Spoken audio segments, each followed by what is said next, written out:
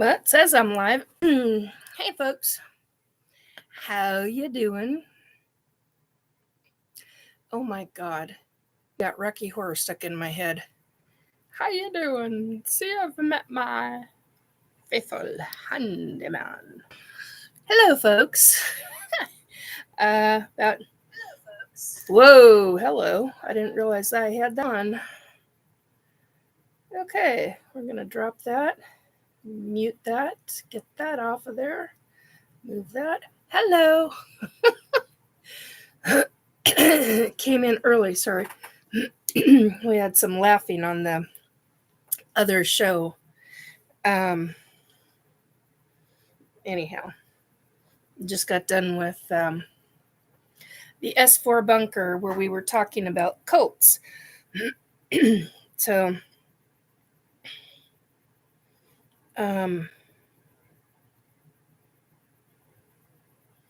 anyway, how is everybody doing? Are you all here? I know there's a few people here. Let's see, let me get this moving. Hello, Amy and Shell. Hello, Sapphire and Drew. So I know that you were all there at some point.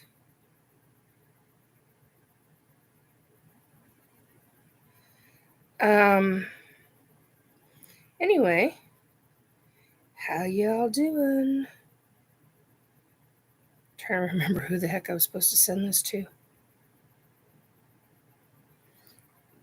Ba-dum-bum-bum. You're still here. Hi, Sapphire. Well, I'm going to give an update in just a moment. Bunch of stuff. There we go. Okay. I'm just taking, hey, Kai, welcome. What is an 5S? Yeah, that's a good question. Okay. Sorry, I'm trying to get all this little stuff done. It was quite an interesting evening. We talked about all different kinds of cults. It was quite the Derek isn't here yet, although well, he may be. I just don't see him. Hey, Sovereign.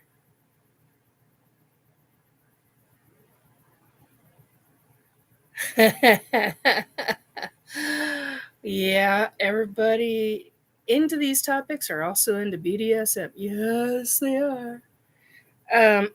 It was rather an interesting night, to say the very least. We hit, I don't know, God, how many did we talk about? 2, 4, 5, 6, 7, 8.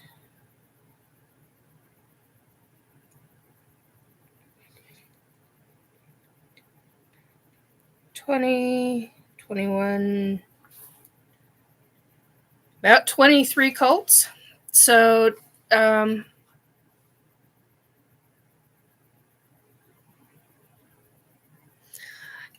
it was rather interesting. I don't have any more of that up. I had a whole bunch of stuff.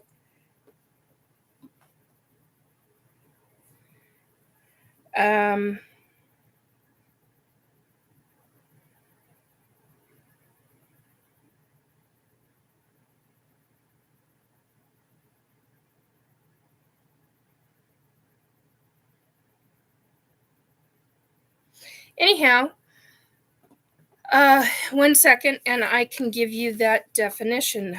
I had quite a bit of information that I actually called up and found. I don't know if I can access it again, but we will try.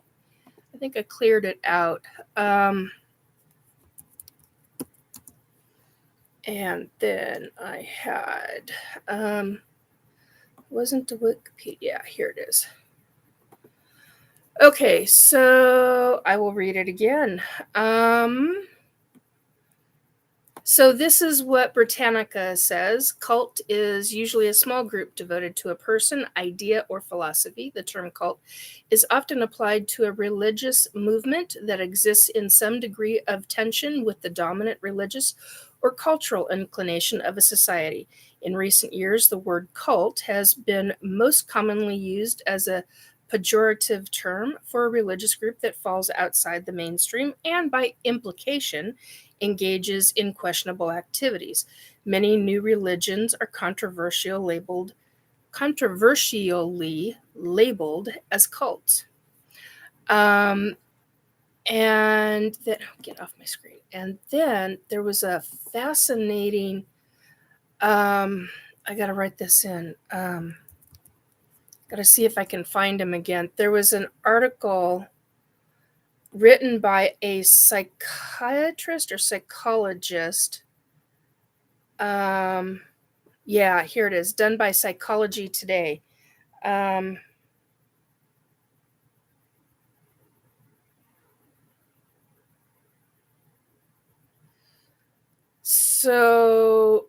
Okay, so this is psychologytoday.com.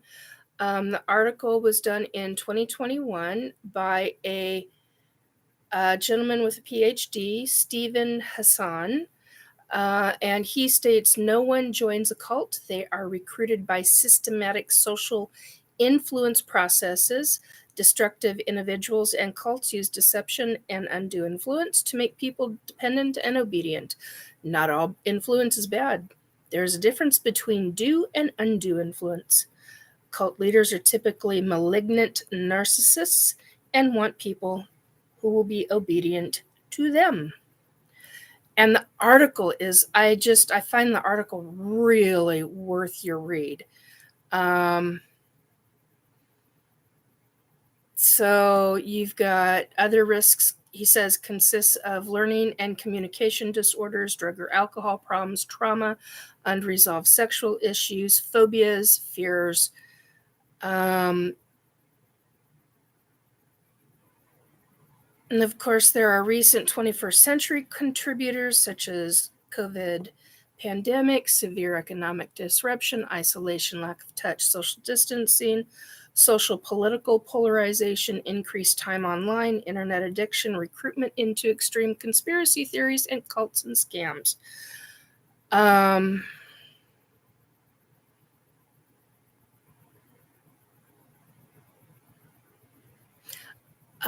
Unorthodox beliefs and belief systems. So it gets very in depth. We had quite the panel. We had an unexpected panel, and then we had one of us that had to go at the time.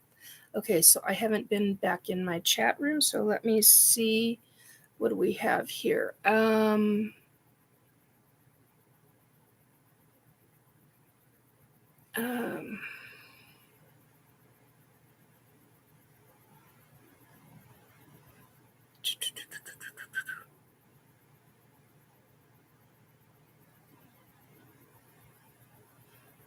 Okay. Amy, the more dangerous cults use mind control methods such as love bombing, brainwashing, and are led by charismatic leaders. Yeah, we had quite the discussion. I highly recommend you go listen to it. Seriously, I put the link, what we had as the live link, on in the description box. Let me see if I could find. I would assume that Eric has posted it to his YouTube. Oh, come on. Here you are. Yeah. 11 minutes ago, he posted it. So let me hit mute. Let me click on share. And I will put this into the chat room. Later, I'll eventually have it up in replacement of the other one. It was live. This is why I do 12:15 a.m. instead of 12 a.m. on Wednesdays, because of the fact that I'm literally coming off of another show, a 2-hour show that starts at 10 p.m. Pacific time and goes till midnight. And I need that extra 15 minutes to get off the phone with them or get off the video call with them, go to the bathroom, set stuff up for this, and then, so it's literally, I go right into this. So the link that I posted in the chat goes directly to the YouTube channel that it gets posted to, because it's live on Spreaker, but we have learned that some people are having a problem hearing it on Spreaker. So Eric Cooper, who is the main person of the, and I know we won't get into who everybody is, but he is the main person of this show. And it's really good information. Everybody on the panel talked tonight, and including somebody else who had experience with a specific cult. I mean, it and I don't blame her one bit. It was frightening to her, and that's totally, I mean, I'm glad she was able to see it for what it was immediately after and all of that. So anyway, give it a listen. This is one that I highly, highly recommend. We talked about many. We even talked about current ones that are going. I found information that you don't typically find on Google, because while I'm on the computer, I do not use Google.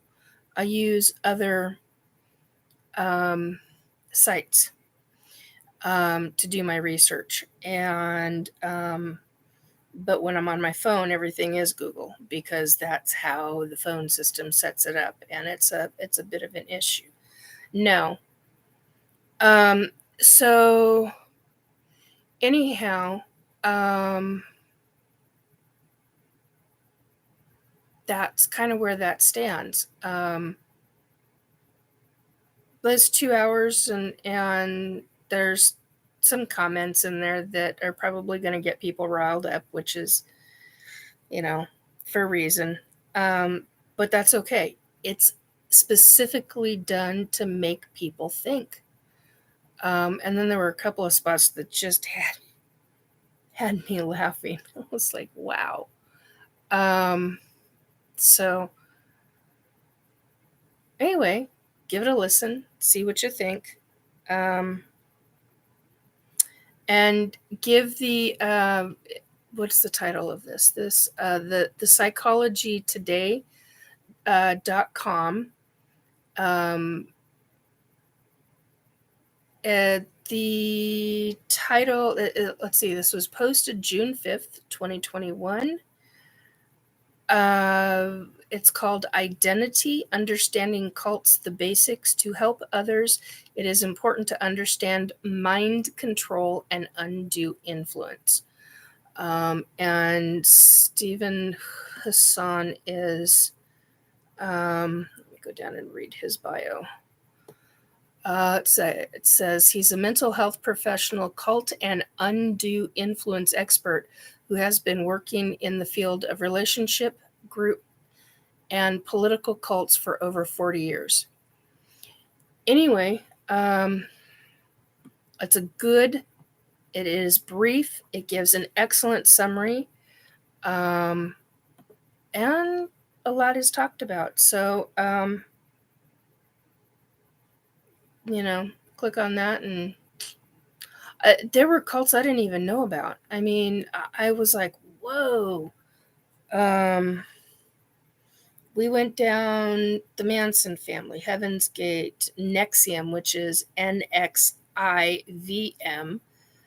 Branch Davidian, which is the Koresh, Children of God, the People's Temple of Church, Rajneeshis, Scientology, Rayisms, R-A-E, Raelisms, the Family International, the 12 Tribes, Happy Science, Destiny, Kashi Ashram, Jesus People Movement, Apostles of Infinite Love, the Creativity Movement, the Moonies,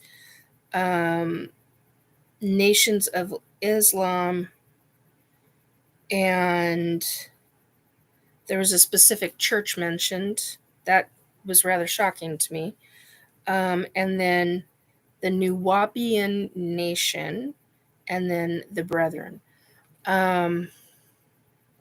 So and there are a number of them that we didn't touch on, which just dawned on me as we were getting, just literally as I pressed the button to hang up. I was like, oh, wait a minute, there were 3 more that had popped in my head. But anyway, that could definitely be classified as a cult, but have not had any other things. So,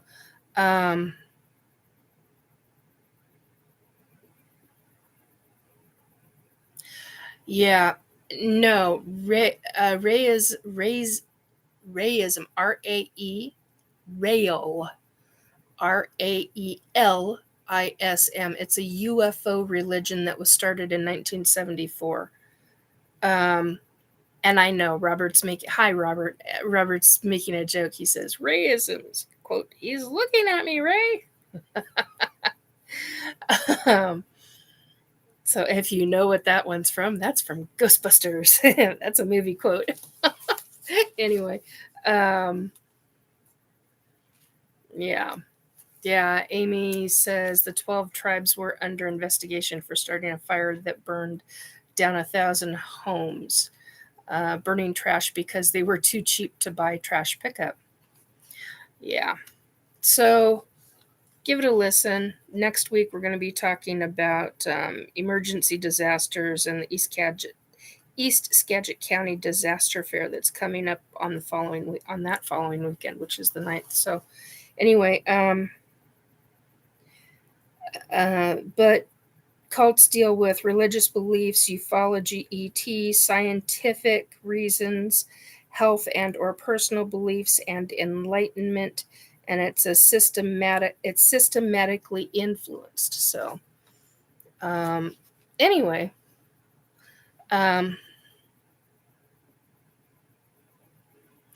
yeah, we didn't get into some of that. There was only one that was actually listed with the government.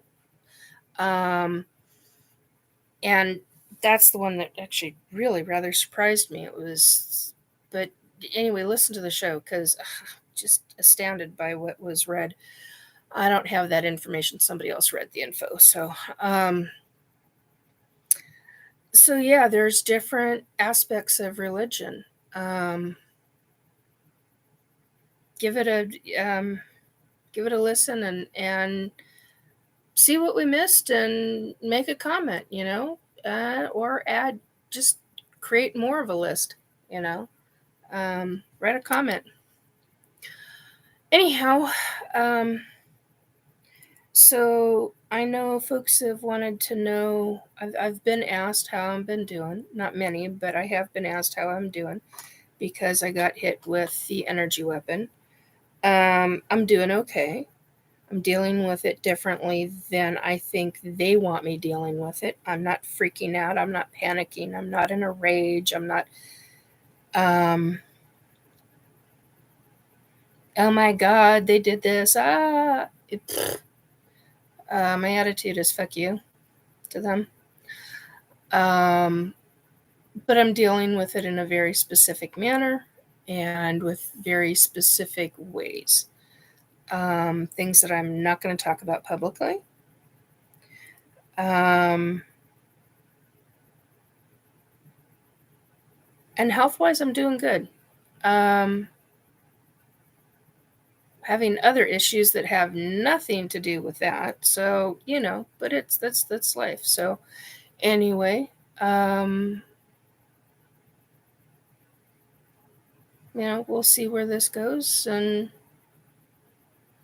what's going to be done. They don't know what's coming, and I'm not going to tell them, and I'm not going to even give them any clue. So, and I'm not going to be panicking about this because that's what they want. They want me coming across that I'm nuts and crazy, and that's why I say fuck you. So, not going there. Not giving them what they want. Anyway, so, ladies and gents, and those listening in the gallery, what would you like to talk about tonight? I know the show that everybody comes from is not on tonight. It's not on this week because they're taking vacation time, which I'm very proud of them for doing because it's been 8 years in the making. Really needed a true vacation, and that's important.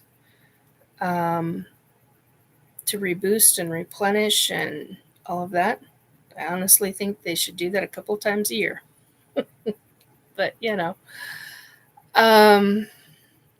anyway, any subject matters you want me talking about?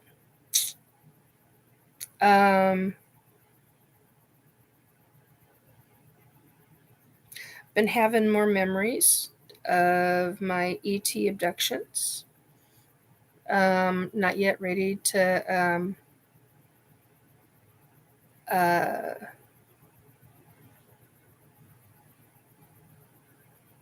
yes, Amy. I'm not ready to get into my new memories because and they're old memories. It's just how it all happened. But anyway, it's part of the process of being an abductee. And I know this. It's not fun, but it is a process. So, and I'm not in fear. So that's a also. Okay, so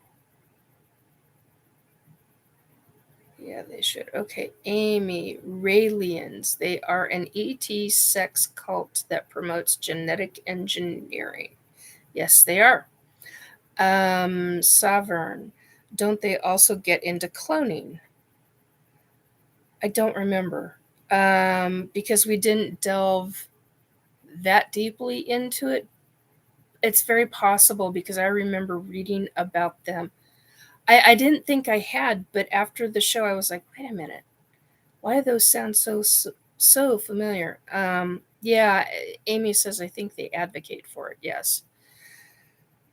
Anyway,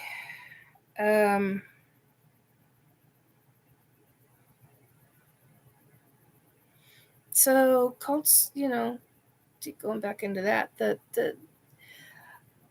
cults themselves can be kind of really scary. I mean, they can go anywhere from the slow trickle down and get you going, fear, and they can worm their way into how you think and, kind of like wiggle at you. Sorry, I got something in my hand. And yeah, it can get really wonky really, really fast. I had a girlfriend who went through something real similar to that. The guys, she ended up dating a guy, and the guy's mother was the head honcho of a major cult in Seattle, and I was like, whoa. So, just like, I'm out. I don't want anything to do with it. I'm like, I don't blame you. Yeah, take care of yourself. Robert says, I must not fear. Fear is the mind killer. Fear is the little death that brings obliteration. I will face my fear, and I will permit it to pass over me and through me. Yep, right out.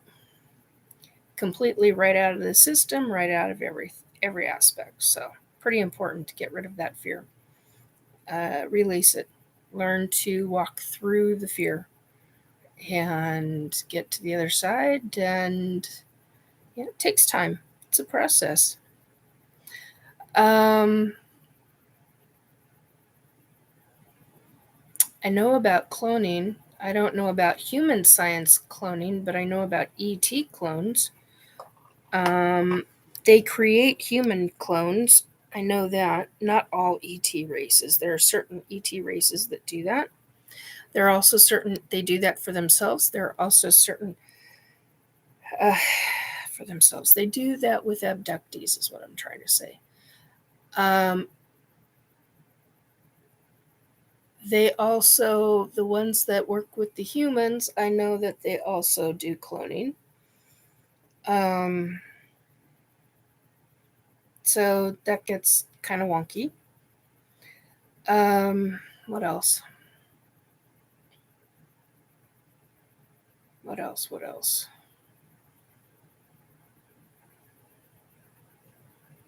What do you want to know? It's quiet tonight. If I had done, my own version of 10 p.m., would have been a different thing. But this is how I got to do things on Wednesday. Anybody ready for bed? In bed? Going to sleep? What would you like me to read? I can help you go to sleep. Anyhow, I know there's a few people that like to listen to that, so they appreciate it. I've been thanked privately and publicly repeatedly about that. So anyhow, what else? Sorry. Anybody in the chat ever have a conference with the Hierarchies? We could talk about that. I have all kinds of ideas, but I don't want to blow all my ideas in one live broadcast. So that's why I say, hit me up. What do you want to talk about? Ba-dum-bum. What the hell is that noise?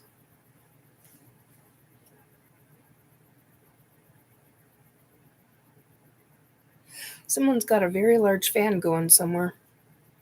It's like, what is that? Anyway,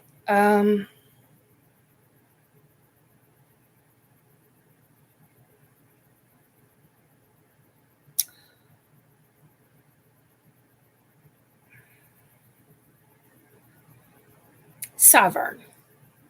That's not what anybody wants to go to bed to. Puts us to bed with a long rumbling butt. Okay, why is this not working? There we go. Okay. Anyway, bounce, 2, 3, 4. So, oh my goodness sake. Sorry, guys. I could have read some of my stuff from if I had my other journal with me, but I don't.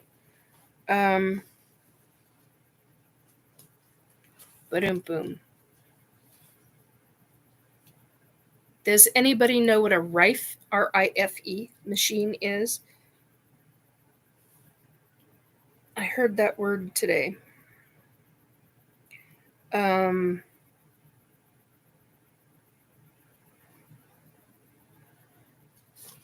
Anybody have information on... No, I'm not going to read that. Let's see.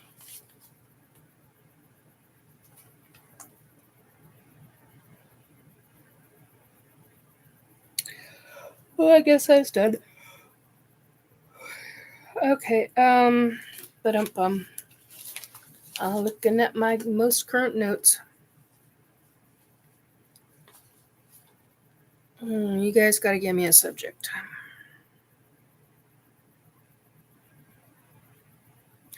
Yeah, there really is a lot of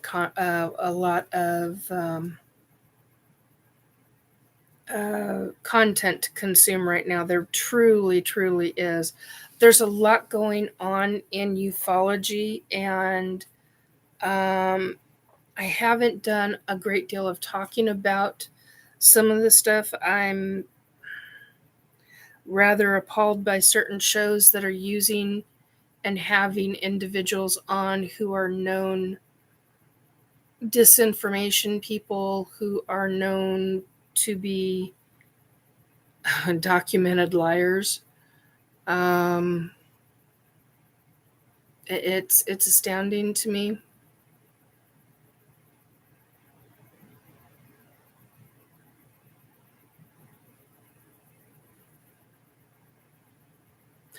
Aim healing through frequency, says Sovereign regarding the Rife. Healing through frequency. Amy says the Rife machine looks like a Scientology e-meter. Not sure if it's the same schematic or if it's more complex. Based on what I understand, it can help heal through frequency. I haven't done a lot of looking into it.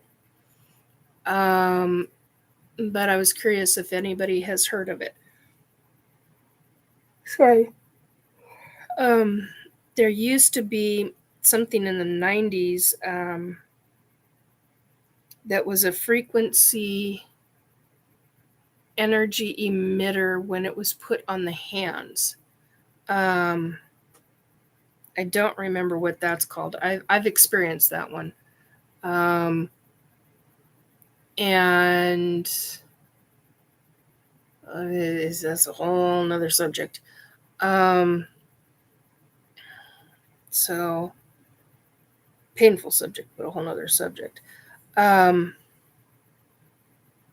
I do know people that have oh God. Sorry guys. I do know people that have used it. What's the other thing?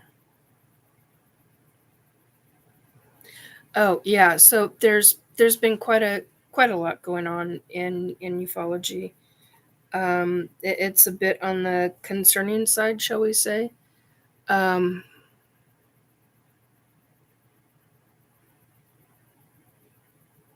Enneagram.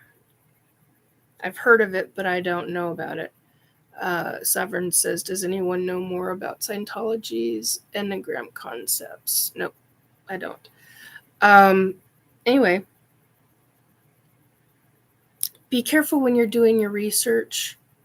It's awfully difficult anymore nowadays. I've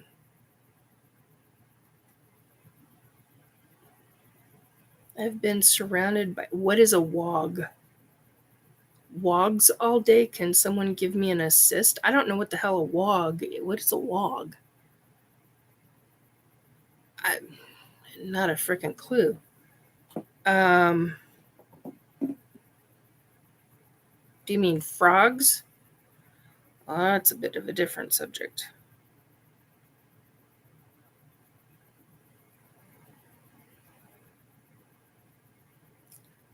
Non-Scientologist. Oh.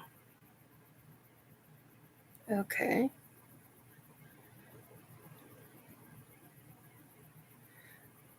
Oh, that's interesting. Anyway. Be careful in doing your research, folks. There's a lot of crap out there, and an assist is giving someone an audit with the e-meter. Yeah, I don't have not a freaking clue on any of that. Not my forte, to say the least.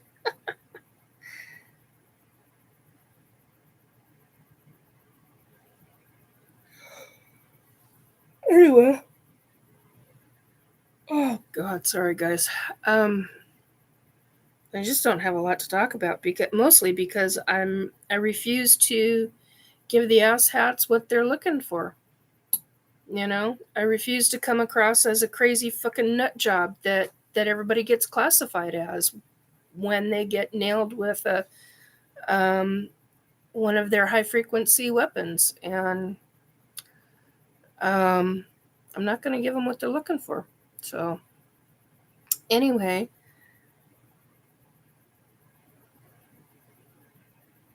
I mean, I could get into some really interesting stuff with it, but I'm not going to. So do you want to know about certain things? Hit me up privately and we'll have a chat. I'm not doing stuff publicly. Anyway, that said, I have friends who are, traveling, and I send big hugs, kudos, and prayers to you for your accomplishments and for the ability of traveling the way you're traveling. Take good care of yourself. You're loved and cared about. There are many people that I've been, because I do believe in prayer. Prayer is a form of frequency and energy. And I know people that are like, oh my God, you shouldn't call it prayer. Oh. It is what it is. You can call it whatever you want to call it. It is putting focused energy and effort out into the ether, out into the ethereal, and putting positive focused energy like that can actually help other people. Sorry, excuse me. And so I've got a few people that I'm doing that with. A couple of them are having back issues. One of them is having, how do I say this?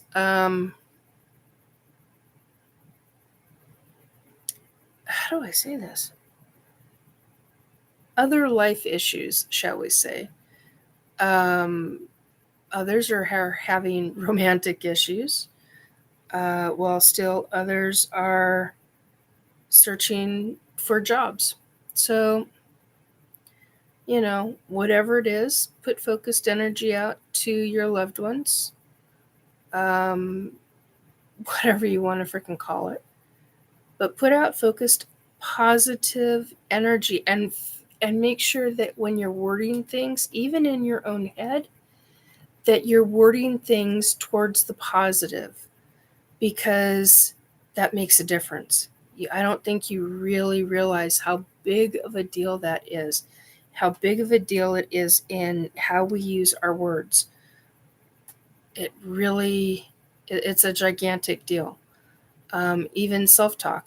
So anyway, we are half hour, 35, 40 minutes into this, and I may just close this down. You guys have gotten really quiet, and that's fine. And I'm unusually tired. I've had a gigantic day, unexpected gigantic day. I was hoping to have a relaxed day, and it definitely has not been relaxed by any stretch. I have been repeatedly screwed with, and besides the direct energy weapon issues, and so when you use a lot of energy to deal with other shit, you got to take care of yourself. So I might just be, which is another reason why I'm yawning so much. Sorry, guys.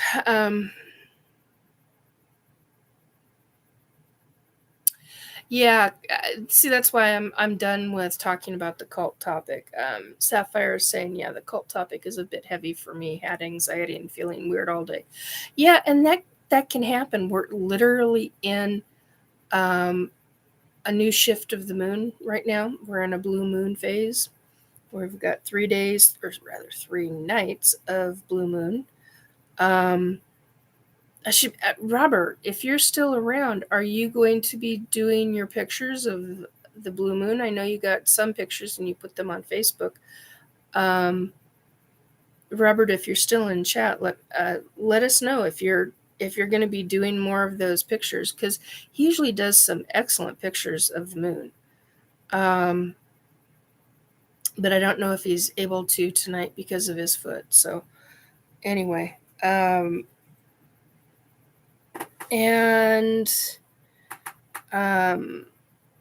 Drew, if you're half asleep, safe travels, my dear friend. In all that you do, I'm glad you found a safe place to be for tonight. And he's a traveling man. So, and got a message from somebody else. I hope your back is getting better or will get better.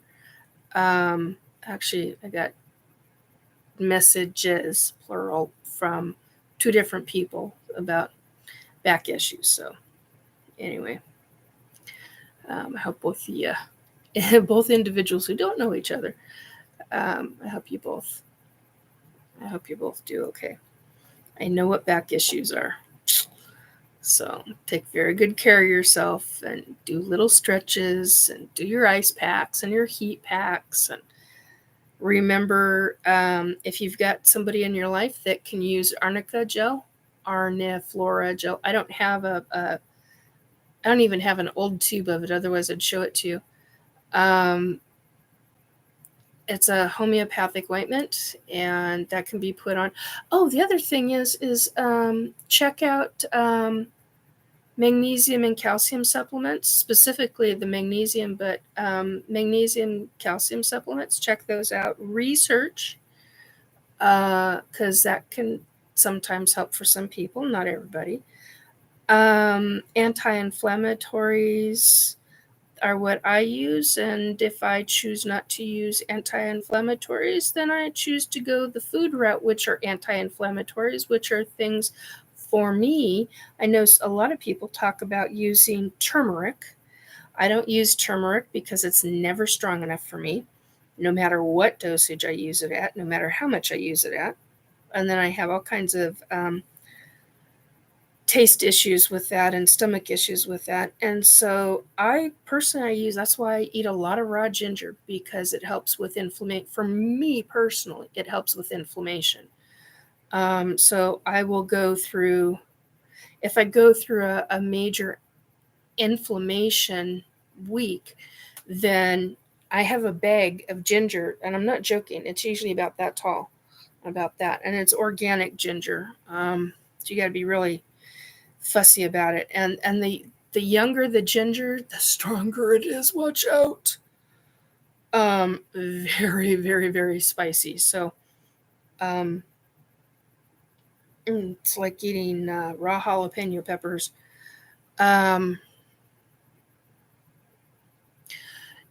No, Sovereign, that's not necessarily the situation. It depends on the form of magnesium. He's saying arnica is for swelling. Magnesium is key, but calcium is only to be taken in conjunction with vitamin K. Calcium actually helps the uptake of magnesium in certain situations. So that's why I say do your research.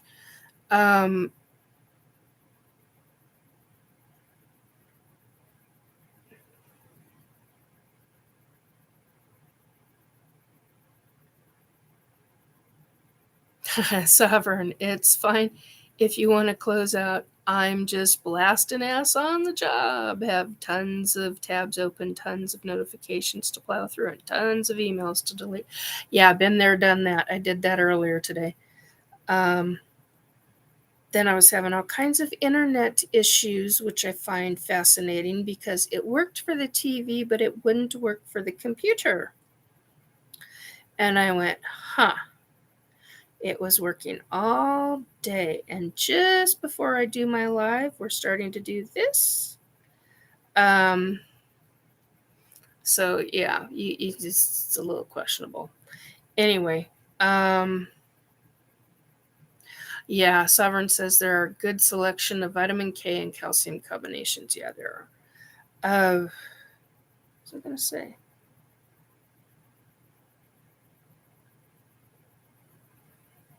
Yeah, the certain kind of, what I know about magnesium, and I've taken a specific kind of magnesium for a lot of years. without the issue of being in the bathroom with the trots. So make sure that you're taking the right kind of and any doctor is going to tell you that. And I'm no doctor and I'm no nutritionist. I'm not in the medical field. Didn't why I chose not to be in the medical field for very specific reasons. And just do your research. Ask questions of people that are knowledgeable, that are in the profession, that have the background, and do your research. It's really really important. Sapphire, gotta start dinner soon. Lamb and potatoes and stuff. Sounds good. So anyhow, be careful of what you're around. Be careful if you're talking about different things and if you're being targeted. I found out a terminology in the last few weeks I didn't know even existed. It's called T.I, and it means targeted individual. Found out that I'm in that classification now. That really rather pissed me off.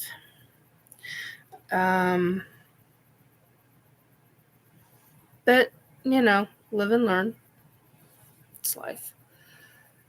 Especially if you're in ufology and you start dealing with a wide range of topics, and I don't say every person that talks about their experiences is going to get nailed by these asshats, but if you have a specific knowledge, yeah, be a little bit more careful than I have been. But talk. That's the one thing that I've learned. They're not going to stop me from talking. There's just not stopping me. They're just not stopping me from talking. Sorry, I was reading chat. I'm going to talk about my situation. I'm going to talk about the book. I'm going to talk about different aspects that I've been through and what I've witnessed.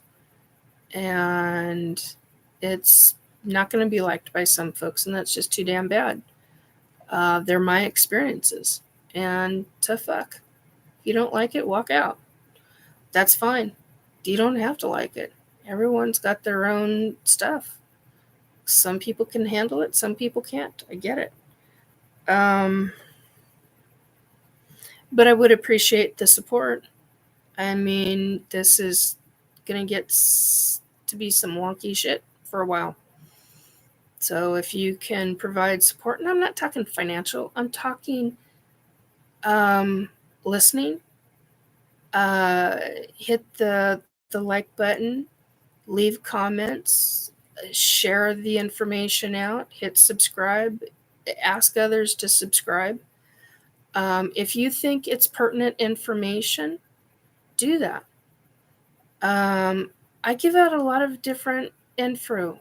I'm trying to say information. I keep going info, and then I add my brain adds the R.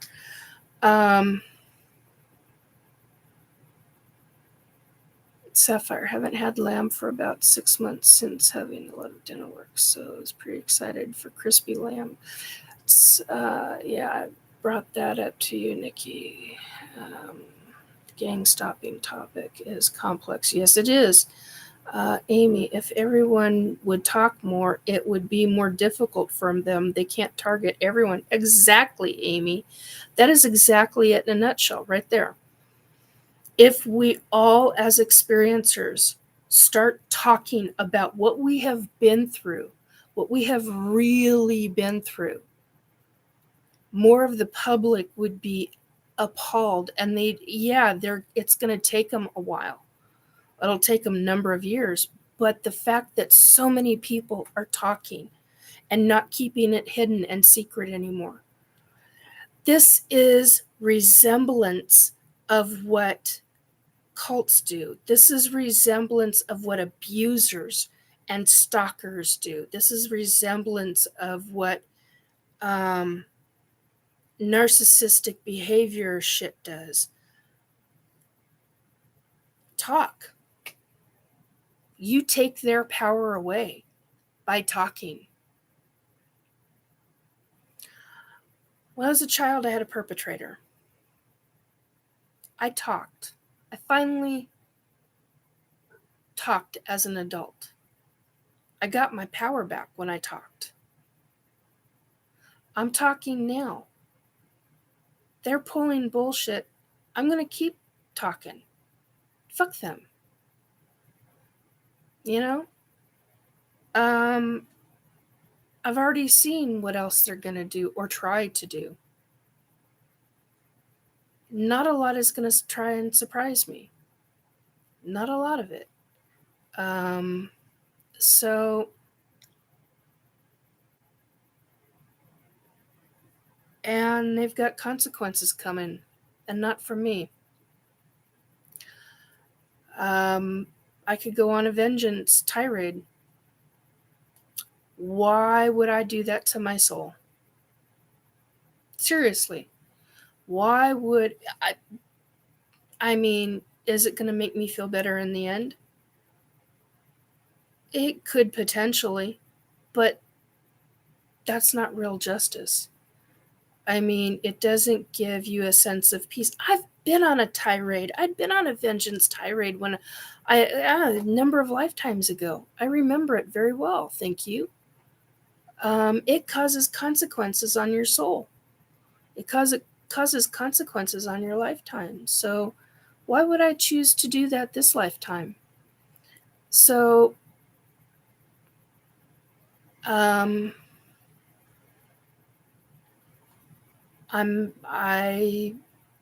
not giving up. I'm going to continue to talk. I'm going to stay vigilant.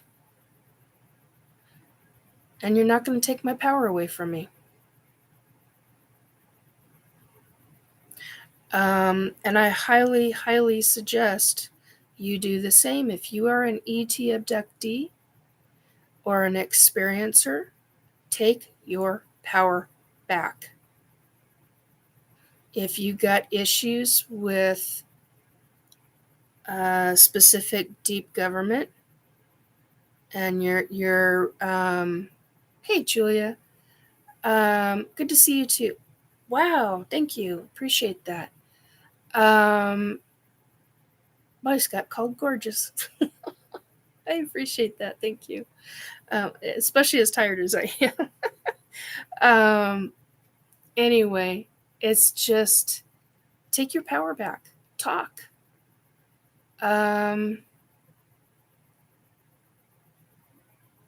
Make up for the lost time of not talking. I mean, don't jabber away, but, make it clear, logical, thought-provoking, critical thinking explanation of what's happened in your life. And if you need to do it via numerous small sections at a time, then do it that way. If you want to do it in one long version, then do it in one long version. Oh, Sovereign. She's being serious and you're being a smartass. Anyway, I'll answer that in just a minute, Julia.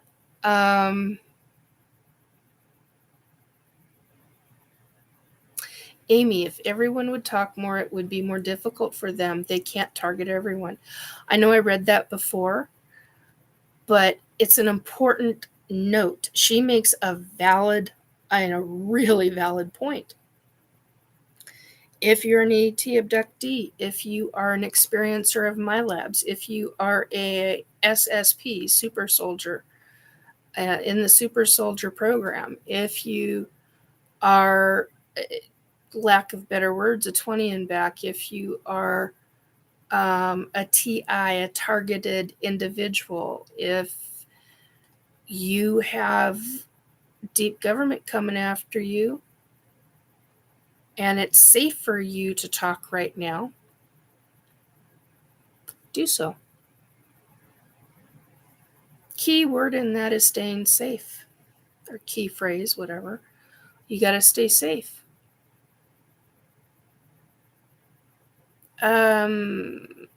Names sound familiar, Julia. She says, I listened to James Rink and Colin tonight.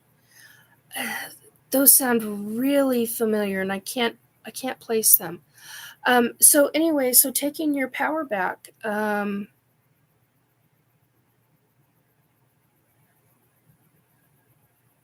Yeah, Sovereign says, that's true, Amy. That's why I encourage everyone to speak out and to burn out the assets.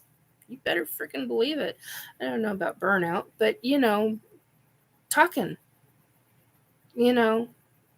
Do your talking. Have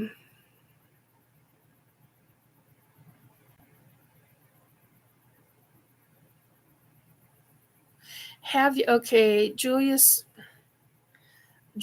says, have you ever been on bases? I've been on off-world bases. Human bases, I do not have any memory of that. Yes, there is, Julia. I've met Jesus. I've talked with God. I've actually talked with God a number of times when I've been crossing different human souls over. And I had a most enlightening, mind-bending experience with Jesus. So, yeah.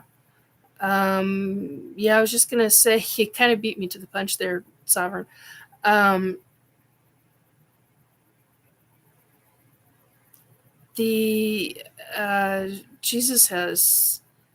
Both Jesus and God have numerous different, sorry, I just slapped my knee, wearing a skirt and shorts, but anyway, and so my skin is open, but or my skirt is over my knee.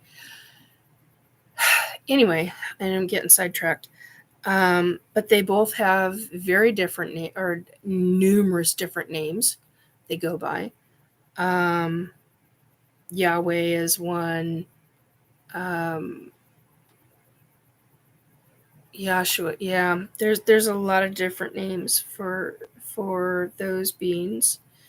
There are higher dimensional beings, yes. There's quite a few, actually. There's hierarchies, and then there are hierarchy royalty beings. Then there are the different counsels. Then there are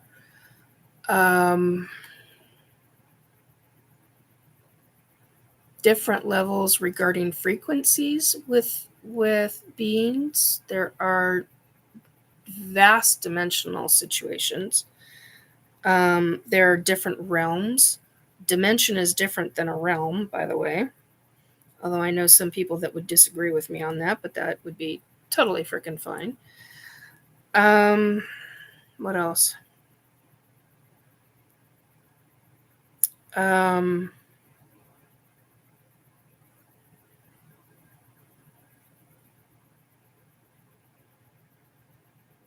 Trying to think of other things.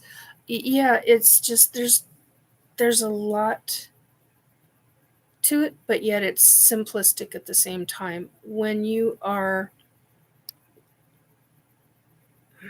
a psychic medium, you have the ability, whether you choose to use it or not is a different matter, but you have the ability to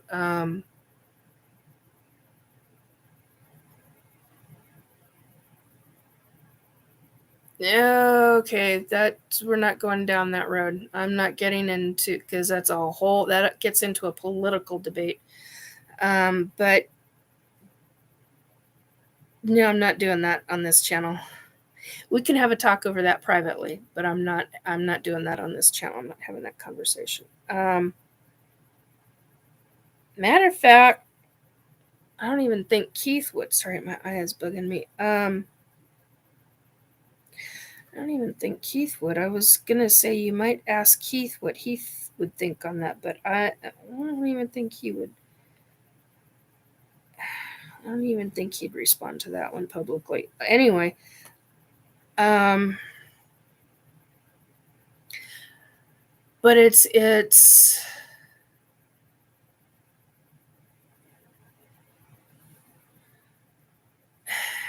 if you so if you're a psychic and a medium, if it depends on if you so choose to use your abilities to connect with the higher powers, the higher, with your higher consciousness, with the different higher dimensional beings.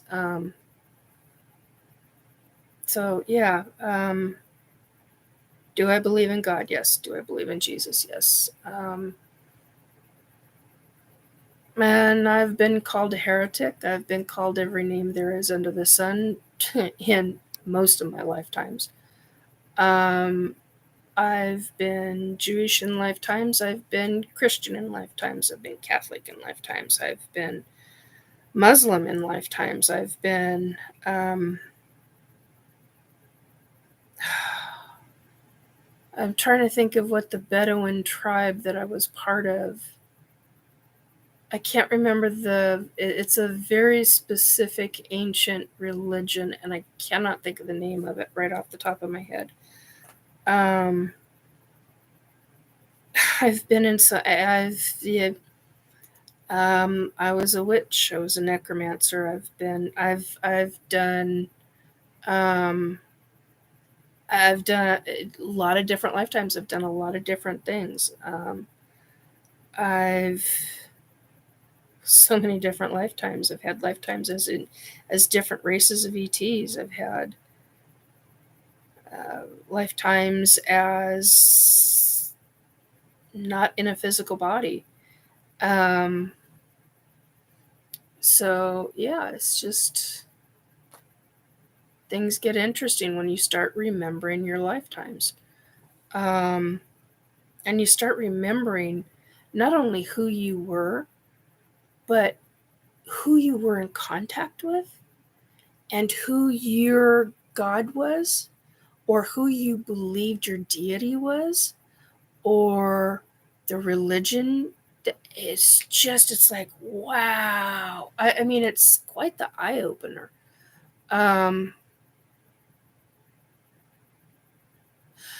Joni does more of that than I do. I have been known to. And then you get burned by individuals who use their missing children to specifically gain attention for themselves because they're their own narcissistic. They have their own narcissistic behavior. So you got to be very, very careful.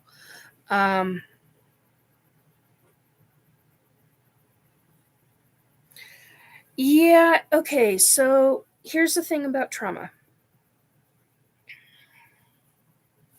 You can reactivate those. Okay. So I want to finish out the missing children's cases regarding me or Joni. Joni works on them more than I do.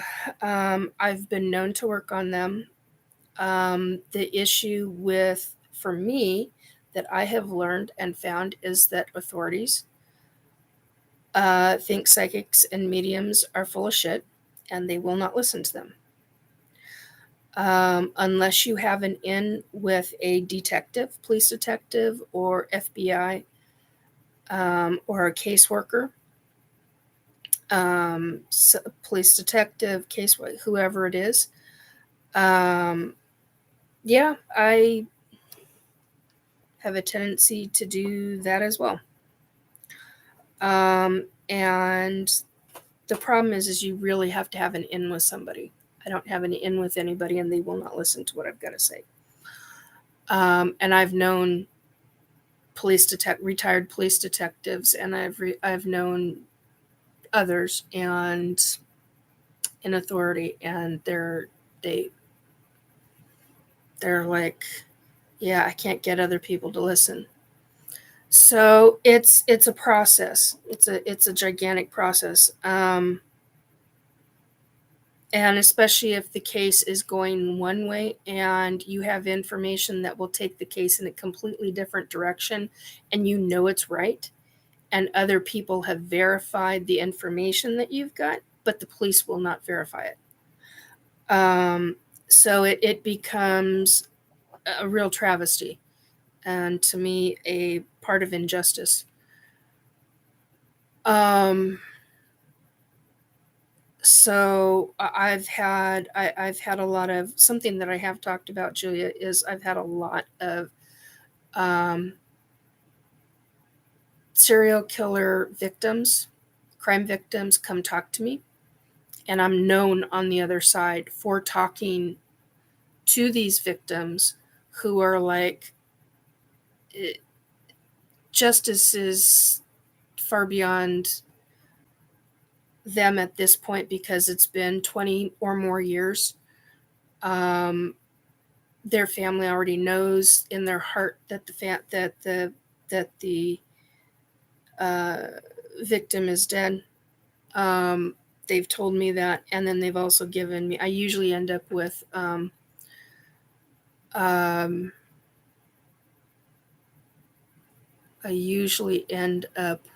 their moments before death, their memories of exactly what they went through, usually in great detail. And then there are some avenues where it's like, okay, since you've been gone 15 years, since you've been gone 20 years or 30 years, where are your bones? Where are your remains? Let's get that. And I will end up with an image. I'll end up with a state, but I can't get more than that because they have a hard time showing me different things. And it's like part of it is some of it is where they're not allowed to talk about it yet because of the other side, and then yet at the same time they can talk about it. So it becomes almost like a catch-22. It's like a timing factor. I've had that experience. That's very frustrating. Some people call bullshit on that, and I'm like, look, I'm just telling you what I've experienced, and I'm telling you what I'm literally hearing from them. I had one victim come to me who told me that because of what she herself had done, she's dead, but what she herself had done in her lifetime, she was in purgatory, and her family knew that she was dead, and her body will never be found because of certain factors. And I was like, okay, what about the individuals who murdered you? And she's like, well, one's in jail and the other one is on his way out. And I'm like, what do you mean on his way out? Oh, it won't be very long before he's dead. I was like, okay. But can the police verify the information and then I get a bunch of other information it gets very convoluted when you start getting into a spirit who's actually willing to talk to you like you're having a chat, like they're 3 feet away from you and you're sitting down and having coffee with them, or tea or soda or whatever. That's kind of like it is for me. And there are times where they get tired and then their talking gets muted because it takes a great deal of energy and effort on their part to be able to have that kind of a communication. So sometimes communication with a spirit can be over a great deal of time to get all of the information. It doesn't just do. And then there are times where that spirit can give you a full download and you see all of it. And it's like, whoa. I mean, that's a mind bender. So there are there are things there. It's just it depends on your abilities. It depends on also how tired you are. If you've got flu, if you've got a wide range of other factors involved. So, how healthy you are. I mean, it really, there's a lot to play in that. Now, regarding, I am wishing my 5-day psychic abilities would come back. I was more psychic before I went through trauma. Okay, now here's the thing. And you may not like this, but this is what I've learned. When you experience trauma,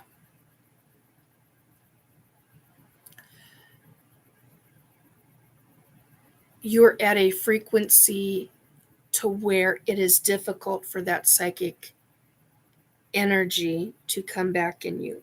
The other thing is that when you go through trauma, not only does it change your frequency and it alters your life path, you can rechange that life path, and you can rechange, and it takes diligent effort and struggles and blah blah blah. I mean, you know the healing process. I mean, it's a hell of a process. The same thing goes for your frequency. The more you heal, the more your frequency starts to elevate. When you get back through a certain section of healing from that trauma, and you raise your vibration, you raise your frequency up, you then can go into working on both at the same time, or just dealing differently for a while with your trauma emotions and psychology of that, and end up focusing on your frequency and learning how to raise your vibration by each level. Raising vibration is actually, on many levels, can be rather simple. It can be as, and people get mind bended and butt fucked over this, and I am going to say it that way because I've actually had people go, "Oh, you're full of shit." I'm like, no. And this is what I'm going to say to you. Clean your environment. Clean a small section of your home. Organize it. Get rid of clutter. Get rid of mass. Get rid of whatever it is that's bogging that one environment down. Do that section by section. The more you have clutter-free environment, it also helps you clear out your own energy. There's a psychological factor to all of this. I forgot I have my TV on. Sorry, guys. That's why you see the different lights. I got commercials coming on, and which are not, anyway. I don't even know what the hell is on right now. Anyway, some movie. Not even paying attention. Anyway, so your frequency can be as simple as doing that kind of thing. Another way to shift and change energy and frequency. Hey, Shell. Welcome back to the chat. I know you were in here earlier. Another way to shift and change frequency is by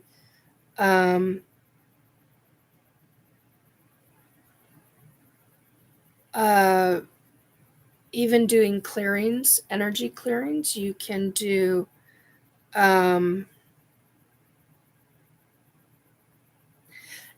something that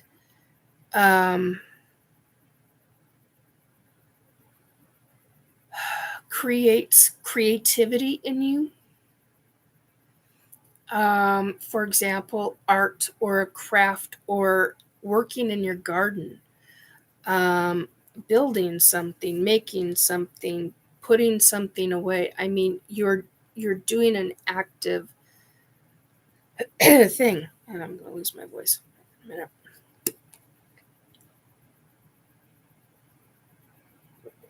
minute. You're being an active participant. Read. Find a book on whatever subject you want it on. Learning. The actual action of learning a new piece of information literally starts to raise your level, your vibration level. Those are simple measures of raising vibration up. Dusting a house that you haven't dusted in, I don't know, a month. I'm not saying you per se, I'm just using that as an example. Vacuuming, you're literally doing things, simple, basic things, maintenance on a car, getting your car washed, washing the outside of your home, restoring whatever. There are numerous different things. Other simplistic methods are working in a yard, a garden. Get your hands into that soil, earth soil, not potting soil, earth, actual earth soil. You can literally, the energy of soil, and there is energy in soil, you can actually shift your own frequency by doing that. So those are some very basic and very simplistic things. Walking on a beach. See, having your hands or even your feet in soil or your feet in sand, that is an act of it's elementals. It's literally a form of elementals. Earth, air, fire, water. You're dealing with full-on elementals. So earth is energy, air is energy, fire is energy, water is energy. So the simple act of walking barefooted on a beach, and getting your feet in the ocean water, and I say ocean water and not lake water. I say ocean specifically because you have constant flowing energy, constant flowing water. You have waves coming in, crashing to shore, coming in, and then going back out, and back and forth. So you literally have the essence of coming in, taking negativity energy and pulling it back out, and back in and back out, and it disperses when it goes back out. So when you got stuff coming in again, you got new stuff. So it's simple things like that. Being in a forest, just the simple act of breathing in nature, being literally being in nature and breathing in the trees that are surrounding you. And I'm talking about a real forest here, folks. Even in a very densely populated park where you've got a lot of trees around you, even in the city, but you've got a lot of trees around you, and it's densely populated with the trees. Breathe in that air, because that is also an elemental, and you're dealing with the fact of nature in itself, literally, with trees, literally purifies air. Why do you think they want not to remove trees out of certain cities? Because it not only provides shade, but you're literally cooling the earth by the shade of the tree, but you're also feeling it creates a whole different energy field.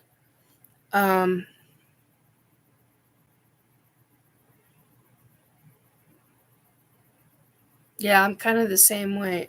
Amy says, I have not been barefoot outside since the early 1980s. And Shell says, I love the feel of grass between my toes and under my feet. Never used to go barefoot, though. Now, rarely with shoes. Yeah, same with me. I'm very rarely with that. Shell, Amy, yes, I'm considering making some bacon tonight because the corn and black bean and salad may. The jury is still out on that one. Amy, no, by dusting, do you mean like with bellows to add a fine layer of dust? No, dusting as in wiping up at the dust. Taking a damp rag and literally wiping the dust up so there's no dust on your furniture. That's what I mean by that.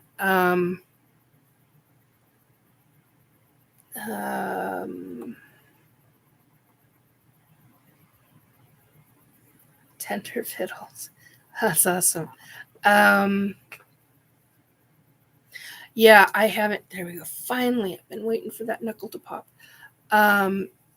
I've, one of my favorite things to do is to walk on the beach barefoot.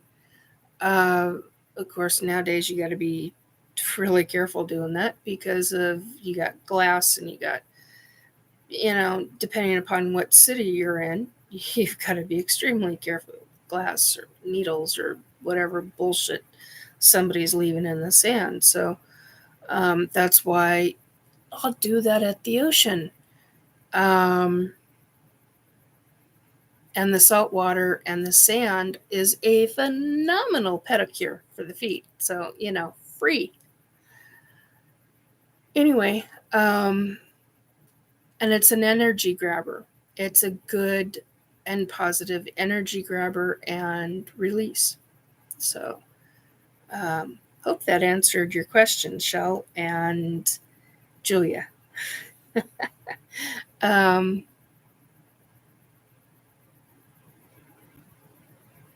Sovereign, I like women that don't walk barefoot around the house. Oh, now that's an interesting comment. I'm even afraid to ask why. So let's see. Amy, Shell, Julia, Sovereign. So we've got 4 actually participating in chat and 3 lurkers. I know who one of the lurkers is, so 2 lurkers. I'm just trying to figure out who everybody is. Oh, and Sapphire. So okay, so Sapphire must be lurking. So all right. Oh, that makes sense. Now I get it. All right. Anyway,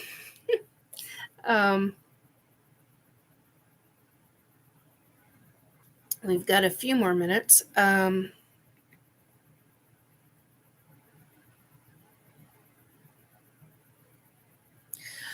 Amy, I guess I'm an odd one. I wear full-length slacks and shoes with thick soles, even if it's 100 degrees out. Honey, I know folks that do that all the time.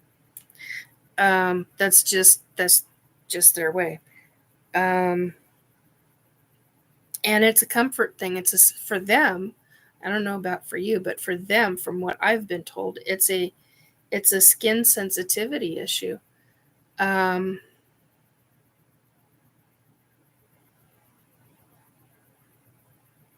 Yeah, see, you're asking that. I'm not asking that question, Julia. So, anyway, here, there we go. Anyway,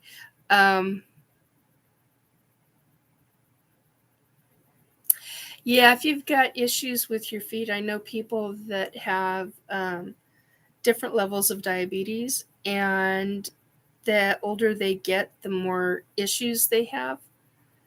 And that means that they've got big time issues, and they absolutely have to wear thick soles because they would never know that they stepped on a tack or they cut their foot or they broke something. It literally, the pain does not register with them.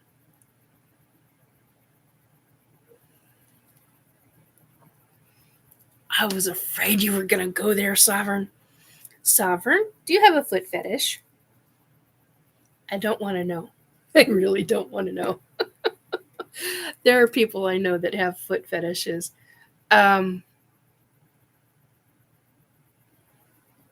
Anyway, I shouldn't have asked that.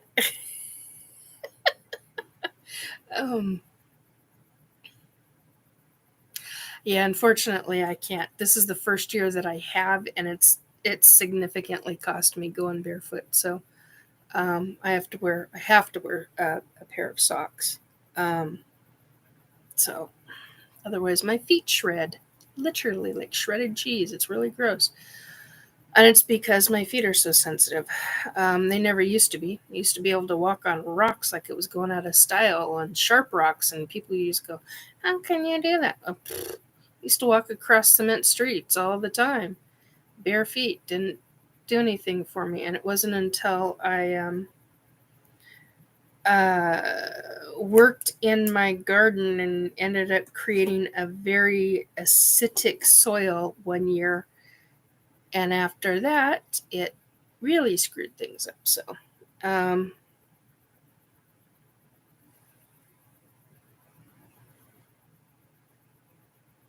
I wondered about that, Sovereign. I'm not repeating that. Amy at Julia. You would like me then. I never go barefoot even indoors, Julia. I'm a cleaning freak, OCD, can't stand germs. People just my thing. I understand that. She says crazy Piscean. I understand. Well, I know Pisces that are not that way at all. Welcome to the 8th person who came into chat. I hope you enjoy the chat. I hope you enjoy the talk. Hey, Black Dragon. Semper Fi, honey. Ooh-ha. Can never do it the way I was taught, but always do. Yeah, I'm glad you do. Bigfoot, oh my God. Bigfoot fetish. God, suffer.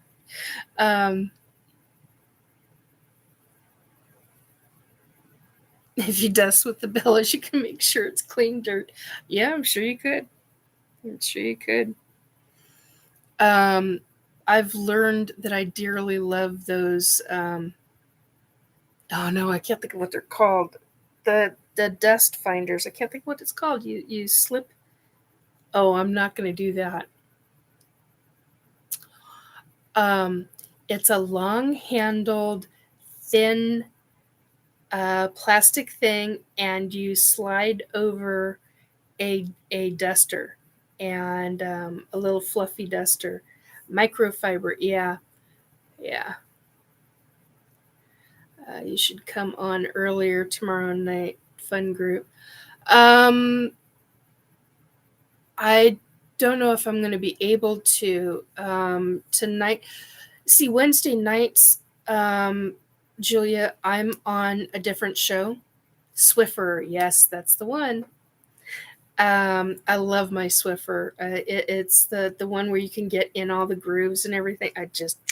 And because I've got so many wire bookcases, it really, really, see, that's what's behind this black thing is nothing but it's wire shelves, and they're nothing but containers. Oh, I can't show you. I got 2 of them under here. Anyway, so I've got art supplies or craft supplies or clay supplies in boxes, and those boxes are behind. And I was just like, if I'm going to be doing video, that bleepity bleep's got to be covered. That's it. So that's why it's covered, because I don't want to see it on camera. I don't even want to look at it during the day. So anyway, but the Swiffer really helps with all of that. So yeah, I would definitely promote that in a heartbeat. They have been phenomenal. Okay, I'm babbling.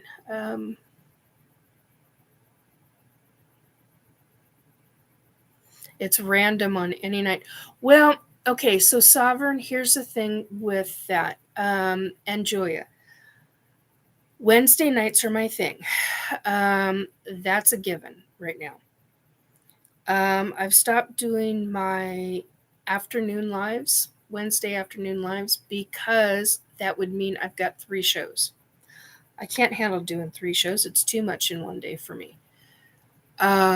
So basically, I've got my live show, the S4 bunker that I'm on a panel with other folks, and then come in and I do this live broadcast.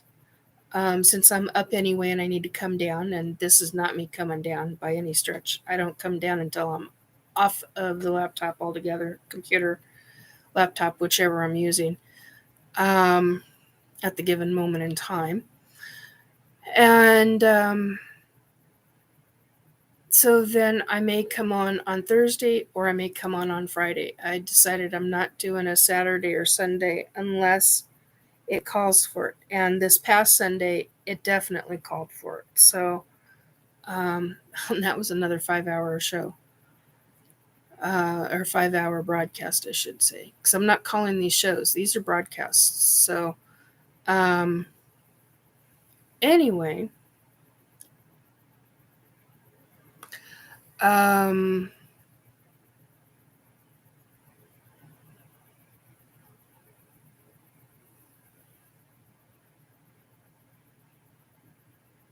Which shows? Okay, so Julia says which shows. So the S4 bunker, I'm Washington State, so I'm Pacific time. And so at 10 p.m., I'm on a show called the S4 S, the capital letter S, a dash, and then the number 4, and then the word bunker, the S4 bunker. And live, that's on Spreaker.com. So you go to Spreaker, you click into, search or find a show, type in the S4 bunker, and it'll come up.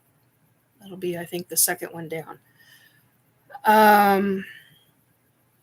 Now, you can hear the replays there, but there are a lot of people who have problems hearing it on Spreaker, and for whatever reason, I do not know. And so they repost them on somebody's personal YouTube account. So all of that information is in my chat description, or in the description box below this live broadcast. So that's where you find it. You'll find the links for that. Shell, hello, and hugs, Nikki. Hi. Hugs back. So anyway, let's see.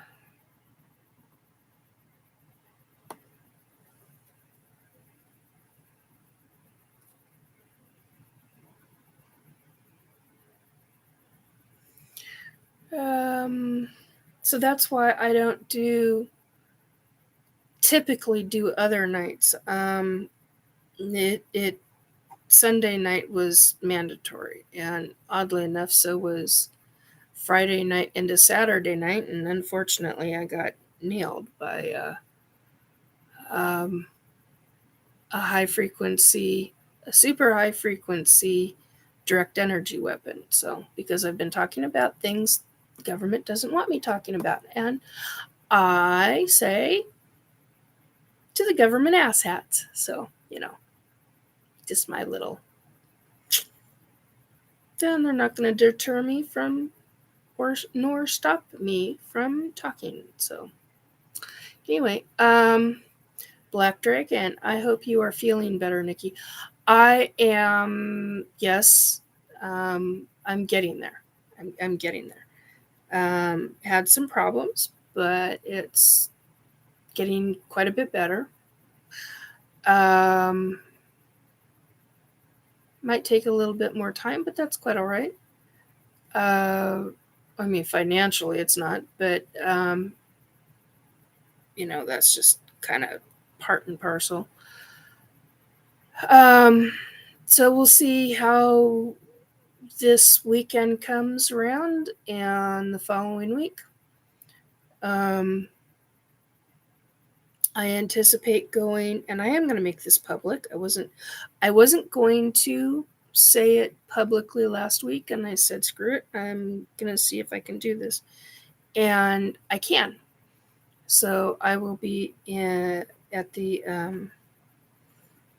NIS4 bunker is participating in the East Skagit County Disaster Fair on Saturday, September 9th in Concrete, Washington. And so I am planning on attending. I'm making that known. Anyhow, Julia, targeted individuals are on the Bases Project show. Okay. Carrie Cassidy got hit with 2 years ago. Yeah, I seem to remember that name. What was she talking about? Prayers, you're feeling much better. Thank you. Excuse me. I'm doing a lot to deal with it in a very specific way that I'm not going to publicly talk about. If people want to know what I'm doing because they've truly dealt with that shit, then we'll have a conversation. But if not, I'm not publicly talking about it. It's too dangerous. So anyhow, what else?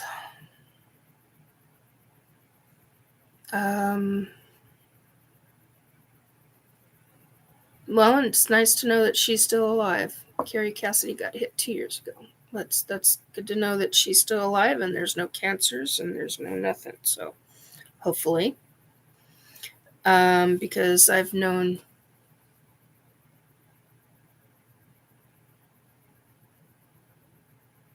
Yeah, Amy says, be advised, some TIs, targeted individuals, make claims for sympathy and grift. How to know the difference? I ain't one of those. I don't give a shit about sympathy. I want support, but no, I don't give a shit about the sympathy part of it. I'm looking for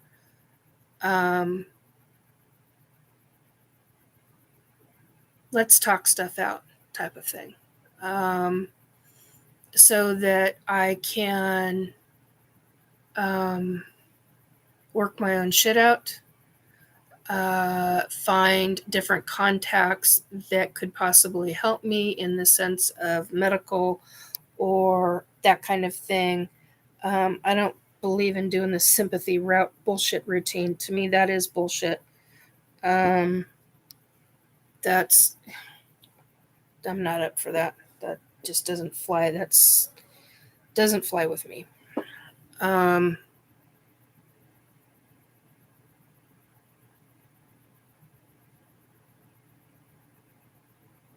Hit in the side with one? Yeah. Yeah, it was on a live broadcast, so it can be checked. It was on 8/26, so it was this month, but it was Saturday, and it was on a 5.5 hour show. So it can be, the weapon itself can't be seen, but you can see my reaction to it. And it's listed in the description box, so it's easy to find. Anyway, it is what it is. Gonna talk. I'm not stopping. So, but Black Dragon, I do appreciate that. Thank you. It means a lot. It actually does. When I say it means a lot, it honestly does. Okay, different subject. What do you want to talk about? Not dealing with the D.E.W anymore. The direct energy weapon. Okay, my lips are getting dry. It's time to do them. Oh, that's better. Okay. I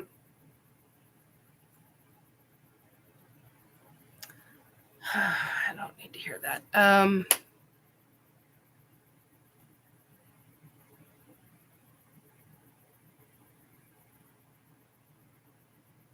Why do I know that name, Sovereign? Max Spires wasn't a grifter. He spilled hardcore truth. They killed him with energy weapons in 2016. I know the name. Why do I know the name?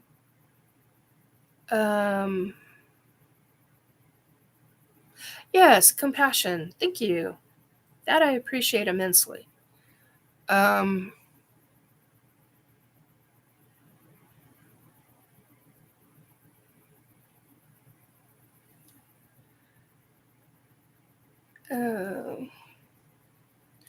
Ha ha ha.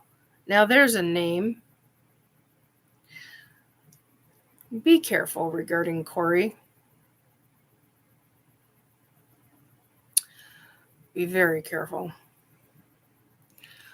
Talk about got hit mix.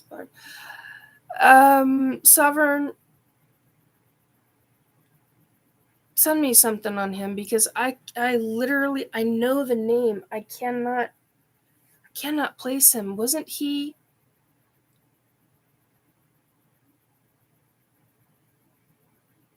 2002? It started in like 2002 or something like that with him. I'm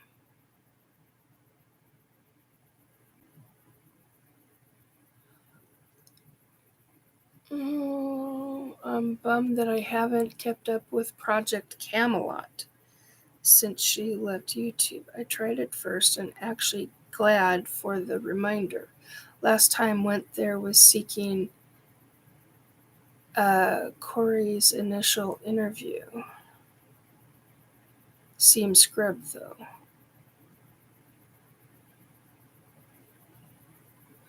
Yeah, thank you, Amy. I didn't want to say that without I'm glad you phrased it the way you did. Amy said Corey Goode admitted in a court deposition that he had never been in space. It was all about intellectual property rights.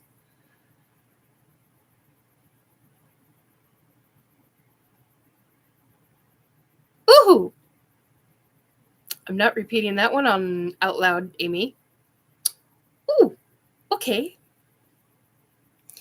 Shell, since being with his story has completely changed. That's why I went looking for her interview with him. I believe that version. The rest, nope.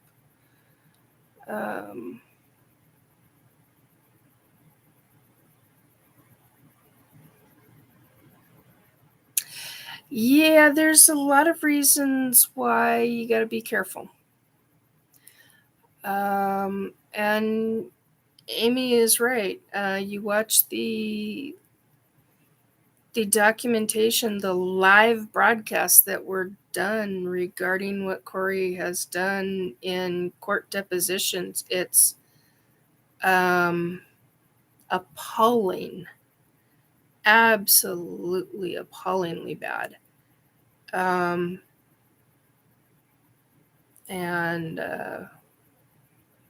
what he's admitted to, and he's got all different kinds of followers that even to this day still completely blindly follow and believe, and you've got to be very careful.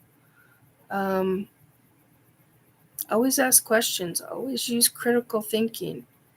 That's why I say, I mean, I understand if people don't buy and believe what I say. I get that. There are things that, I mean, it's still almost like it's unreal to me, but I know damn well it's not. These are my experiences. This is what I remember.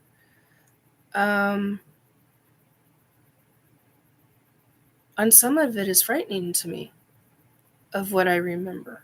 And it's just amazing. And the fact that I have been consistently hounded by government since 2019 regarding specific methods that they're using, and now, last Saturday, I get nailed with a super high frequency energy weapon. Speaking of which, yeah, okay, that's my ear. That's not. It's just absolutely mind-boggling. Absolutely freaking mind-boggling to me. It tells me that they really want me quiet about the book. They want me quiet about, I've talked about very specific things, not just about the book. I've talked about very specific things regarding downloads, psychic downloads I've received.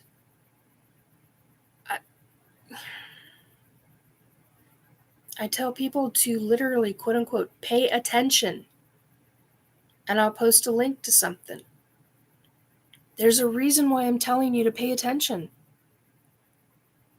Am I going to say the psychic stuff that I've received? No, because I've learned not to. It is safer for me not to. But I will state, pay attention. And when I'm saying that, there are reasons. There are very, very specific reasons. And 7 to 8 times out of 10, they're psychic reasons. So, yeah. I suspect he's been compromised. Oh, regarding Corey. Noted. Thank you both. Yeah, you're welcome. I sense he is the scapegoat. Y'all's take on Wilcox. Not enthusiastic, let's put it that way. Amy, and both of them have cults that will dox you if you say something negative about them. It's scary. Yeah, she's right. It's frightening about hardcore. My advice on Wilcox: good, run, don't walk away. Yeah. They're almost worse than the government, regarding the doxing shit. And if you don't know what that is, look it up. Look up the term. I'm not talking about it tonight. Shell, Amy, yes, that is what I have sensed the last good handful of years. An extremely stark difference in story and energy from his first interview. Did you ever see it by chance with Carrie? Julia, Amy, you're right. Shell, I've seen him handled and controlled by Amy. I watched dozens of his programs and all 11 hours of deposition. Shell, I believe it. I didn't see for a stretch, and when I did, I was like, who is this guy? Black Dragon. I tell people to do their own research. Most will never do it. Exactly, Black Dragon. That's exactly what I find. They just want the quick fix info. They don't want to have to do their own research. And I'm like, you don't have to take a deep dive. You can get a sense of something by reading. If it's a good written article, you can get this sense of the article not even halfway, the first half of the way through. You got it.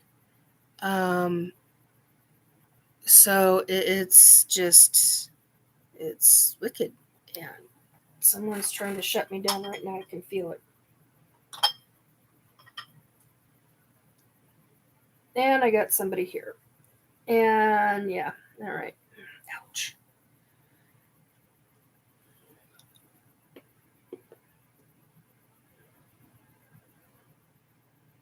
Yeah, I've got a mail here. Anyway,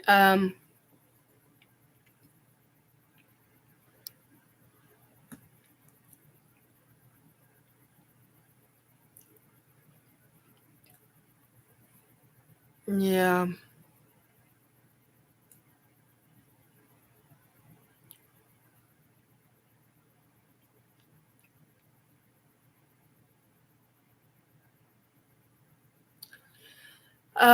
Black Dragon. Doxing is where they acquire your personal information and spread it out for everyone. They will use it to send you threats.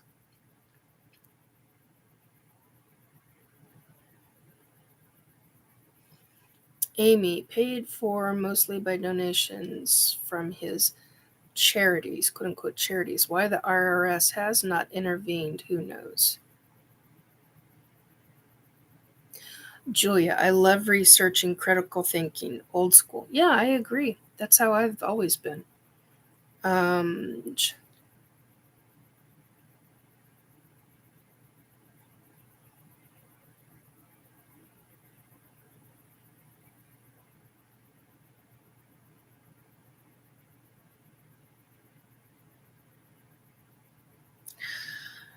yeah, it gets wonky. Things get wonky and they get wicked.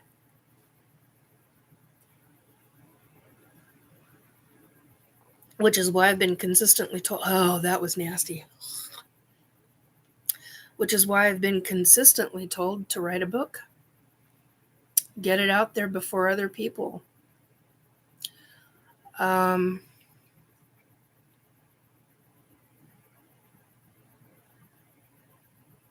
yeah, it's kind of how I am, Shaw.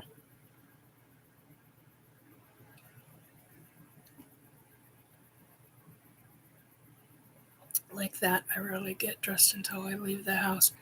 Yeah, I'm not in pajamas like that, but I'm in clothes, but my going out into public clothes are a bit different than, well, I mean, I wear this, but it's very rare I wear my skirts or a dress out in public. I'd rather be in jeans, more comfortable. Um,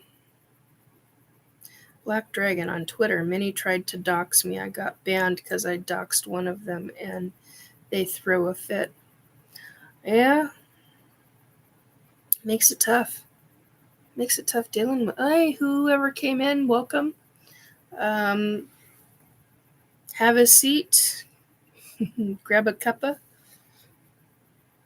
Tuni. I don't know. I don't know if I'll get my book out there soon enough, but we'll see. My dogs see me put shoes on. In. They go into their kennels. Really, man, you have them trained well, girl. Holy crap. Had a dog, and every time I put shoes on, she went ape shit bananas. Oh, we're going for a walk. We're going for a walk. No, baby girl, I'm just going out to the backyard. And she'd be happy as a camper. I get to get played with. Yep, you get all kinds of stuff. So, those were in the days when I was terracing my backyard. You can do it, Nikki. Yeah, I'm not interested in having pets anymore. I'm 55, and when my last pet died, when my fur baby died, I was like, I'm done with animals for a while. I had 3 years in my life. It's been 2 years now. So I've had animals for 50 years in my life. And I had 3 years where I didn't have animals in a certain section of my childhood. And then, so I had animals from the time I was born. And then I had a 3-year period where I didn't have any animals because it was dangerous for them to be around me, because we had somebody who was stalking us and we had a family member who was stalking my mom and I, and they had tried to kill my mom. That's not a joke. And she took me and we went into hiding. And that's not a freaking joke. And if it hadn't have been for my mom's close friends' family who had a great deal of money and had a warehouse with an apartment on it, I don't know where Mom and I would have been. But we went into hiding, and not even my mom's family knew where we were. She kept it from them, and it was safer that way. And I had a daycare that knew that they had emergency numbers, but they had strict orders. And interestingly enough, my mom is the one who taught me about being an advocate, and she had to become an advocate for herself, because literally, there we go. That was driving me nuts. Ouch. And I honestly don't know what my cousins know. I don't know what their parents told them. And the cousins that are my age, I don't know what their parents told them, or if they even knew.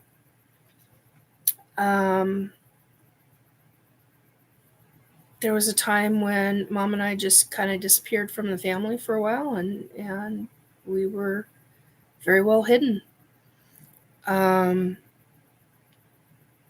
And for good reason. And there are stories. Hey, Ange. It's good to see you, hon. There were very good reasons for us being in hiding, and when Mom brought us out of hiding, and she got a roommate who was a live-in nanny for me. They got a specific kind of dog, and in the middle of the night, for many nights, there were times when the screen door, which was locked, it was a specific kind of screen door, it was literally, the dog went apeshit bananas and the cops couldn't do anything. And the screen door was literally almost completely pried off its hinges, and the apartment door was severely damaged because the individual was trying to break in repeatedly. But there was really the one time that this happened. So yeah, you grew up with something like that. You get into a rather interesting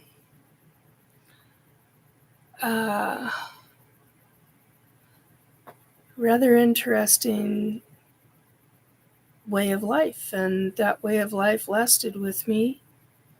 So not only did I have the ETs taking me, I had that shit going on at the same time. So I was raised in an environment where you were raised in a family business, and and that's really well documented. I mean, like, really freaking well documented. I was raised in a family business, and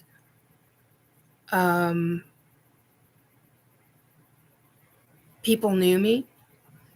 They're of course all dead now, but I mean, I was the little blonde-headed girl that folks just loved. I mean, and they'd come into the shop and, how you doing, Nikki? And bring me little gifts and stuff like that. And my grandfather gave me my first job at I think I was 7 or 8 years old. And my first first job, my very first job, I don't think I've ever talked about this publicly. My very first job was putting labels on a product known as KRC7. So those in Seattle and Aurora Plumbing, my grandfather brought KRC7 to Washington State from Pennsylvania because he knew the manufacturer. And so they got it bottled, and my job was to attach the labels. And I don't mean the actual labels. I mean the little brochures, rubber banding them. And so I had quite a job. I made bank as a little kid. That was my first job. Do so many of them, you got a quarter. And back in the 70s, that was a thing. So anyway, I haven't read chat in a while, so I'm going to go do that. So that was my very first job at 7 and 8 years old, and rubber banding. And then my mom taught me how to multitask with mailings, how to do mailings, and and I was, once again, 7, 8 years old, but my very first job was dealing with they wanted to see how fast I could do the labels, how fast I could rubber band things and how fast I could do. I was like, this is super easy. What's so big about this? So, yeah, and I've got a lot of memories about that. And then taking up I used to open all the boxes, and I used to do stuff Mom couldn't do because she was dispatch. So my mom was dispatch for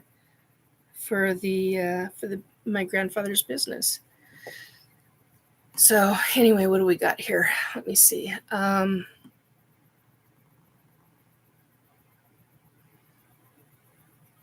Let's see. I love researching, critical thinking, old school. Yep, old school style. If my dog see me put on shoes, we did that.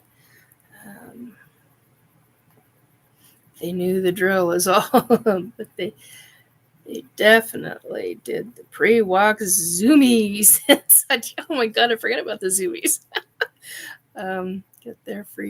Get their leashes themselves off the hook in the mudroom. Right on. Been there, done that. We had a basement. We used to have the dog get the leash out of the basement because we had no place for it in the main level. I lived in such a tiny house at the time.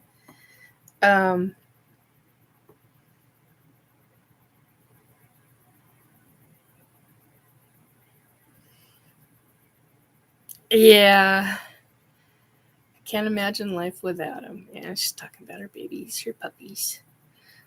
Because also thank God made them so dang cute because they can be such a pain.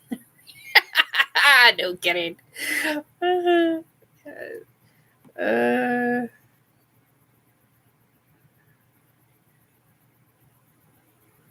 Andy and the break-in snares. Yeah. I don't remember what Shell is saying that she had pit bulls. I don't remember what Mom had. She and her roommate had a dog. I remember it being a very, very large dog. I just don't remember what kind of dog. Like big and muscular and tall. It was very tall. Its back was very tall. Whereas like it was taller than a German Shepherd, but smaller than a wolfhound. Yes, I know my dogs. I know what breeds and stuff like that. So anyway, and I'm so sorry to hear that. I hope it turns for the. Oh, what did I miss? Oh, Ange, I'm sorry. I hope you have a better day, my dear. Hardcore. I really hope you have a better day.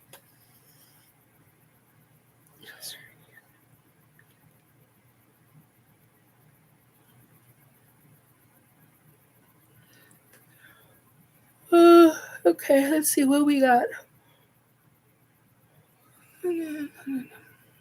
Oh, good. I'm glad you enjoy listening. I'm glad.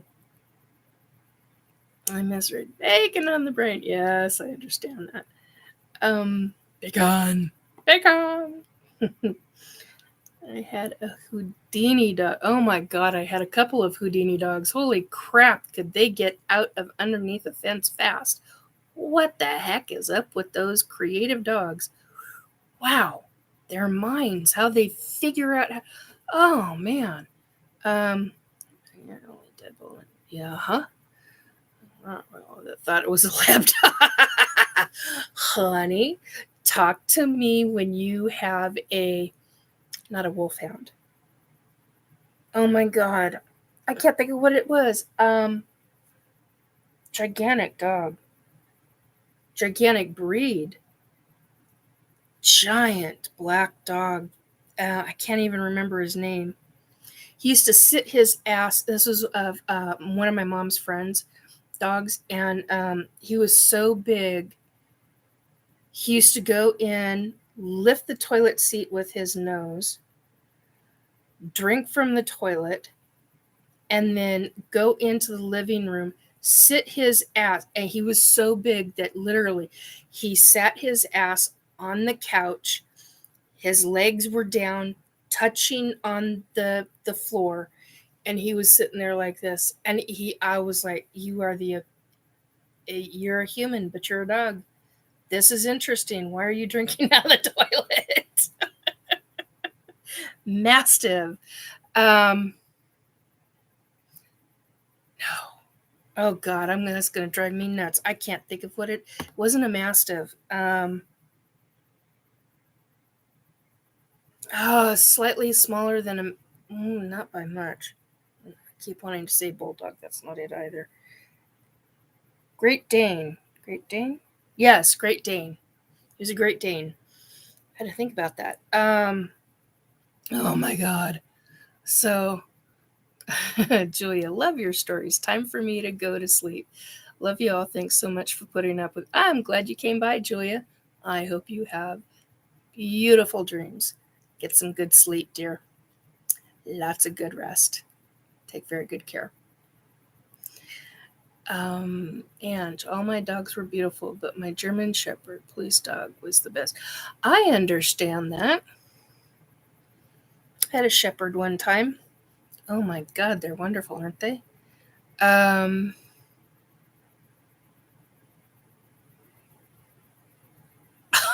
my God, he would go out the window that was open and sneak back in. Wow.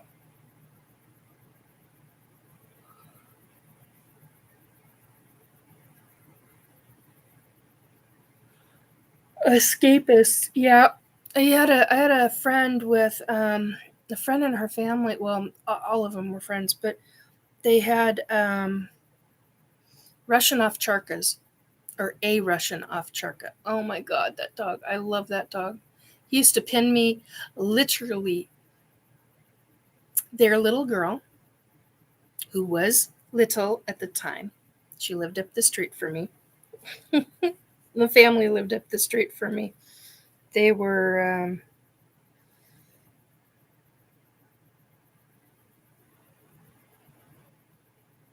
5 houses from me. I think I was trying to count it off. 5 houses, I think. Sorry, scalp is itching and it shouldn't be. I haven't had any allergy foods. I haven't. Ooh, that's unusual. It doesn't itch like that. Anyway. Oh. Well, that's all right. Anyway, so basically,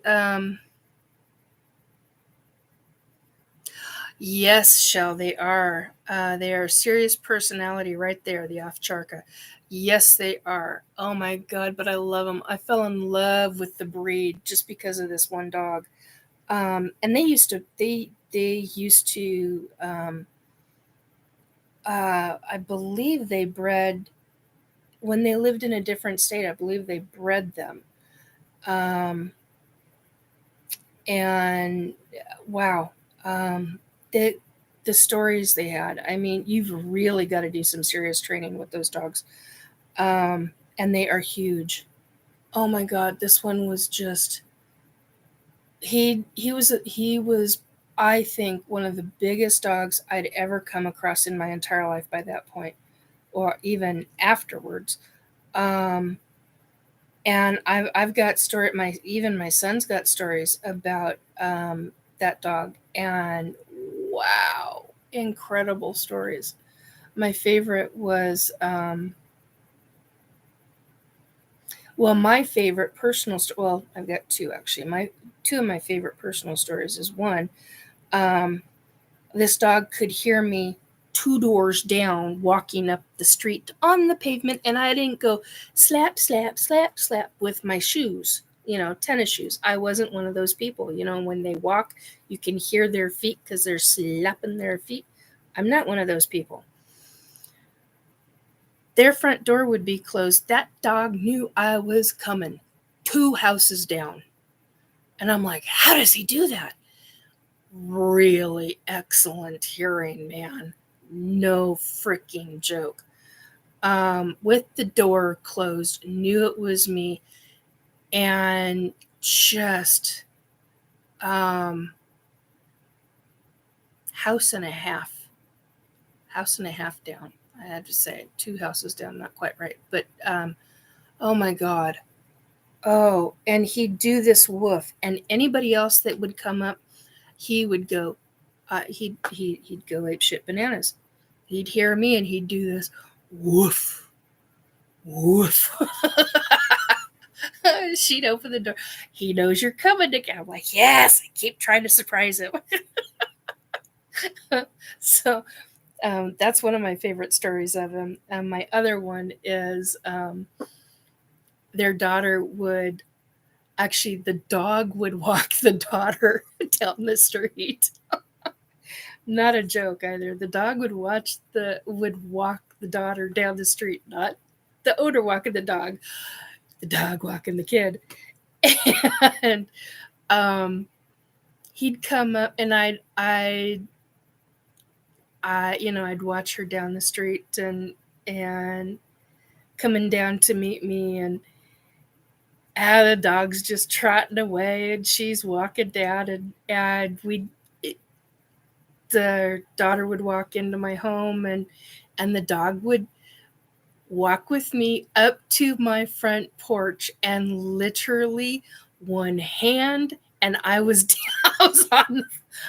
on my porch, and I'm like, well, I guess I'm staying here. You don't want to come in? Woof. And I guess, okay, we're staying put. And I'd get stuck there until my spouse got home, which wasn't very long. So, yeah, I love that dog. He was a great dog.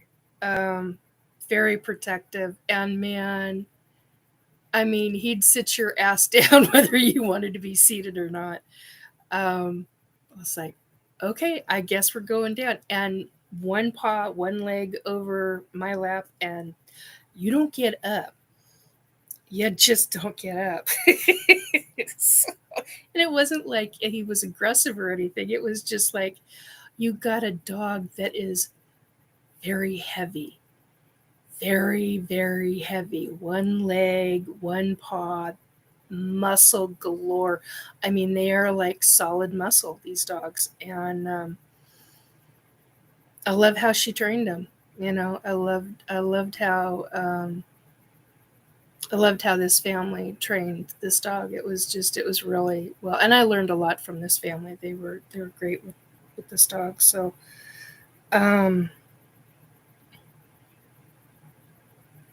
anyway, so I have happy memories with that, and interestingly enough, it was after we had to put our dog down, and so he kind of helped me go through the motions of letting go and all of that. So anyway, that's one big, yeah. Ange says that's one big dog. Yeah, honey. One of his, I don't have it anymore. I had a dinner plate. One of his paws, huge. I've never seen anything like it. Just, whoom, you're down. I'm like, I'm losing my balance. Say the dog's name. Like, dude, this is not okay. Boom. Well, I guess I'm down on my ass for a while. So, and they've got, what is it? I think 4 layers of coat. Oh my God. And it's just amazing.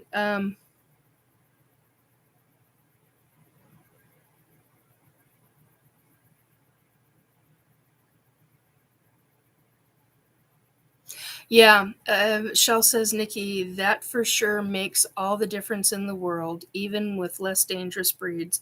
It really is a mutual understanding, in my opinion, at least. That's how I train them. Yeah.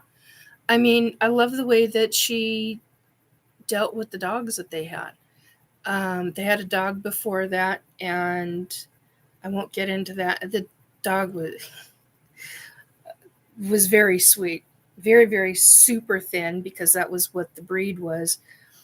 But they had a situation, and they had a unexpected dangerous situation because of somebody else. The dog wasn't violent or anything like that. It was something completely different. But anyway, and then they rescued this dog, and it was just I had no idea. And no drool. This dog did not drool. But the hair, oh my God. I was like, girl, how the hell do you deal with that much hair? I can't even deal with that much hair. How the hell do you deal with that much hair on a dog? Well, you're constantly brushing them. I'm like, yeah. How many times a day? So yeah, we used to have conversations about that. Anyway,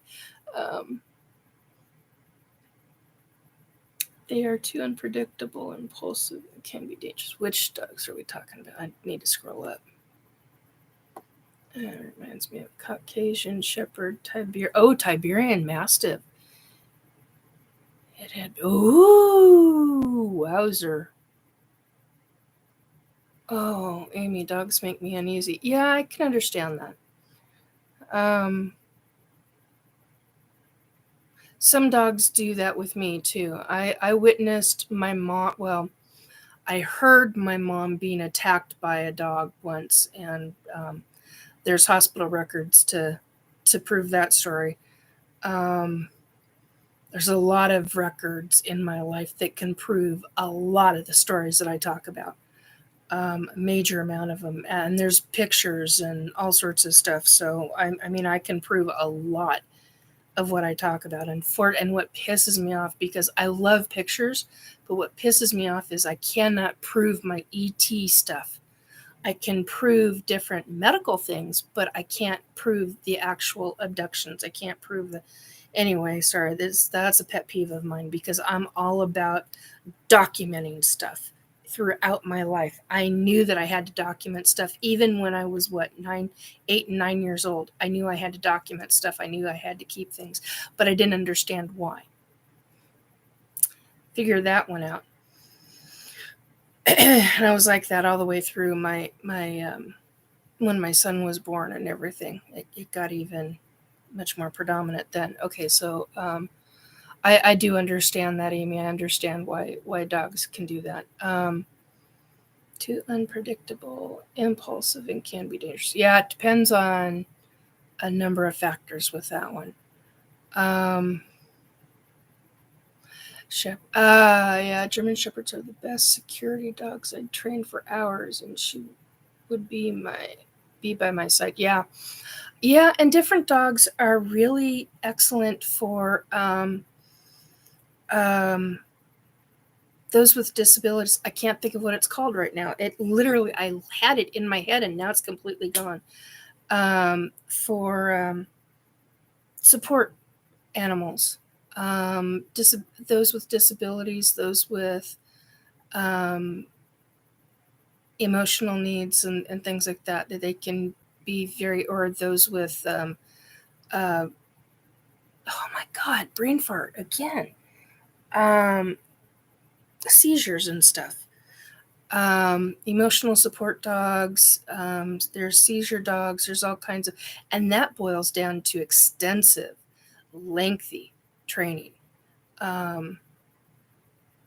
So anyway, sorry, I just wanted to check on something.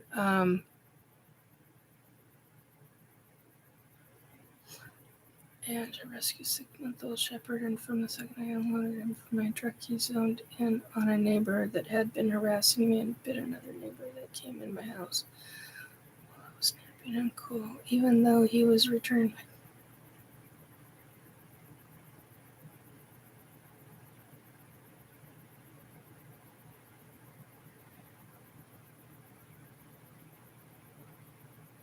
Yeah, understand. Situations are situations. I mean, I had a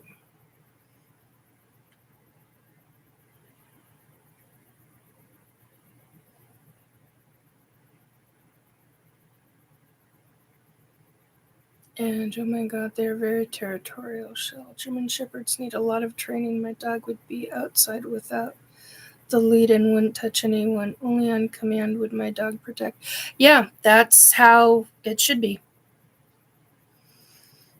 I had a woman who was walking her dog down my street, and she let her dog into my fenced property. I had warning signs. Her dog got bit. And I was like, there are warning signs. We had to do that legally because in Seattle, that was a law. Doesn't matter if your dog is gentle or not, you had to have that. And I was pissed. I was like, what the hell are you doing letting your dog in through the fence? What the fuck? I couldn't, her dog was fine. I mean, eventually, but I was like, there are reasons you don't enter my yard. I've got children. My dog will protect those kids with her life. And the parents knew. I mean, the parents knew. Do you have her on her leash, or is she roaming free and protecting the kids? I'm like, she's roaming free and protecting the kids.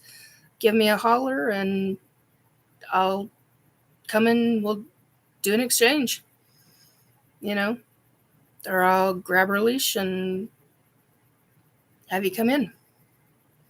I mean, which is one of the reasons why they liked having their kids at my place, because I had the dog. And when the kids were out, she was like, they're my protection. They're under my protection. I mean, and we lived one block off of a street that got really, lived in that house for 12 years, and it got about 8 years in, it started getting really wonky on the main street, a block away. And there were a couple of shootings. And I was very freaking thankful to have my dog. I mean, it was quite the event sometimes. So, and the parents were very thankful. They all knew. And the neighbors knew. I mean, the neighbors were like, we love her. She is the best watchdog. And she's not going to bark at absolutely every freaking thing. If there's danger, she's going to bark. And she barked. And the neighbors paid attention. We all worked together. And you got to do that as neighbors. When you know your neighbors, you know your neighborhood. It's a big deal. So anyway, now I'm babbling.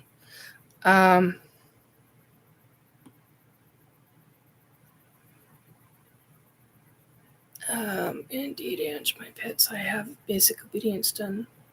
12 weeks, I can ride around the block with them. Yep.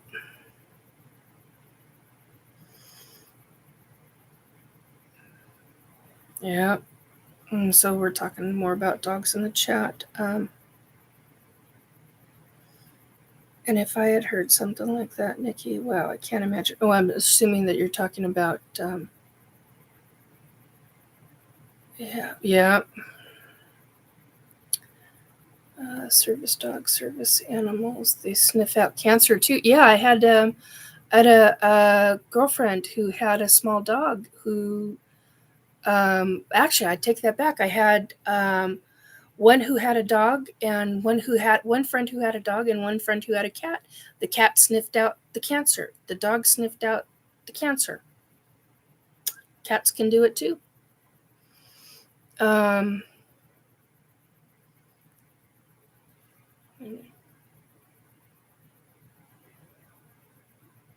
Wow.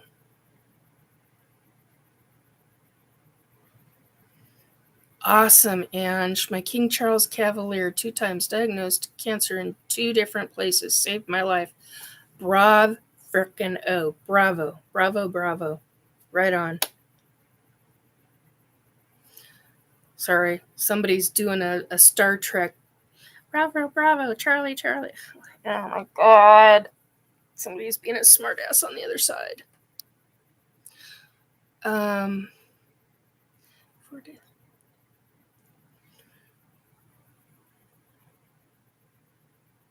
Yeah.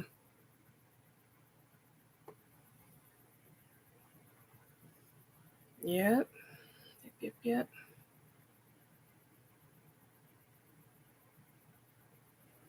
Yeah, I have friends who've had kids that have had real issues, and the dogs literally, like with their kids have autism, different level, different forms of autism, and the dogs help at an early age. If it's done before 11, I think. It's been a while since I used to know all this stuff, but if the kids are introduced to the dogs before age 11, there's a bond, and depending upon the situation, the bond can be really quick or it can take some time. And then that dog becomes a service dog to that family and to that child. And that dog may not even be trained for being a service dog, but unexpectedly becomes one. It really can make a difference in a child's life. So it doesn't happen like that for everybody, though. And I understand. I know people that cannot stand dogs, cannot stand cats, will not go for them. And yet I know people that are like that way, but yet instead choose to have ferrets. Had ferrets growing up. So, and then I know kids that are now adults who grew up where that wasn't their thing. They were into rats and snakes and insects. Everybody is different.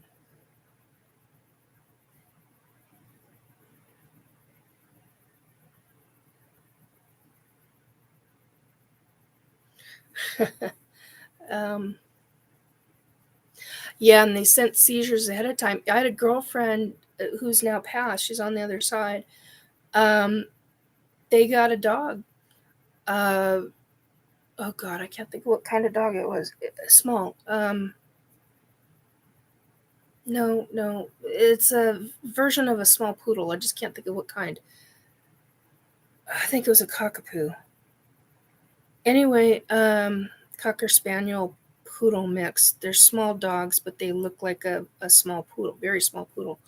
Not a miniature, but a small poodle. And the dog knew when she was going to have seizures. Knew when my friend was, and they didn't get the dog for that. They were rescuing the dog, if I remember correctly. It's been a long time since I've talked about this. Really long freaking time. And I think after like a year and a half, the dog started recognizing my friend's seizures and started being able to smell them just before they had problems. Yeah, that's the other thing. I know I have friends whose kids had different kinds of disabilities, whether it was neurological or whether it was physical. And birds were a big thing. And there were specific times that they trained these birds to be talkative and other times that they taught them not to be, but yet, very, it's just, it mind boggles me. Yeah, I had gerbils. I didn't have rats. I didn't have guinea pigs. All my friends had guinea pigs. I was not into guinea pigs. I would rather have a gerbil than a mouse or a rat. Gerbils, cats, dogs. Worked with different people with their horses. Trying to remember what else. Had friends with cows. Had a friend with a sheep.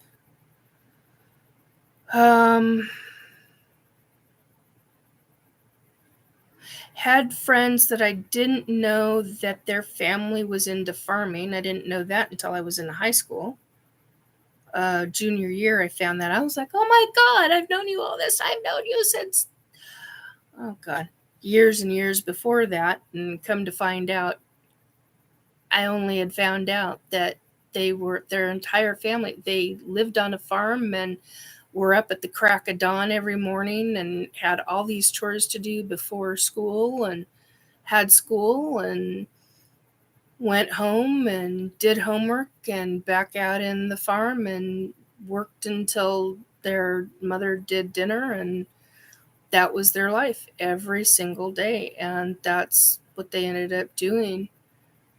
Based on what I heard after I was in college, that's what they ended up doing, was taking over their family's farm after high school, or helping to, and learning how to do the business side of it and stuff. So, it's just interesting. It's funny how life turns out.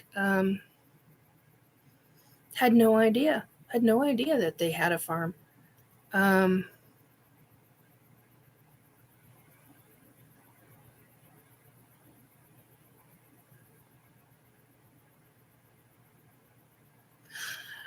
That's awesome, Shell. Blondie and Dagwood.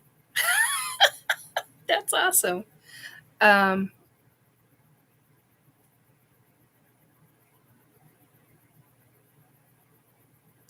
Yeah, I had some had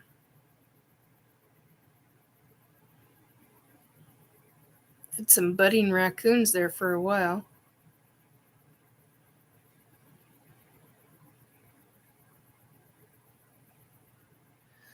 Amy, loud people, screaming kids, barking dogs, chirping birds, car noises, video games, blaring TVs, all of it puts my anxiety through the roof.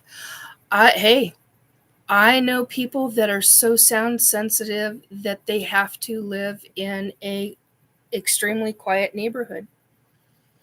Otherwise, they move.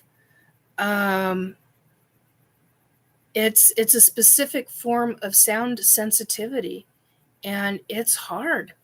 It's hard to deal with it, and especially when you find a place that, like for our family back in the 90s,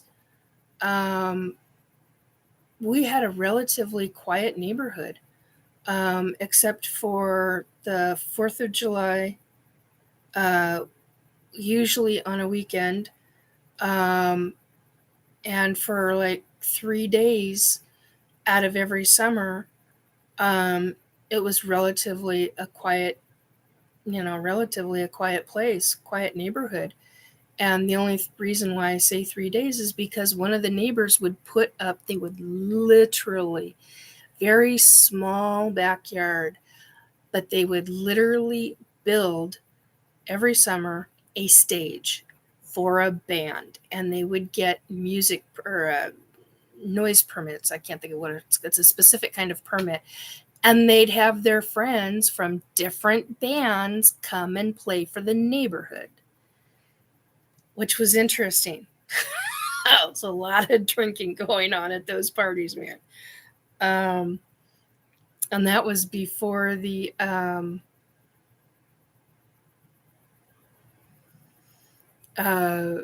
that was before everything changed in the neighborhood. So yeah.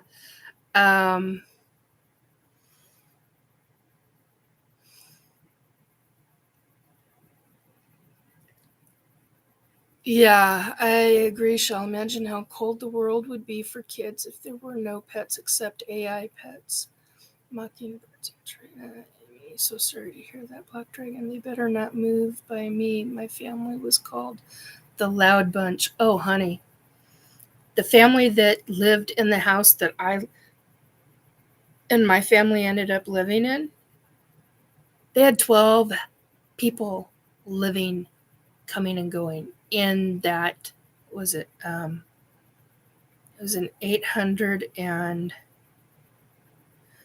oh crap, hang on a minute.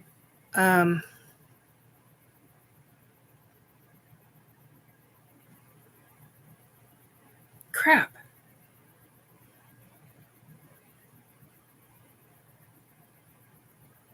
No. Hang on a second.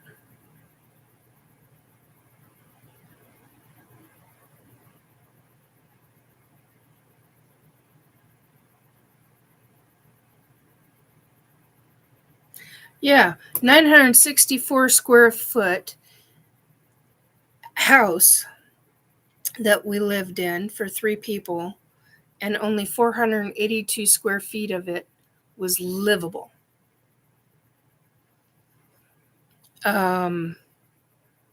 So it was essentially a tiny house, and then you had a basement.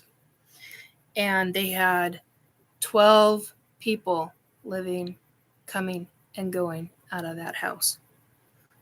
So that, and they threw, from what the neighbors told me, they threw wild parties. So much so that there were broken beer bottle glass all over the backyard. And the 12 years that we lived there, the glass was still coming up through. And for the first couple of years, I used to have to put pads. I used to have to put special kind of booties on my dog's paws because of which that was fun. It didn't last long, but you know, we trained her to stay out of a certain area, and then we got it. We dug up the dirt and did the glass routine, and got that put into recycle and put the dirt back. And I did a lot of work on that property. Jazzy, hey, how you doing, girl?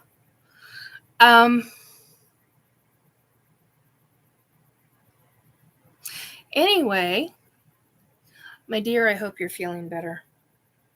Much love to you.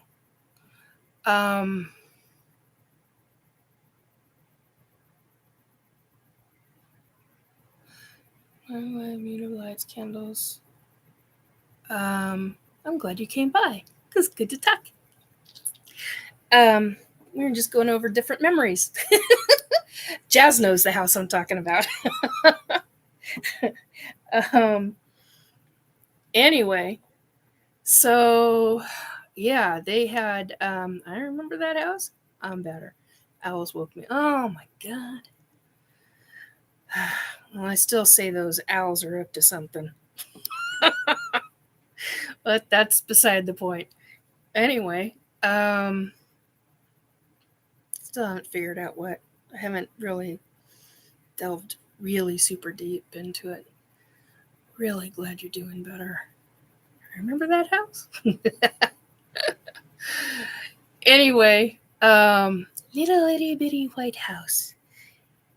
482 square feet. Livable. Yeah. Anyway, so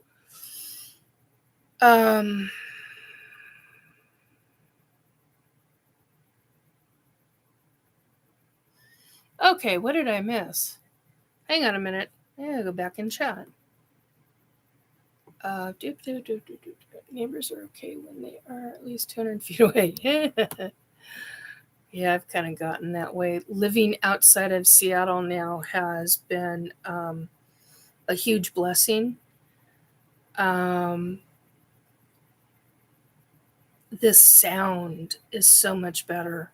Oh my God. It's so much more peaceful. Although the occasional bear running through the property is a bit much. That made news here once. Anyway, okay. Talking about mockingbirds, chihuahua, fuck. Sovereign. What?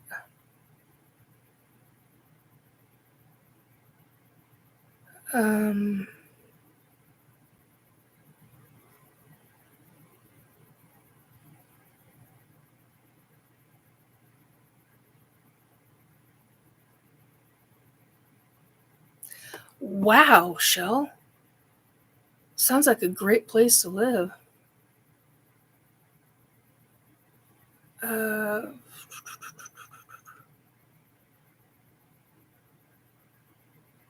She had a birthmark on her forehead that looked like an ancient Aramaic. Okay, what did I miss, Sovereign? Okay.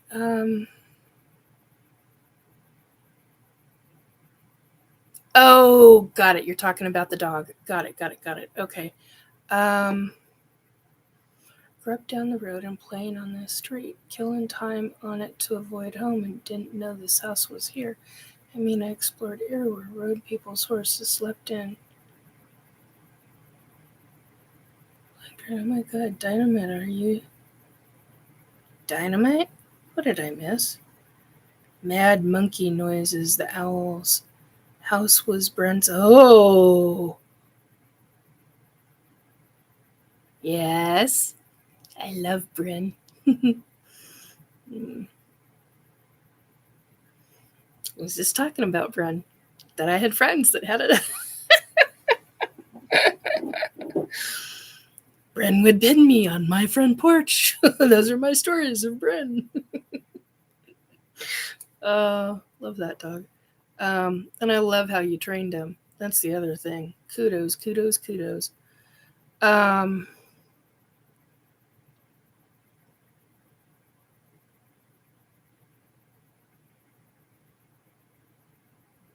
Yeah, I could do the same, Amy, at this point.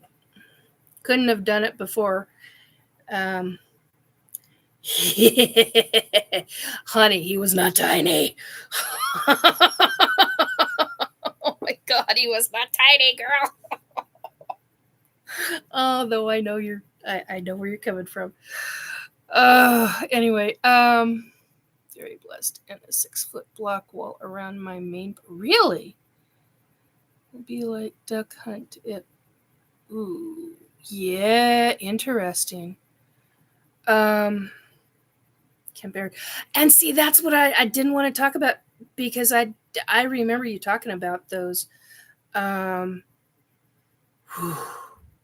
remember the pictures of that dog, and if I'm not mistaken, had a mate, and a baby or something. I can't remember. It's been a long time since we've talked about that. But anyway, yeah. When Bryn was the small one. Oh, holy crap. I got a favorite story of you, Nathaniel, and Shaleda with the drunk guy in the backyard, and your story of him. Oh my God. That's my favorite Bryn story. Now that's a story to tell. And I have you come on as soon as I can figure out how to frickin' do. His two sisters. That's what it was. Okay. As soon as I can figure out how to do StreamYard at the same time as do this, I'll have you come on. Because that's a story. That is a fantastic story to tell. Gets me laughing every time, and it's been years. Still has me laughing. Even Nathaniel remembers that story. He was in the house at the time. Anyway, so okay. What the hell is with the dynamite remark? I'm trying to figure it out. Royal. Oh, there we are. Fawn covered flock.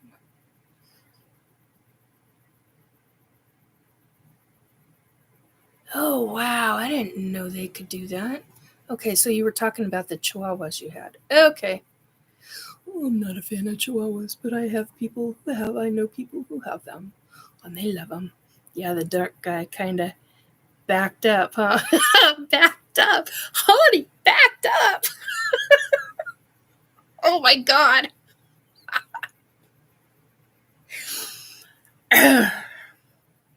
Yeah. He backed up all right.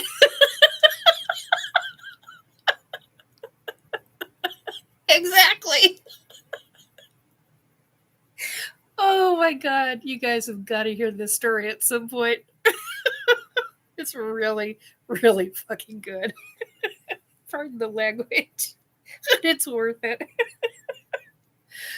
Oh man. Anyway, I've been doing this for a while. It's 2 hours and 45 minutes. Anyway, used to use dynamite to clear trees out of the river after a storm. Oh my God. Upset I owned a bear.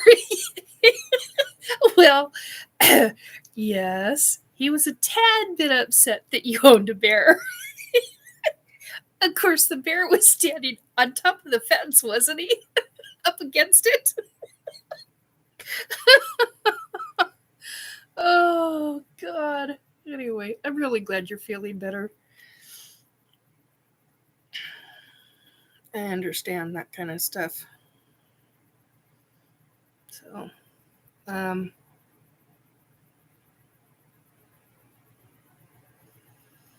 look at my face when I, woo! 6'6" standing, yeah. And he was on a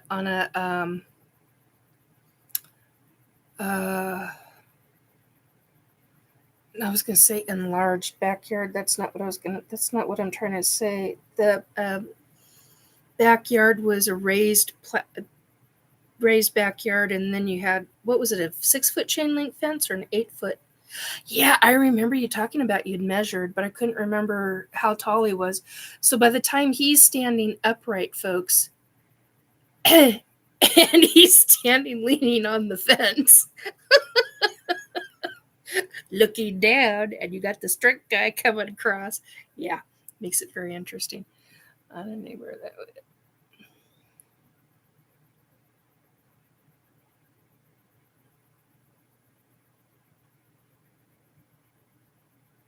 Yeah, we knew somebody where their face was bit. God, I'm trying to remember. I think the kid was 2 or 3 years old. And it's because the kid tried to take the dog's food. And it was, I don't know. I suppose so. Hang on a minute. I forgot I even had this on. It's at least letting me know I've got internet, because I've had problems with having internet. 5 feet higher. That's what I couldn't remember. I couldn't remember how tall it was. I couldn't remember if it was 5 feet or 6 feet. So yeah. And Bryn had the long hair. So yeah. Love that story. That's my favorite story. Okay.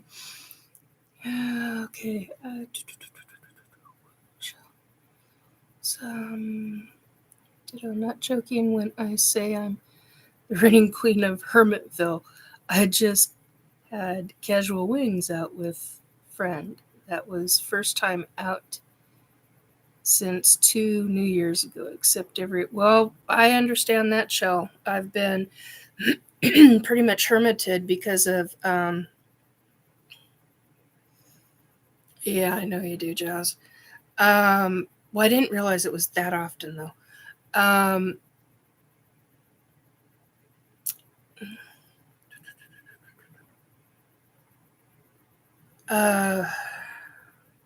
Because of the COVID stuff. And then because of my sleep apnea, you put a mask on me and I'll eventually pass out if I have to do an extensive amount of walking.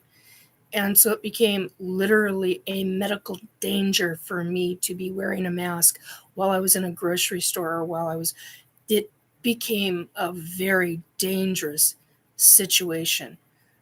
Yes, yeah, they are, Jazz. So, so I stayed away from people, and so I understand that, Shell. It becomes a thing, and so um, be just around the family and extremely very few friends, and seeing my mom when I was able to. I won't see her until all of this is all cleared up. Excuse me, all cleared up. I get to the point where I can go and see her, and then like during that week, I've got to wait, and damn if I don't end up with something different. So, yeah, I bet. I was using. Well, I'm not going to get into the mask thing, but yeah, it became an issue, became a real issue. So, and even with the deep breathing, because I couldn't do my deep breathing, and God. Anyway, and I know you get it. To pull for bills, thank God. You gotta. Oh, we need to talk because I need a remote job. Looking for one now. Got laid off 1 week before last. Yeah. I never wore the hug.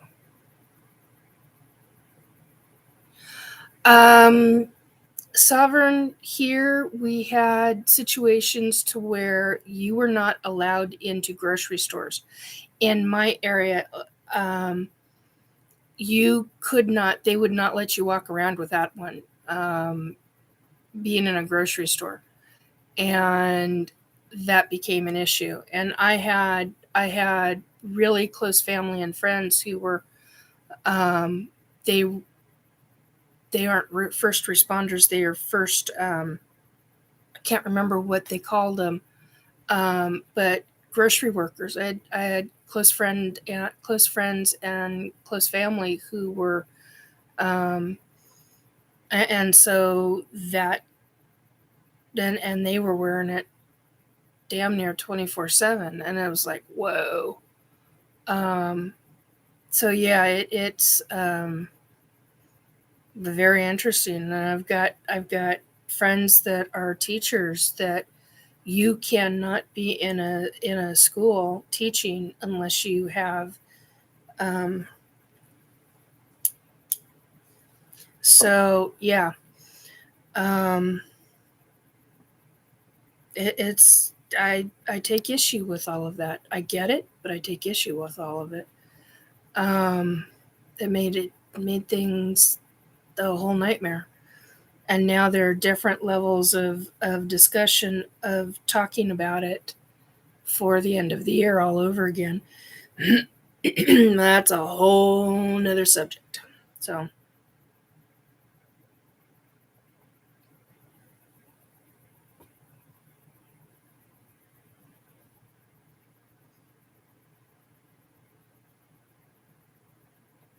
yeah, that's kind of how I was.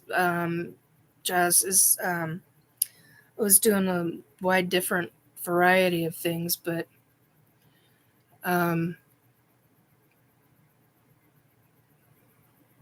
and as you know, I don't do things online, so other people were handing the cash over to them and having them do, because I take issue with that, and I've actually had problems with that with so, and now with this government thing, now that I've been hit with a direct energy weapon on Saturday, I'm like,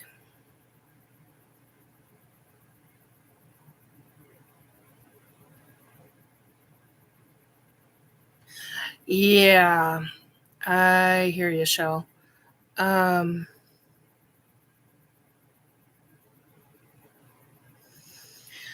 Yeah. Being hit with a D.E.W, a direct energy weapon, was, it really, I had my initial reaction. Didn't go over well. And no, I realized that, Shell. It took me a minute. I had to reread that twice before I went, oh, got it. So no worries. It's just when I get to talking, and if I have to focus on that, I can usually scan pretty quickly, but this is one of those where I actually had to stop, breathe, read. It worked out. It's fine. I knew. But thank you. I appreciate the clarification very much so. So Saturday night I was doing a live broadcast, and or Saturday, wee morning hours of Saturday morning is how I should say that. So the 26th. And you don't see the weapon being used, but you see my reaction to it. And yeah, I got hammered. I got hammered 3 times that night. I got nailed again on Sunday, and then I got nailed again on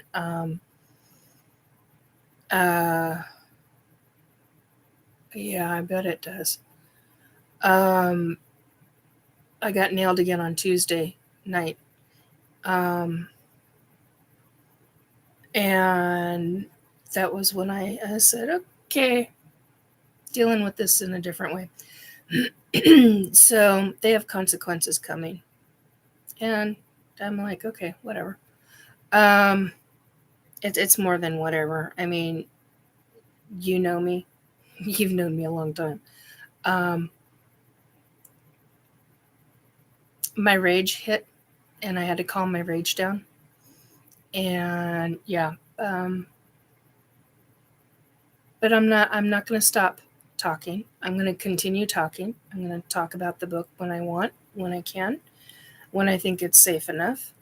I'm going to talk about my ET abductions. I'm going to talk about my psychic whatever, my mediumship whatever. I'm going to talk about the hierarchies, going to talk about Sasquatch, going to talk about the cryptids. I don't give a shit anymore. I have said I don't care for a long time, and I don't. And I'm not going to allow them to try to get me to portray myself as some crazy lady. Fuck them and their shit. Whatever. You know? I already know what's going to be taking place for them, so, you know. And it won't be for me, because it ain't going to be on my soul's consciousness. So, anyway. And it's not something I created. Something they did, something they created. Well, Nikki, being in the forest has side benefits. Oh, yes, I completely understand. That's actually where I want to be. Disposable mask I got from used the entire. I still have it as a souvenir.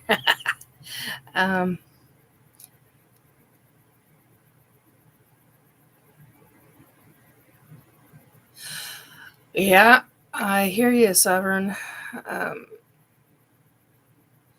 You said you weren't doing a show for several days. I was concerned that we wouldn't know if something happened to you. Well, I wouldn't. You're blessed with friends sharing special connections. Okay, that's a very good point, Shell. I'm going to make a statement. Okay.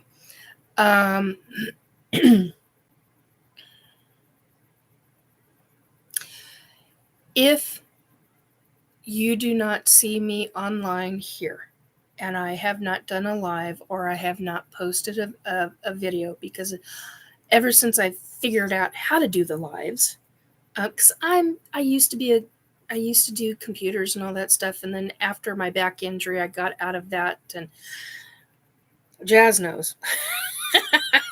She knows. I really got out of it, because after that back injury, I was like, fucked. So, God, we've known each other a long time. I'm trying to remember how long we've actually known each other. Anyway, so goes back a ways.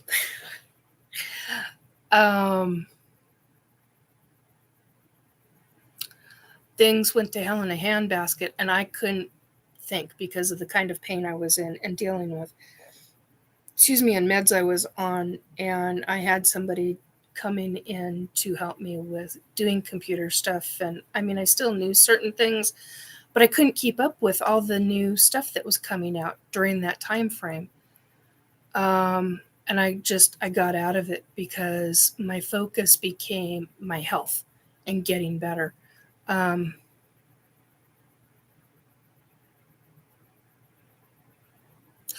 Oh, that's right. We talked about that lake. I forgot about that. Yes, that's what I'm like now. Shell says, I picture you, Nikki, be like, fuck all that. Yeah, that's how I am now. That's very much how I am now. But when I have to be an advocate, I will. And when you have to walk away, you got to walk away. So, anyway.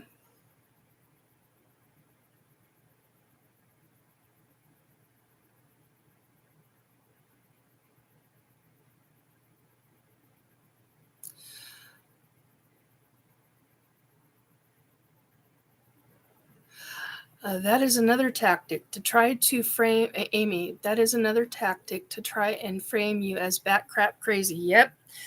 I agree with that. And that's why I won't let him do it. That's why I'm not like spouting off and getting, screw that.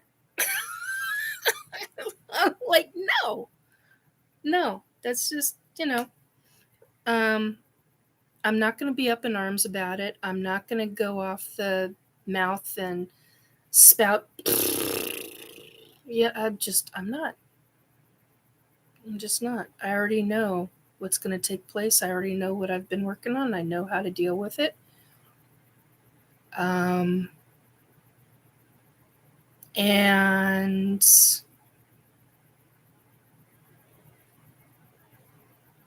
I already know what consequences on their souls are coming. Yeah, I couldn't remember the name of the lake. Thank you for that.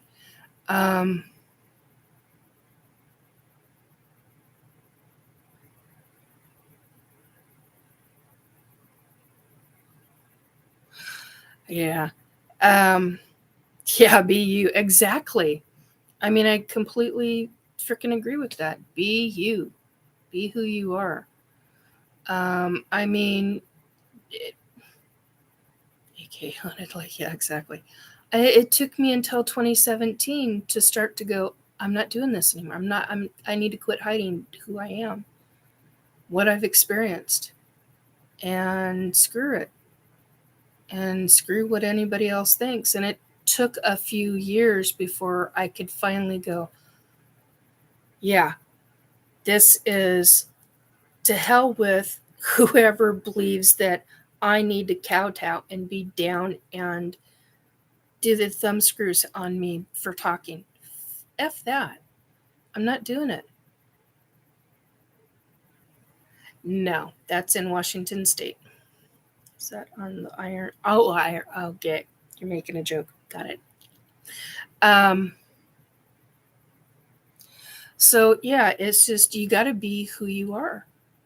And that's one of the things that I mean, I've always been about be who you truly are, but it really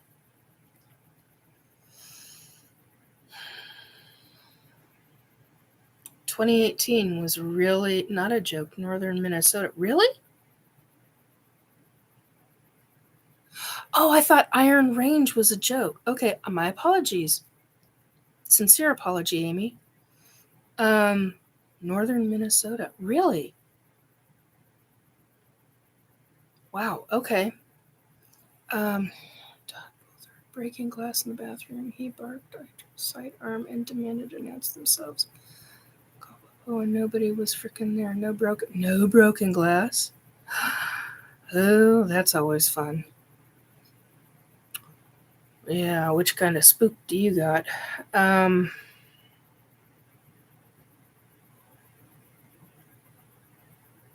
Okay, so I want to get back to what Shell had said. When Shell had said when you said you weren't doing a live show for several days, I was concerned that we wouldn't know if something happened to you.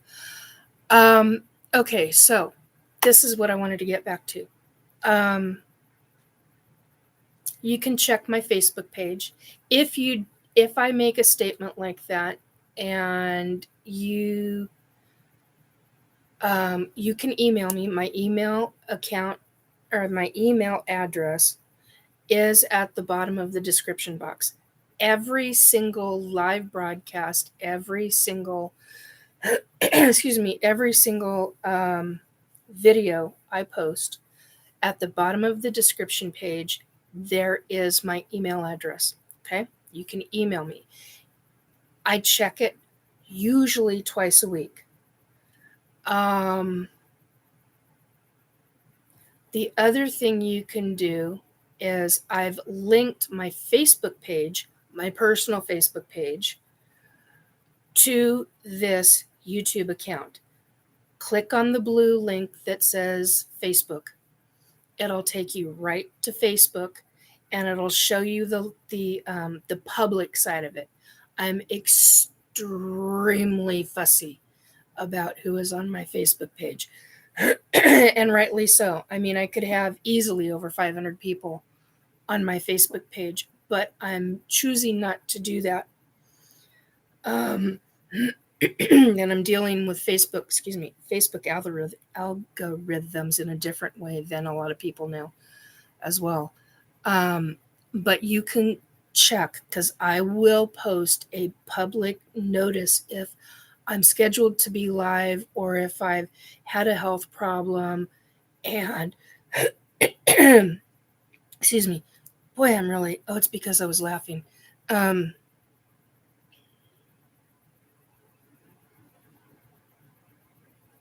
No. Oh, it's because things are releasing. Hang on one second, guys. I just need to deal with this. Hang on one second.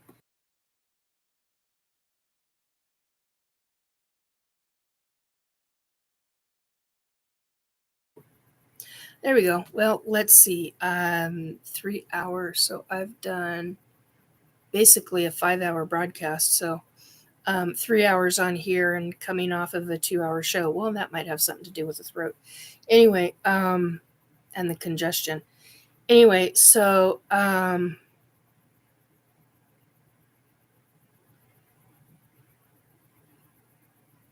yeah, I figured you'd noticed.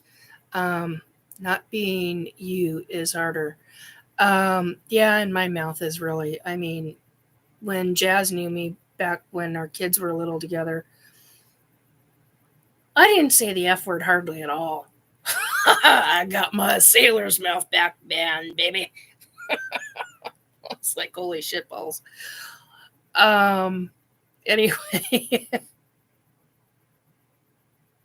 No, actually, I've got my, hang on a minute. Although, thank you. I've got my Mullein blend. One of them, anyway.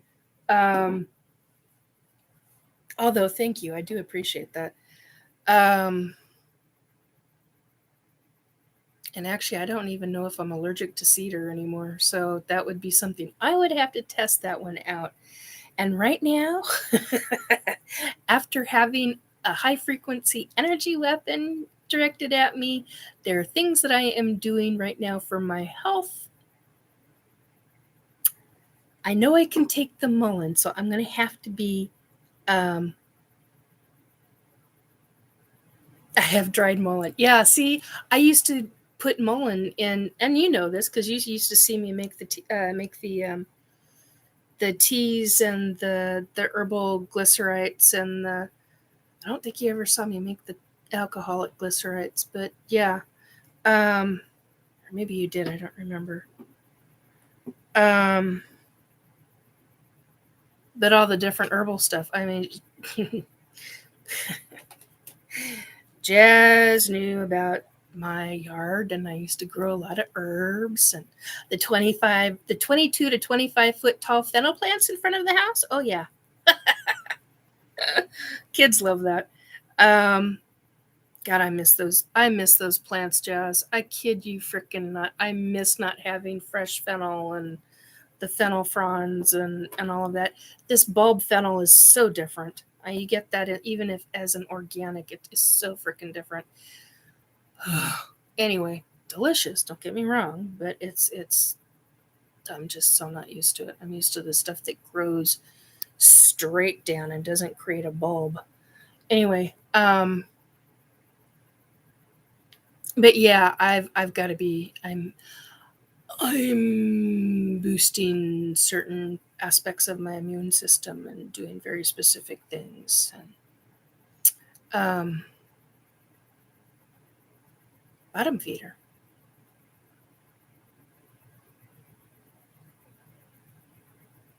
Yours took over yard. Yes, they did. I think we counted before I left that property. I think I counted 10 of those fennel plants. I just went, let it go. It's fine. No, I didn't actually say let it go, but that's what it felt like when we left. So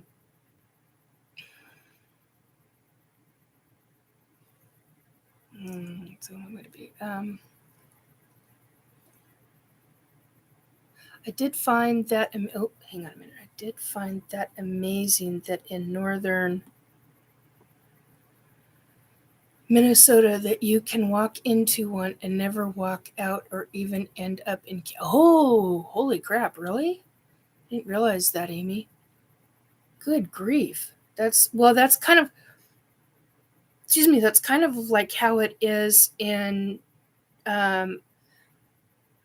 northern Washington in different sections.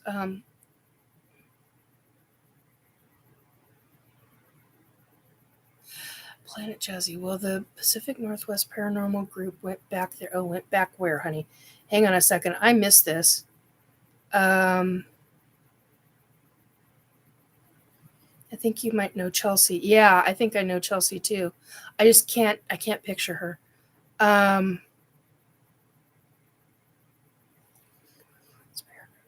Yeah, I think I know. Yeah, I do. I think I know Chelsea, but I don't remember. Oh, Chell, many times I've been classified as. Oh, see, I'm missing stuff in chat. This is what's going on. Okay. They have a new name. Yeah. A number of groups have a new name. That's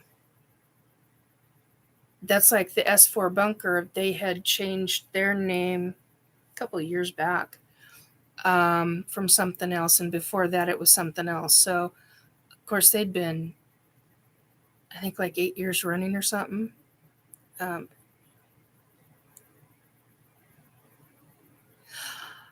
do videos. Yeah. Oh, cool. Black Dragon, Amy, I am very picky about keeping my private information private, and it drives people crazy. I used to be the same way. And then I was like, well, if I'm going to be coming out about my experiences, then it's kind of got to come out.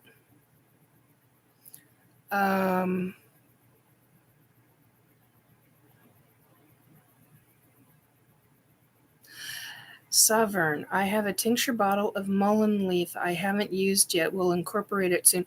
Yeah, mullein is a, oh God, demul. I cannot get the full word out of my head. I can hear. Oh my God, I can't even hear it. Demulcent, demulcent. Anyway, it helps the lungs. But you got to be careful talking about that here because you can get shut down. Do your research. No, not a demulsifier. Although semi-similar. Demulcent. Yeah. Used to as well. I just don't care now. Mess with me. Welcome to Boomerang. Yeah. Yeah. That is what mirror ball is for. And somebody had said, Nikki, I told you, you got to essentially do the mirror ball. Had been, but this went above and beyond, and it's a bit different. So, which is how I knew what kind of energy weapon was used against me. That is exactly how I knew. Because otherwise they wouldn't have been able to get through it. Nikki, I am old school net web safety freak. I also post things that some powerful people don't like. Yeah. If it hadn't been for me talking about the book with a retired agent, I wouldn't be hassled. And it was all because I wanted to know if he knew anything about it. He had never heard of it. But apparently 4 days later, I get nailed. So anyway, a lot of time breathing issues related to, yeah.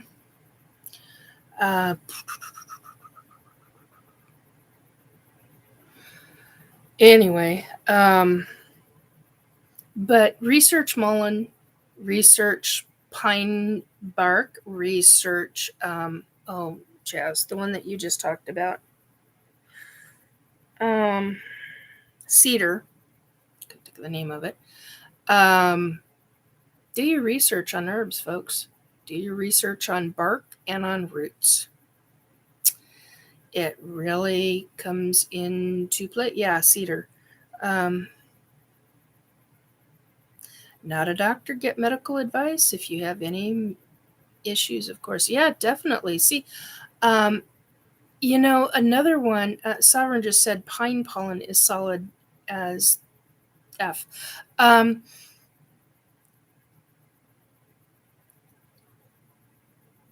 Do research. Yeah, definitely.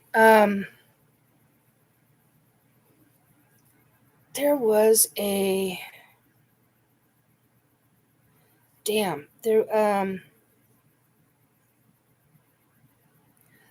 look into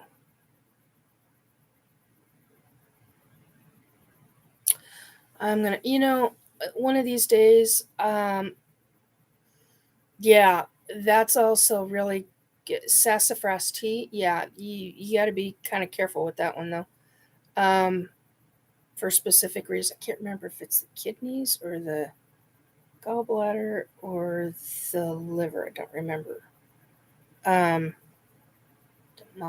Demulcent. I think that's how it's pronounced. Anyway, for Mullein, it's regarding Mullein.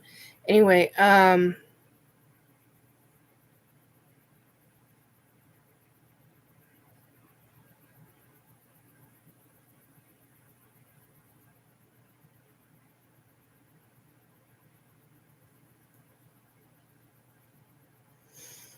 follow that advice, but of course I don't want to throw any shade on you. Yeah, I appreciate that, show. Always do your research. You got to say those for things for legal purposes, and I truly believe in people doing their own damn research. I mean, seriously, if you have something, yes, Mullein is the spelling. Yes. Do you have thumbs up to soursop tea? Soursop tea is supposed to be very helpful in a number of factors, but it's been a while since I've done the research.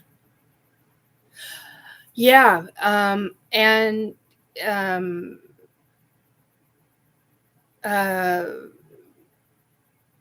Planet Jazzy, Mullein for kidneys, look up. Yeah, research for the kidneys, also for the lungs. Soothing is another word for demulcent. That was the word I was trying to pull out of my brain that was being very inarticulate at the time.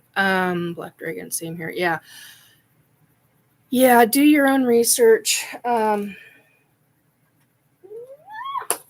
of course. Ouch, ouch, ouch, ouch.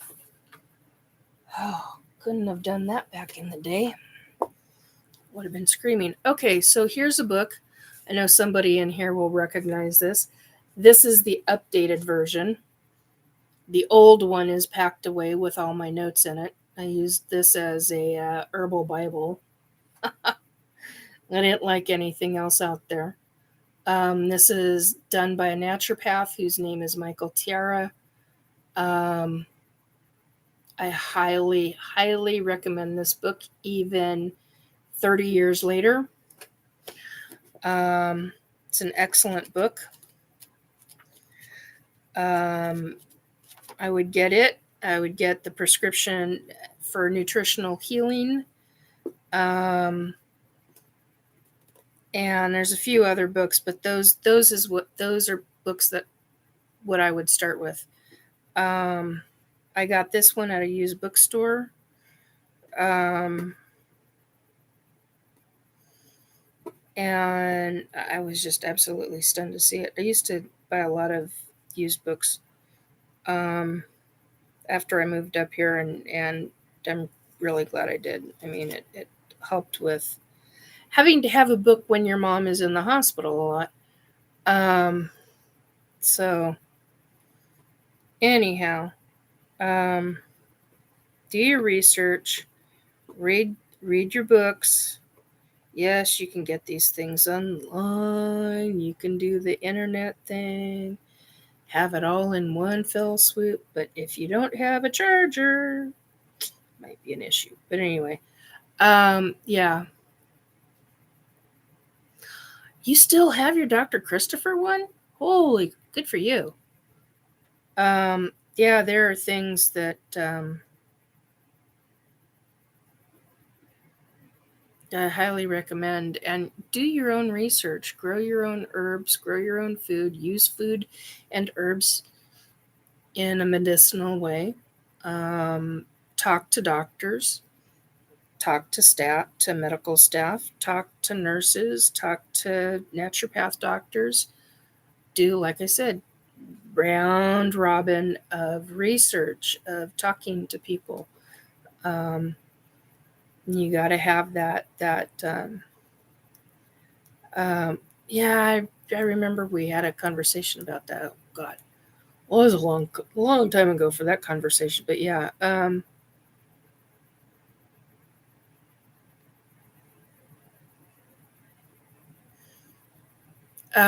yeah.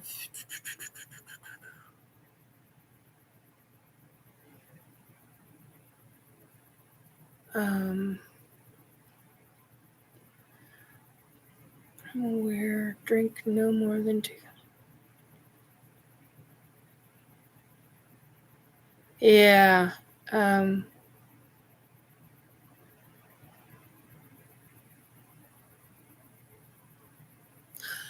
Yeah.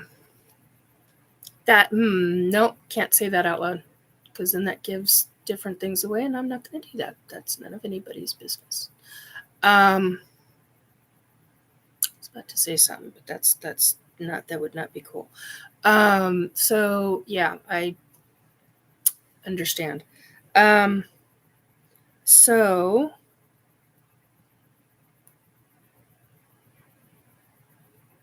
what was I going to say? There was something I was going to say. Oh, anyway, do your research. Figure stuff out, what works for you. If you have a shelf where I've got one here and one in my dining room, I've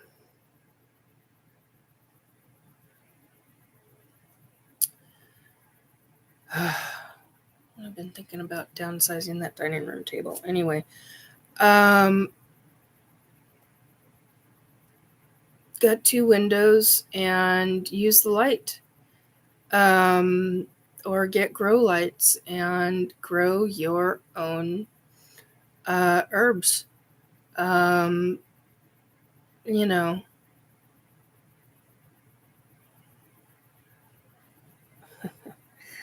Last year calendar says take B12 shot. Yeah. I've got my B12 tablets, my chewables, so I've been doing that and doing my Bs.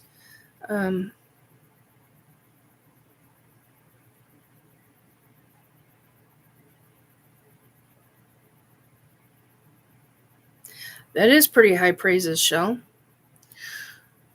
Amy, I'm checking in with you. How you doing, girl? I should not be calling. I'm calling all the women girls. You're all women. I should be calling you gals.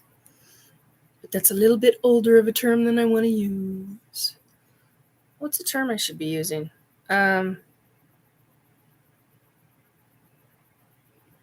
Anyway.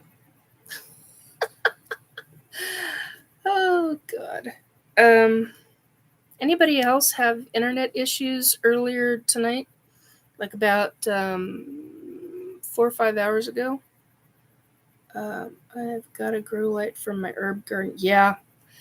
I have 2 daylight light bulbs, one over here and one, well, actually that one that you see in the corner is got a daylight bulb in it, and just remaining silent, not much to offer at the moment. That's okay, sweetie. I just wanted to check in.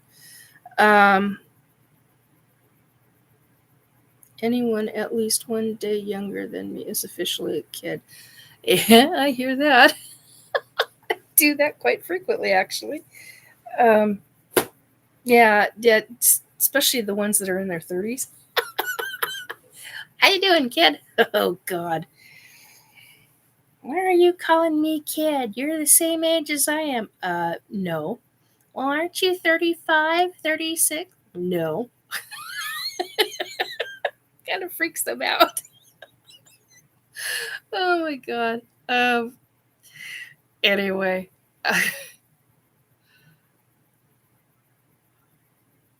Yeah, I'm doing the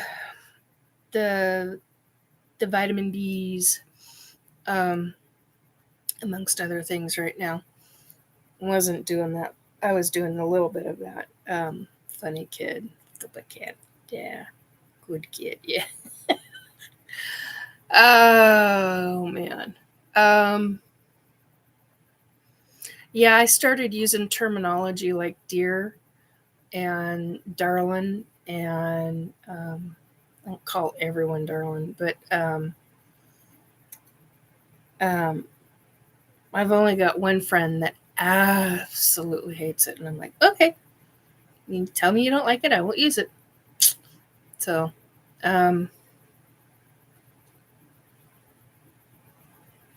yeah. Like, how would I? Happens here all the time, but hey, getting on ham radio is blazing with the sun flares. Yes, and see, that's what I've been. That's So Concrete Washington is doing their natural disaster preparedness type of stuff. On Saturday the 9th of September, noon to 7 p.m. I think, or noon to 6. I can't remember which. And it's the East Skagit County Disaster Fair is what it's called. Emergency disasters. They're having a bunch of different speakers. And I'm gonna get involved in that. And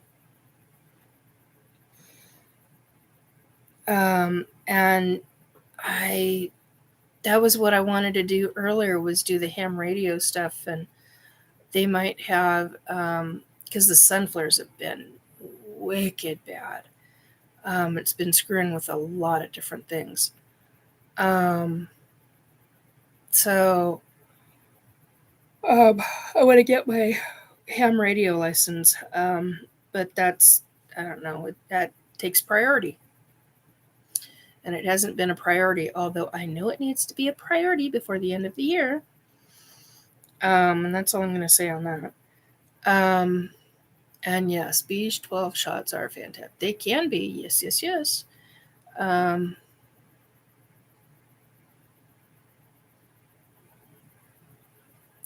Yeah, that's why I use chewables. The spray, I can't keep track of the amount with the spray, which is weird because I can do my oops, which one is this? I can do product placement. I can do my vitamin D3 drops, and I know exactly how much I'm getting. Yeah, there we go. Nope. Anyway, that's Carlson. Carlson or Carlson's? No, Carlson. Vitamin D3. But anyway, so I do that, and I can keep track of the drops because it's just automatic. It hasn't become automatic for the whatchamacallit, for the spray yet. Which is why I do the chewables, because it's also a tactile thing. So for me, yeah, I figured. She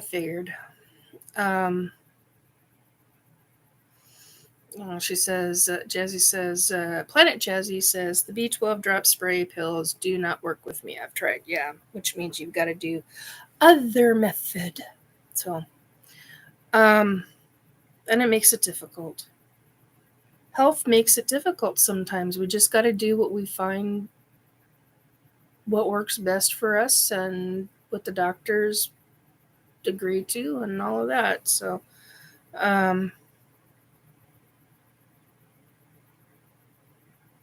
yeah. So, it's a good feeling to be self-sufficient and self-entertaining. Totally love it. Been that way whole life. Yeah, I need to get back into. I haven't done any sewing. Speaking of entertaining oneself, I used to do. I don't know, Jazz, if you remember the Borgello sewing I used to do, or the small quilts I used to make. I don't know if you remember. It's been quite a while. But yeah, see, I was wondering. And then I used one of them as a curtain. I had one up in my son's bedroom. Needed something up there, and if I remember right, I used the back of a old sheet that I got at, what was it, Desiree Industries or something like that, for the back of it. Yeah, so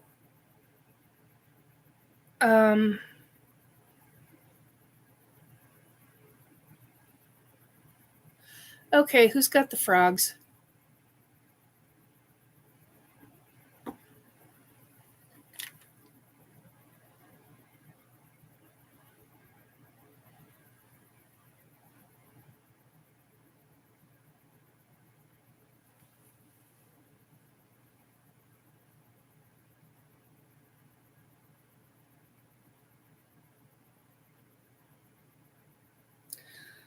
I could have sworn I had Sasquatch in here earlier tonight. I don't know, must have been about an hour and a half before the first show, because I was walking through the living room into the dining room, and it literally smelled like raw meat. And I'm like, I don't have raw meat. What the hell is the smell? I mean, seriously, what the hell is the smell? And I'm literally hearing, it's like I'm psychically hearing lots of little frogs. It's not like the big bullfrog I've got out here. I'm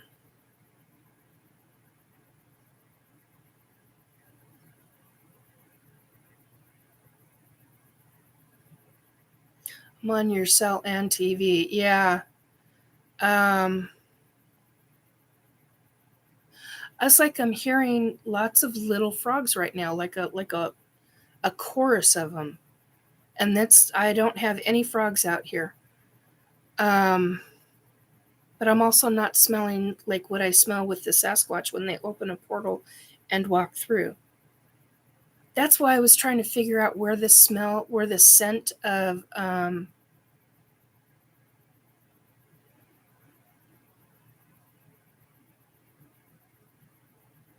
Yeah, Shell saw that. Was it Beth's Graham that visited the other night? Yeah, it was. It was her grandmother who showed up.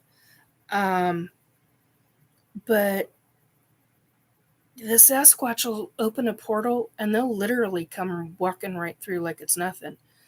Ever since I went up to Mount Baker, I got a connection to them. And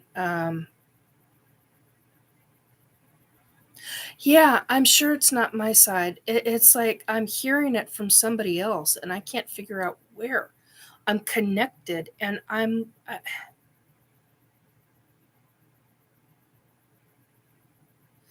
yeah, I think that's why a friend in another location up in the mountains is having a hard time getting turmeric to work for her.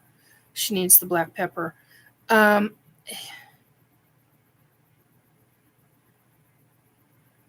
and now they're gone. They're gone. Well, I'm like, okay, whatever. Well, I had a link to somebody. I don't know who it was. Um, what do you do when that happens? Oh, when you mean,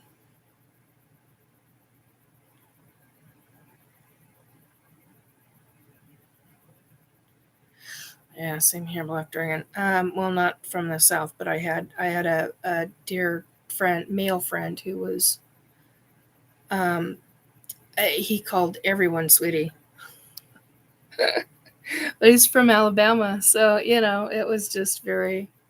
Um, oh, when Bigfoot pop in, what do I do?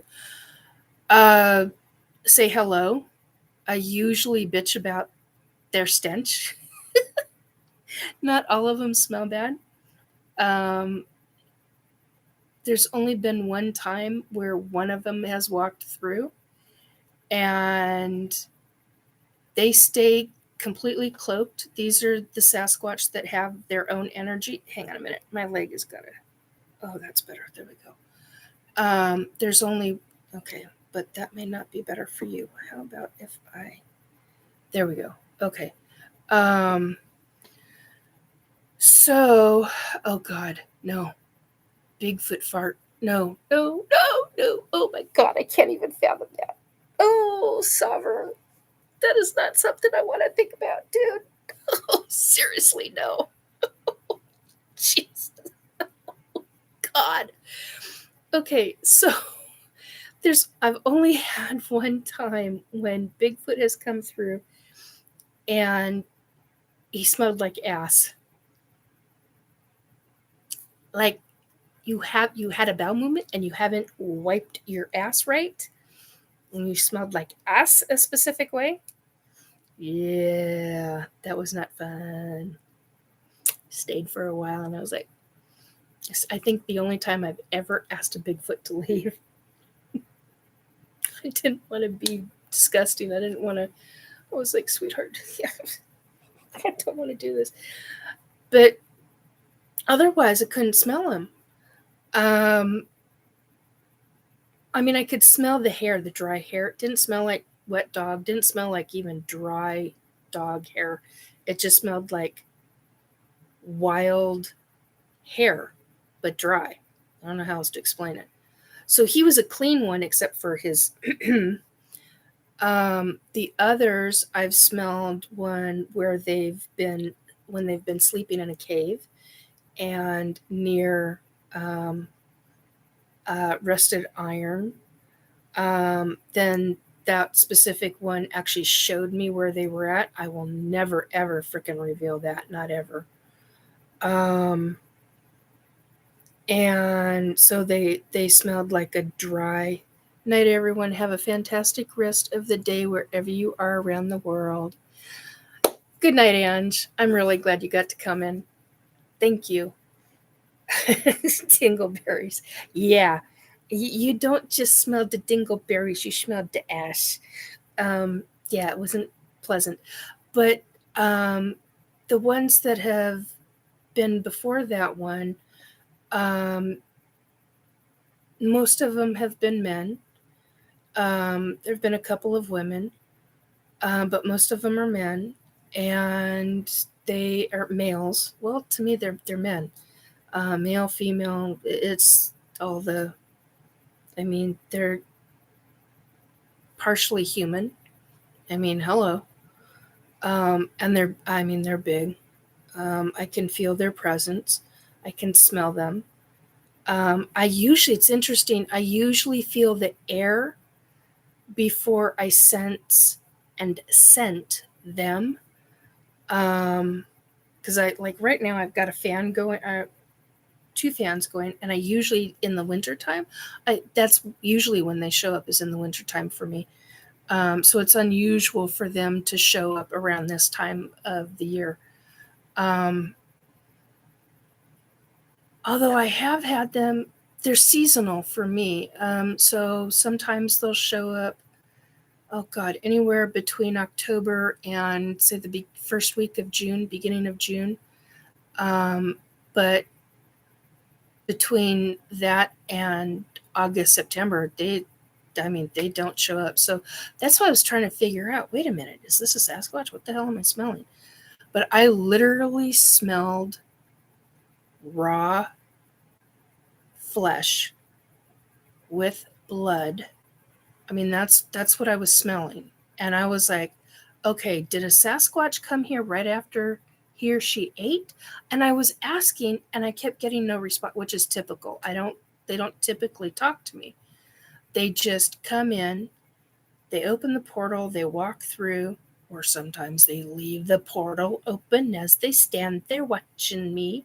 And it's nice and toasty warm in my apartment. And I got this great big open area that's to their outside. And I'm like, in or out, bub?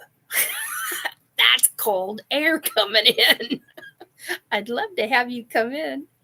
Come on in, have a seat, Well, have a seat. We'll figure out what to do, or have a seat on the ground and talk, Well, and see, it wasn't. That's the thing. It didn't smell, because there's a specific kind of smell for that. It didn't smell like that. It literally, it was like I had been smelling, I'm not going to say what Shell had said, but it didn't, that copper blood scent. Yes, and well, no, yeah, because when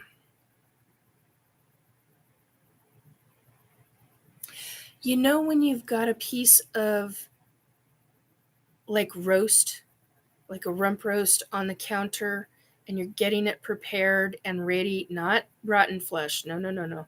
Oh, you used to smell rotten flesh. No, this was not. This was raw. This was like it had been cleaned, but then it was still dripping blood. That kind of smell. It's the kind of smell where you get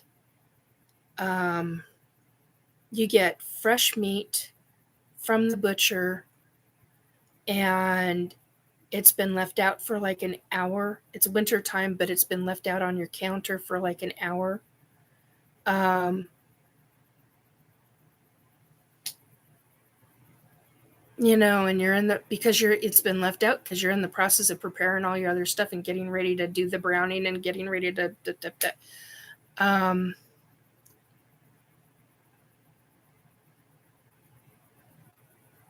it has a very distinct scent to it, and that's what but it still oozes some of the meat juices. Basically, it's like blood.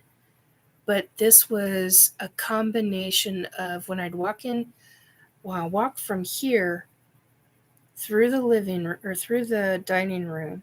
I hadn't hit the kitchen yet. I could smell it. But yeah, kind of like raw hamburger.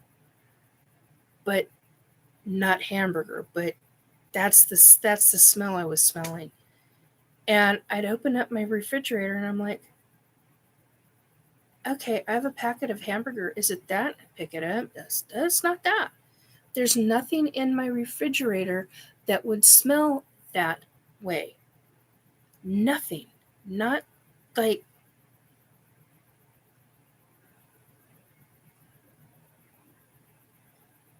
you mean pop in, not poop in. When they leave Okay, now okay, Sovereign just asked a very good question, although we're not going to do poop in. We're going to say pop in.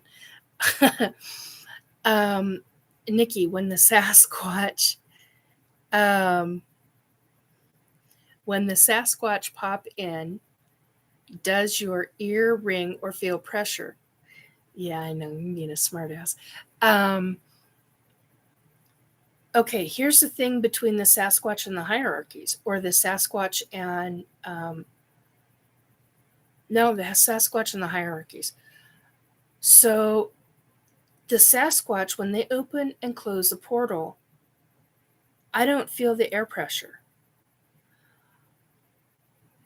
I will hear, I will scent everything, I will smell it, I will sense it, I will get psychic visions of it, I'll see through psychic eyes, that kind of thing.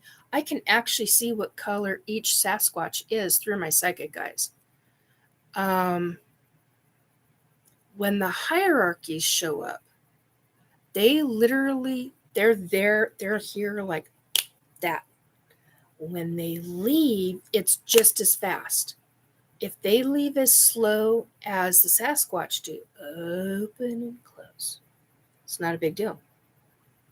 But the second they do this and they're gone, it opens and closes portals so fast that my ears, my everything up in next to my jugular, just and my ears and my head, and there's a specific kind of psychic energy pressure. It's painful. It's really, really frickin' effing painful. Really painful.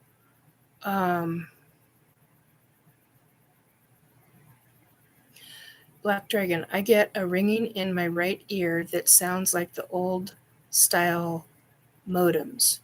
Really?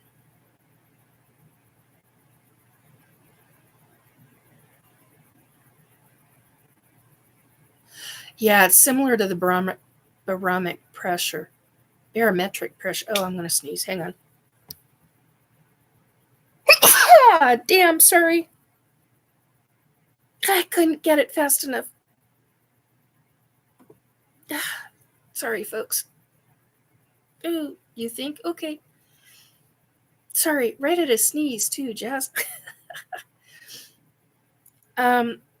Okay, so anyway, yeah, barometric pressure, yeah, it can be very painful. And if you get, like I had, I still believe I had over 1,000 hierarchies here. But my brain can't wrap around that logic. And so what I say is I had hundreds here, but I literally, there were so many beings I felt here. It was well over 1,000, which just, I can't even, it's just mind boggling to me because the amount of pops I heard and felt, it was so painful. So in comparison, when a hierarchy shows up and they're literally there 1 second and then gone the next, if they're doing a fast leave, it's really painful on us humans. I am here to tell you. But if they, like I'm not going to say which hierarchy, but I have a hierarchy that used to come in quite often. He used to come in and talk to me quite often. And he would just, how you doing? I'd hear from him. He'd say, how you doing, Nikki? And I'm like, oh, hey, how you doing? What's going on? I'm okay right now. What's going on? And then he'd show up. He'd be here. And oh my God, I'm speaking of which, I'm being watched. Ooh, I got 2 of them. I'm being watched by 2 different hierarchies. Well, that's interesting. Anyway, so he would show up. He'd be off at a distance, but he would show up, and I still don't understand why he would never really come very close, but he would show up, and I could see him in my psychic eyes and in my third eye, and we'd have a conversation, and as he's walking away, he'd turn around, and as he's walking away, open and close. It wasn't like that. When it's like this, I hurt. So it's very painful, especially when you get all of them all at once going. Oh my God. It about drives you nuts. The Sasquatch. So I've had Sasquatch here that when they've opened a portal, they just open it and you don't even realize that it's being opened, and they walk and the second it's open, you can smell them. Scent, you can smell them. Yeah, okay. Color shifts are from my TV because I've got some movie on. I don't know. YouTube's been. I put it on music. The music stopped, and it went to a movie. Then another movie came on because we've been on for 4 hours now, or just shy of 4 hours. So the color shifts are from the TV hitting the computer and the whatever the hell those are. Oh, well, then I've got spirits because that happens a lot. You'll see that a lot. You'll see me if I'm not on video call. You'll see my camera and I haven't moved. You'll see my camera actually try to focus on me and it can't, and the phone hasn't moved, and I haven't moved. And it's usually because the camera can't focus fast enough on the spirit that has just either walked in front of me or walked behind me. Yeah, and it's usually when they start playing with my stomach. There's the bees flying. Yeah. Although I do have to say, if you go in and you look up, oh God, there's a date. There's one of, on my channel, I don't remember what day, I don't remember what date it is, but if you go back probably 4 or 5 episodes, it actually shows you can actually see an orb fly past my head in the background, and I caught it on tape. Actually, fucking caught it on tape, which is shocking to me that it actually got caught. And it was an ET, and I knew it was an ET. I knew it when because I felt it. I felt it. It by the time it hit this section of my shoulder, left shoulder, I felt, even though I was like, oh my God. And that's how I knew that it was a ET, and it wasn't ouch, it wasn't a spirit. Yeah, the orb is timestamped. Thank you, Sovereign. The orb is timestamped. I make sure that I'm timestamping things on certain pieces of info. Anyway, so when Sasquatch whirls through, a lot of times I'll smell dry dog hair. A lot of times I'll smell what they've just eaten. Some of them come in walking, smelling like a skunk. Some of them will come in smelling like moss or fresh dirt, like dirt that has just literally been turned over. It's very rare I smell mold on them. There's only been one that I think, is it one? Yeah, there's only one that I've ever smelled like, I think, and I don't remember this second if it was a boy or a girl. Whichever one it was leaning up against something that had mold on it, and that mold smell had attached to its fur, and I knew that it wasn't moldy. It just had leaned up against something, and it was only a specific section of its fur. And I remember that one being very, very gentle. And they knew that I knew that they were going to bathe because that scent was bothering them. as much as it was bothering me. Because they don't like that smell. This specific one was very agitated by it. But yeah, I've smelled pine needle. Oh God, why is this foot not doing that? Come on, foot, work with me. God damn it. Thank you. Ooh, that's better. Gotta get that leg up. Okay, hang on a minute, guys. Just there we go. Oh, snap, crackle, pop of the shoulder. So yeah, they'll come in, they'll open the portal, and they just watch. And I'm like, you could be talking to me. They have the ability to mind speak. They rarely mind speak with me. The only time I hear about mind speak from them is when I'm heading up into the mountains.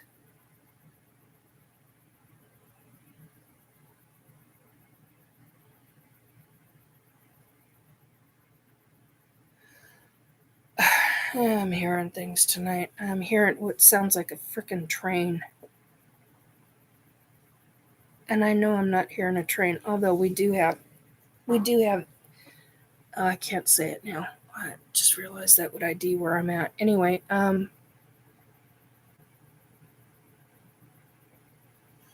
got a smell for him. Ode to corn and black bean salad. Oh my God, that's funny.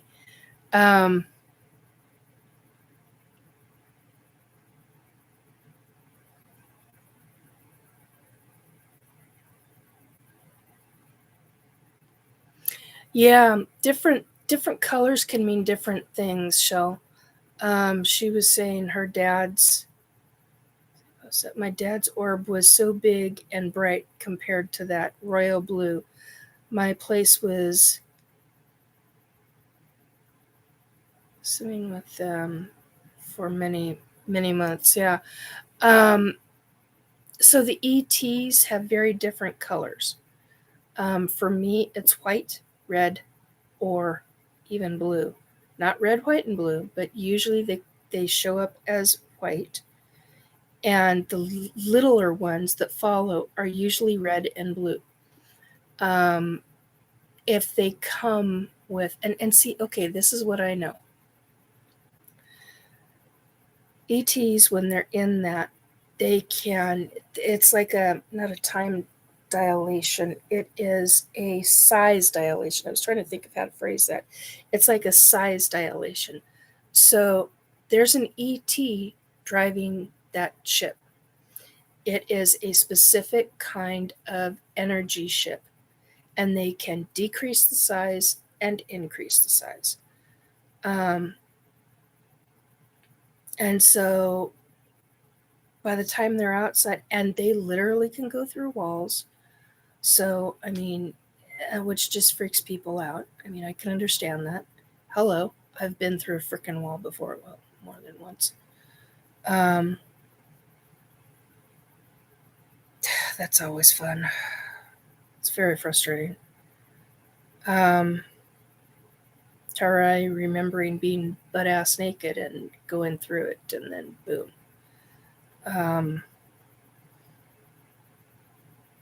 Then your head going through wood, and sheetrock and electronics, and you're like, why am I not feeling this? And well, you're not supposed to. And yeah, it's just, it gets really effed up.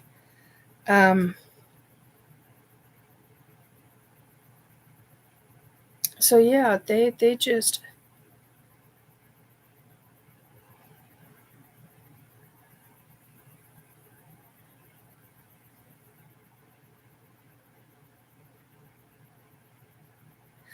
yeah, it's real similar to that. I don't know, that's a good way to describe it, like the Jetsons. But they're in complete control of the ship. It's a metamorphosis ship, basically. It literally goes teeny tiny and goes back. The other thing is they teach children how to drive those ships. Think about that for a second. Now, these are ETs driving this. That I know, because I can feel them, which is weird to me to think that I can feel them. But I'm like, yeah, I can actually feel those. Not all the time. There's some of them that are so good at doing it, I don't even feel it. I don't feel them coming until I see it, and I'm like, oh my holy shit, that was a, and you know. But you also have to remember the Sasquatch can do that too. They can decrease their size into the size of an orb, any kind of size orb. But those are the Sasquatch who have full control of their abilities, who can do that. Not all Sasquatch can do that. There's as many Sasquatch groups as there almost are in human terms, in full human terms.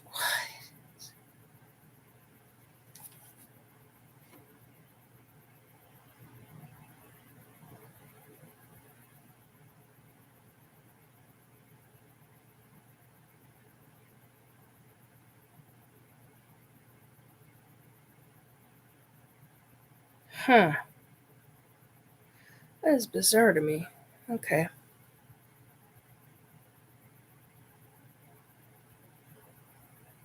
Seeing a cow grip. Never heard of that, Jazz.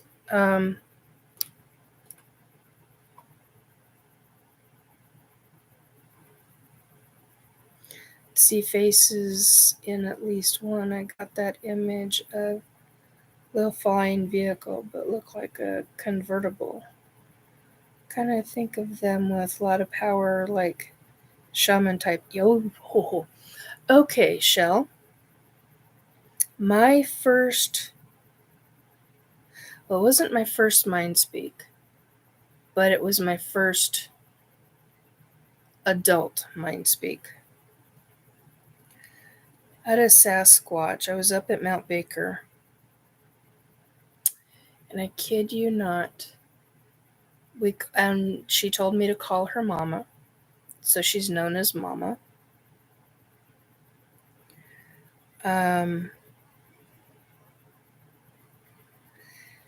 And I've talked to her a couple times since, but she's the matriarch of her Sasquatch clan.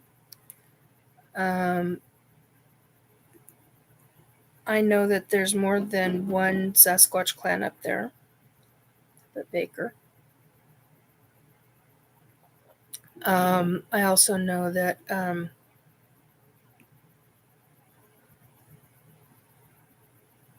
oh yeah, I think you've told me that before. Completely forgot about it though.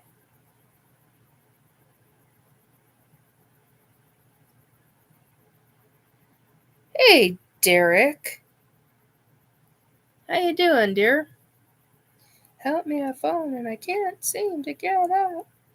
Yeah, so with a D.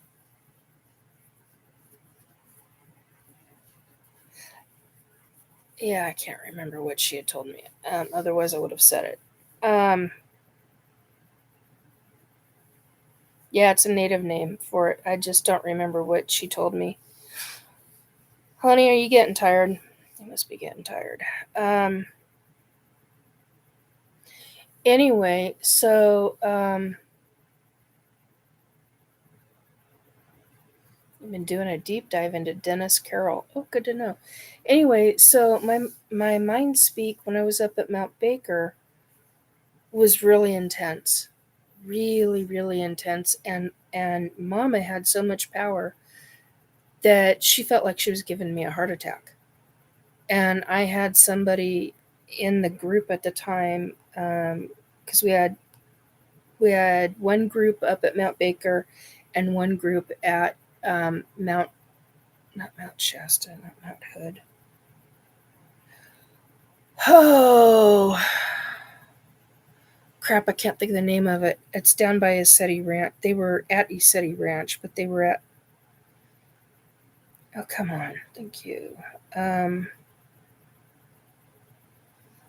just not thinking of the name.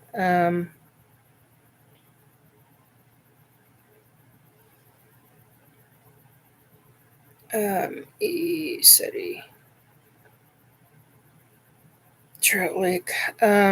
Mount Adams, thank you. I never remember that. Thank you. Pinot.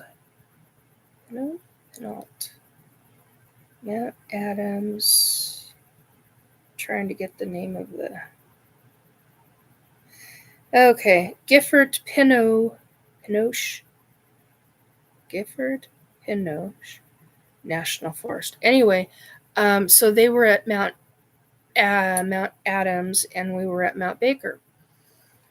A and B site. Okay, then maybe that's what I'll start calling it, because I think that's the only way that I'm going to remember that. Anyway, so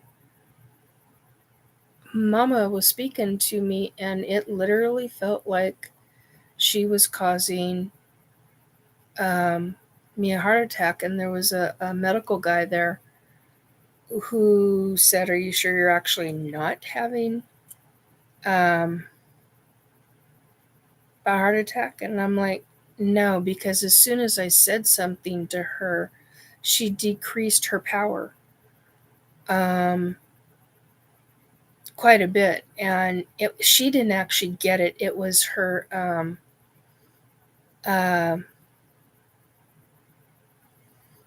lower downs that understood what was going on. And they got it across to her, and she goes, "Oh, okay." And that was when it decreased, and I was like, "Oh, thank you." And that's how I knew they could be, that the Sasquatch with those abilities could be very, very serious contenders for there we go. Very serious contender for an opponent, if they choose to use that. And I know that the ones that I know, they choose not to use it unless they are forced.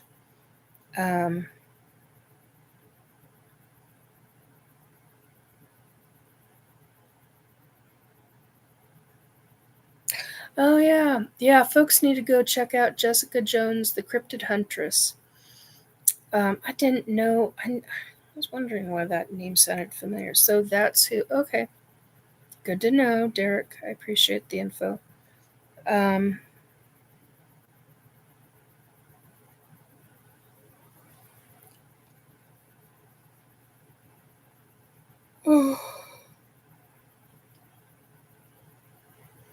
Yeah, they so Black Dragon says, "I have done a story of beings using the higher frequency to communicate that could affect humans in strange ways." Oh my god.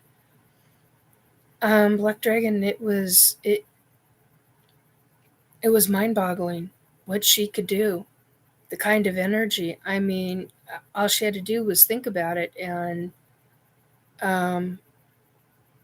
I was like, wow. So they are on a much higher frequency in communication with each other.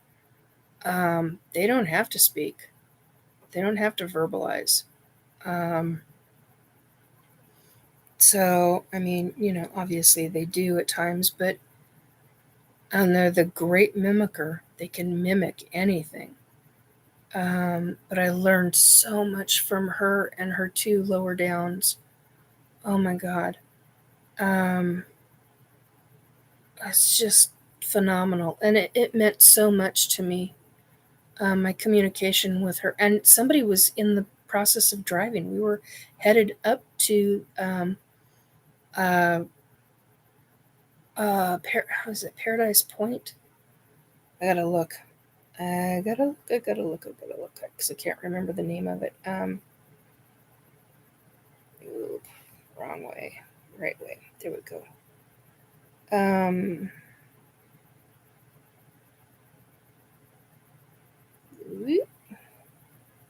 Mount Shushkin. No, it wasn't Mount Shushkin. Yeah, there you are. Okay. Come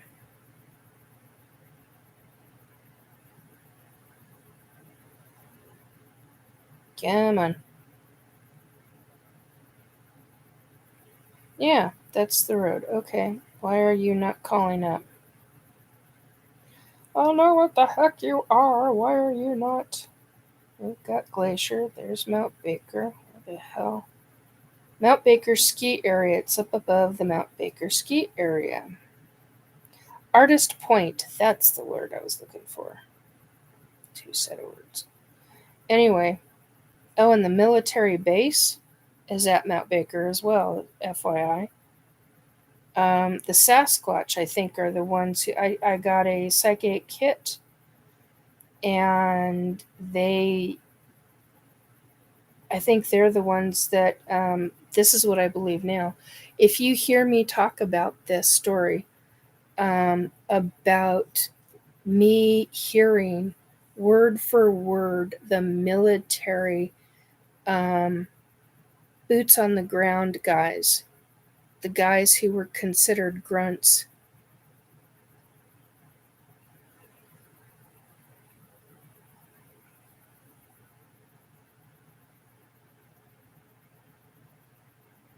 Okay, Derek, I've been asleep and I forgot about your live. Nikki, I always get the days mixed up. I got to get the kids ready for school, but I'll have my phone turned up and listening. Okay. I used to write short stories with the beans. Not help humans, but when okay. Artist, yeah, Artist Point, dear. Social date with Robert McGee. Had a live last night. He just got back from his 2-week road trip. Oh, cool. Nice. Anyway,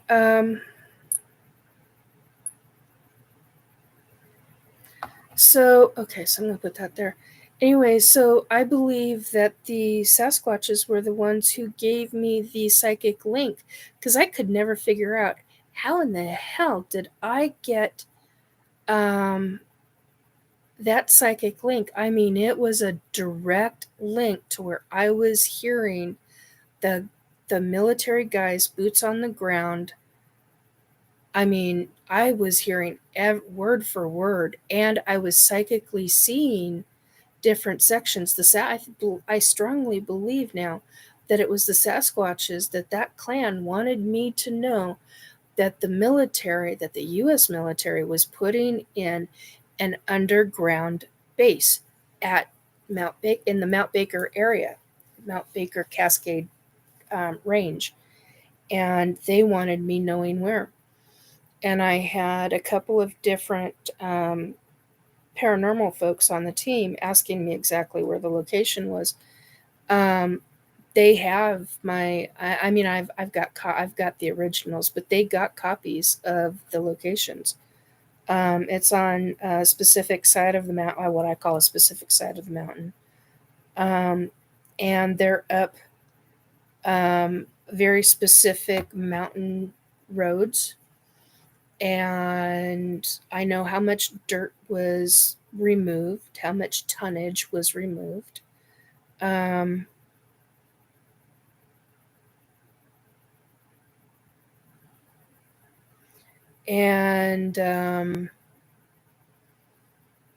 I mean, I heard the he was a major. I had to think about that a second. It's been a while. It's been quite a while since, because they did this in 2019. They had me seeing all this stuff in 2019, and it was the longest 30 minutes that I had. I had never.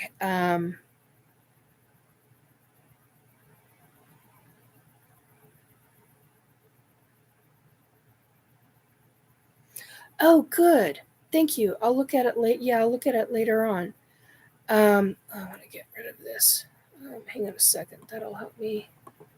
There we go. And let's get rid of that.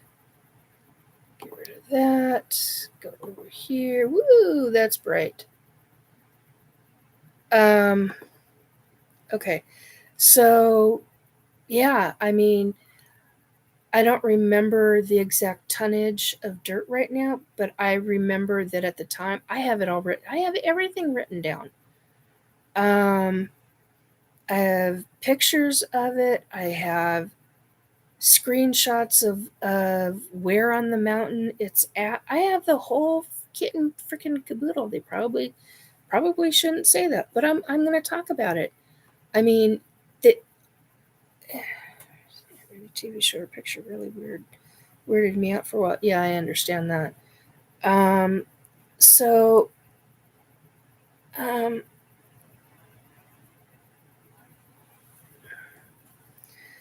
know about the transcontinental tunnel the military wanted to dig? Not very wise of them. Yeah, this was not transcontinental. This was a military base in the process of being created, and they were going many stories deep. And they were on a time clock. And I heard the conversations, and he was calling them grunts. He was calling them, God, there were very specific phrases. I don't remember at the second. That's in my notes somewhere. Couldn't tell you which ones right now, but I know it was in one of the 2019 books, psychic journals. And there are specific people that were in the group that are not, and there are certain people that are not in the group that have those notes, photocopies of those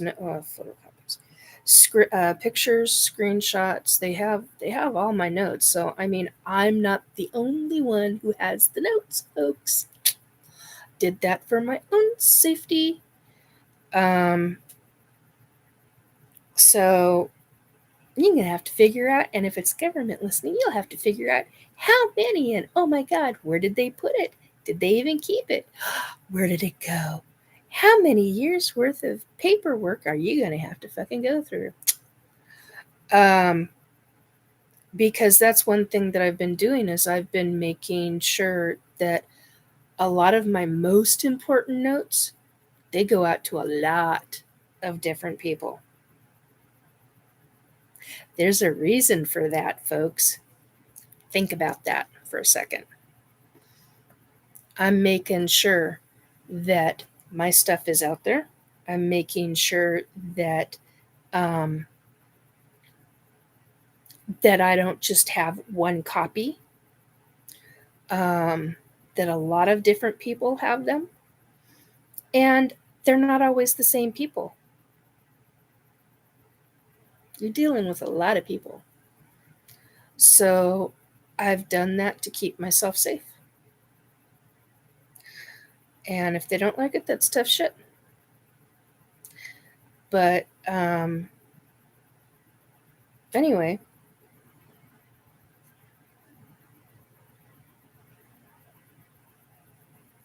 Oh, wow, one of my previous comments got deleted. The one about a river bottom dweller seeing a Sasquatch. Really? Huh. Well, I think Amy might be asleep, so I know it's not her, and I know it's not me. So it's something that, and I'm on live chat. So I'm seeing all the comments. Well, yeah, almost all of it. But if we have portals and stargates above ground, imagine how much stronger they are underground, where they are actually surrounded by the various quartz and etc. My notes and 3 computers stolen in 2016. Yeah.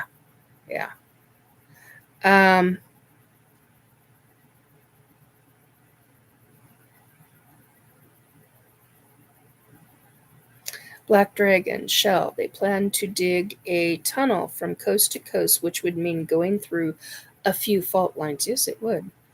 Summer. It's okay because I was going to delete that anyway. It must have known it was true. I'm here. Yeah, I wasn't sure if you'd be asleep by now. There's been three that's gone from chat, so I wasn't. I figured Jazzy has been.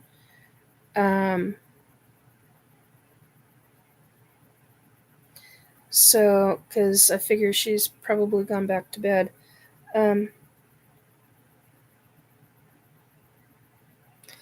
Derek, school is closed today because the hurricane that passed through, we barely got anything. Yeah, I would be surprised about that too. If school was closed down and you didn't have anything.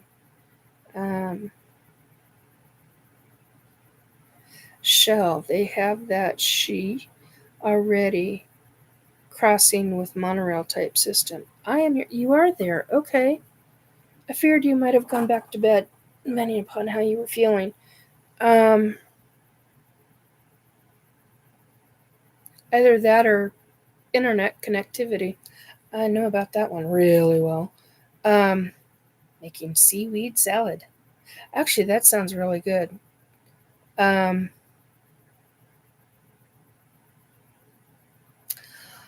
is a phenomenal cook, folks. I mean, like, really freaking good cook. And bone broth. Ooh, yeah. That's kind of an important thing for organics and health and stuff. Anyway, so yeah, regarding the underground, I'm gonna do this because I'm starting to slouch because my tailbone is really starting to hurt, and I'm trying really hard not to take any pills for it, any homeopathics or anything for it. Anyway, so yeah, I told you I broke my tailbone. I had to think about that a second. Anyway, so regarding the, yeah, I know where it's at. And when we were up at Mount Baker, the area of Mount Baker, not the town, but the area, all the way around it, or almost all the way around it, I figured out what logging road and all that. But here's the key, folks. I highly do not recommend going to search for it. Excuse me. Simply because I found out through this psychic bit just how they have it protected. You will not see any trigger lines or anything. It's all very, very well hidden. Very specifically well hidden. And the opening to the mountain, what I call the mountain, but the opening to the rock face looks exactly, I mean, it's camouflaged so well that it literally, you'd have to be, I don't know, I have to think about that a second.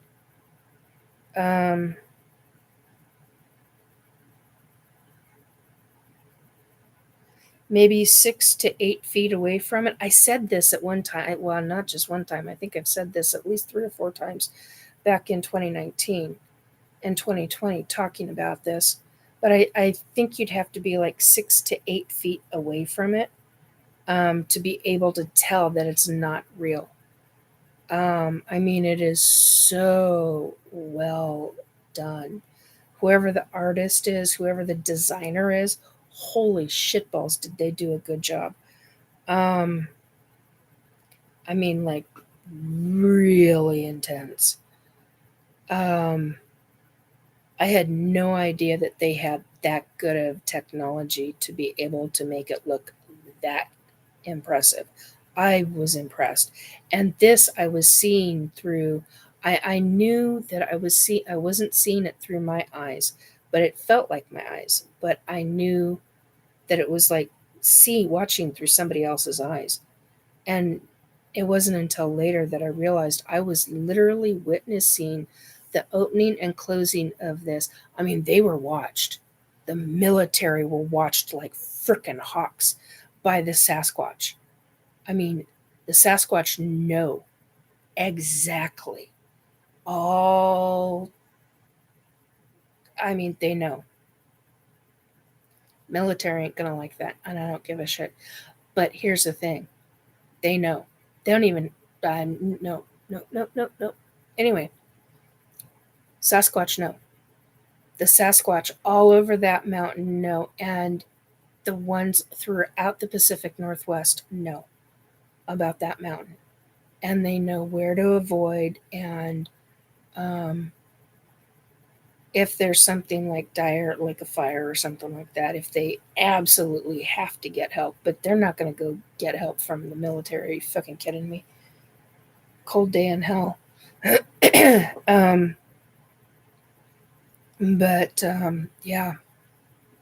it's intense, and they showed the stuff that they showed me. Just I was like, wow, just wow.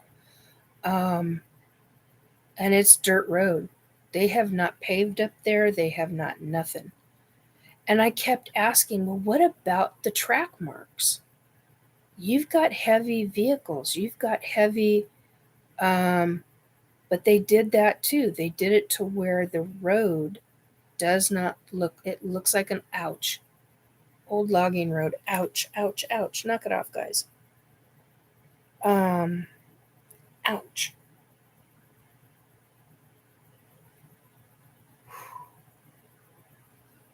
That's ET based.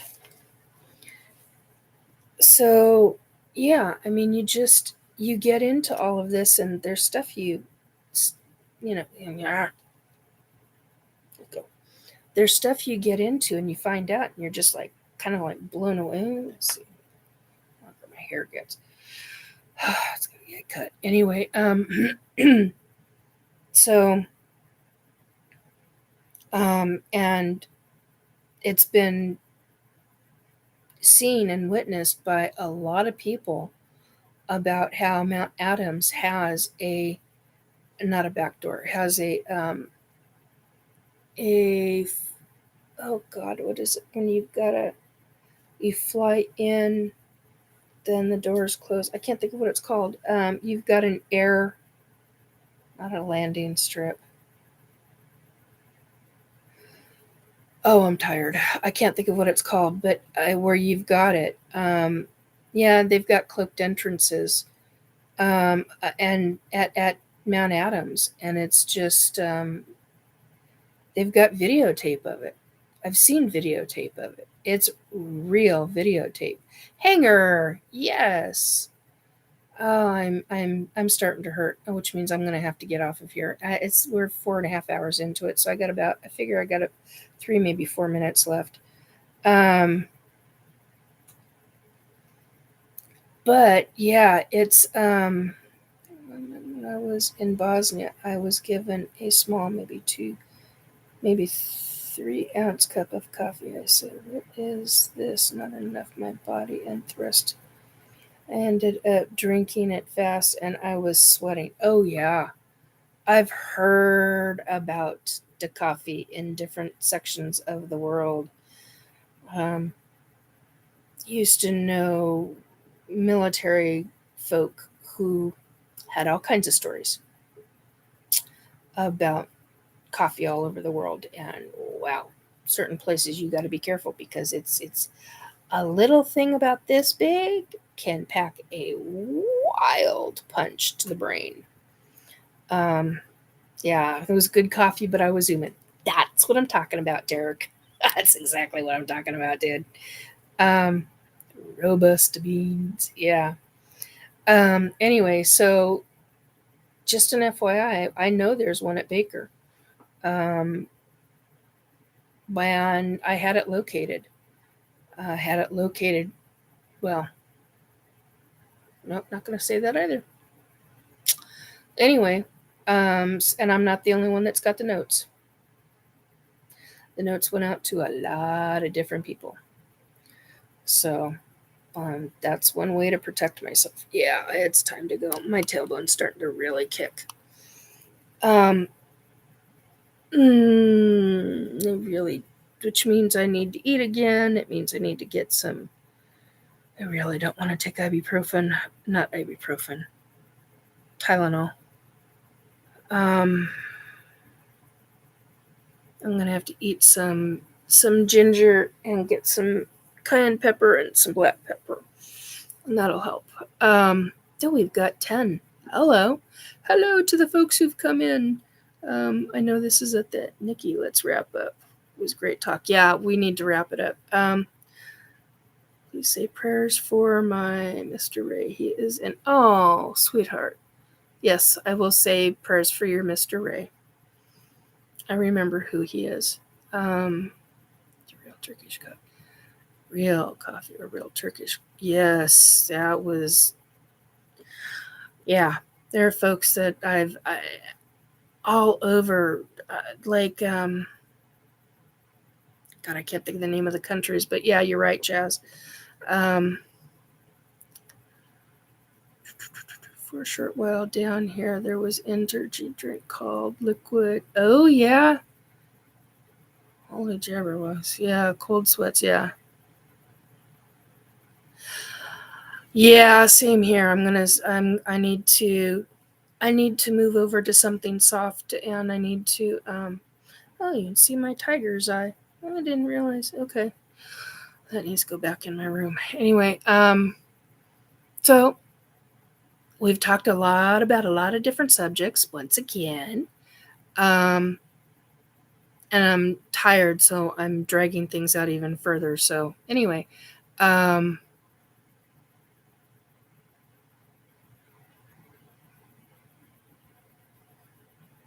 nice. Talk to you later very soon. Yes, take good care, my dear.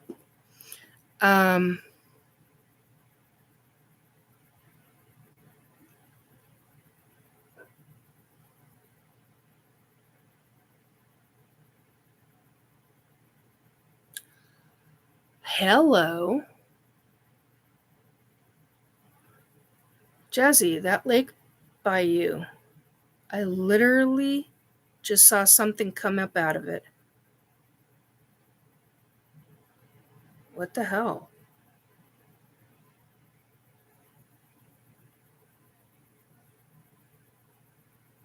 Oh, we might have to do a deep dive on that one, dear. Like a really deep dive on that one.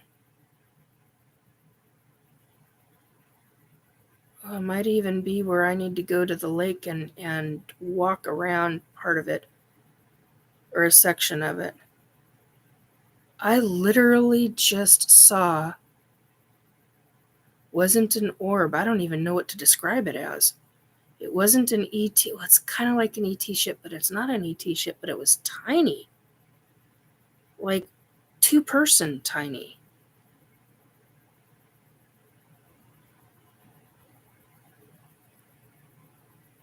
And black. Smooth and black.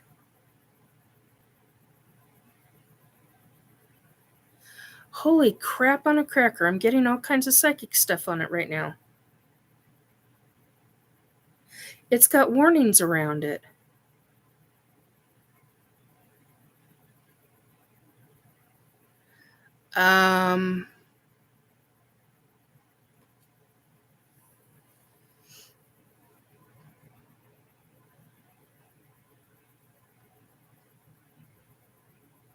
I'm wondering if it's an exit area.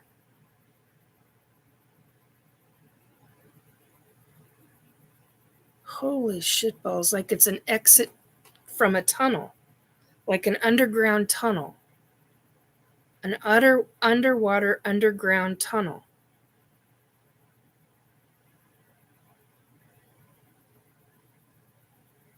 Holy crap.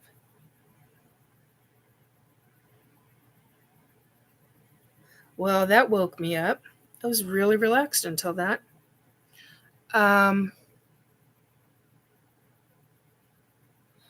Blessings, wishing all love and light, good stuff. I'm telling you, yeah, you weren't fucking kidding. Excuse me.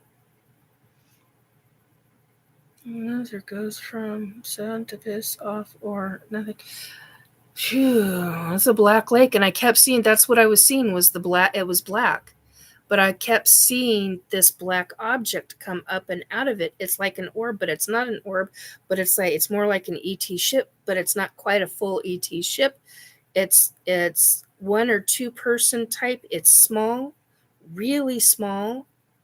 And what I kept getting was there's a warning mechanism or mechanisms around the border of the lake. And what I'm seeing is this thing coming up, shooting out. And it does it. It's like there's what I keep getting. My God. Well, this is a meant to be.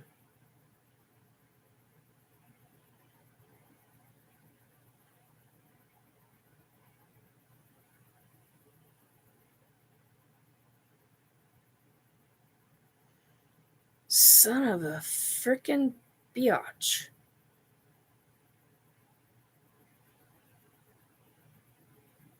They know when people are around. In other words, they're coming and going when people are not around. They're making wow. There's a high frequency something on it.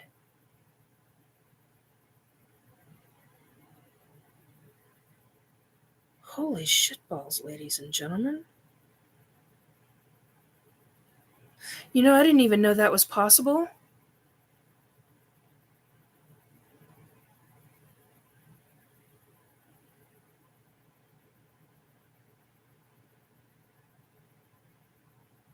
Yeah, it's ET.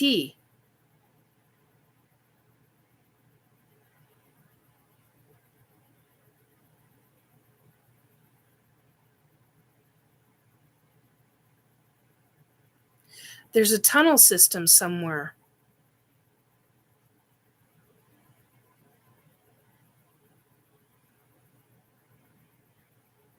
Oh man, I gotta come up there.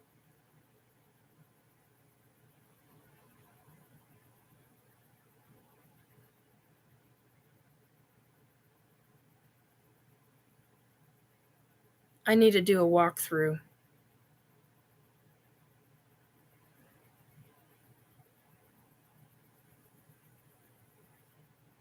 And I'm not announcing when I'm coming. Yeah, I know.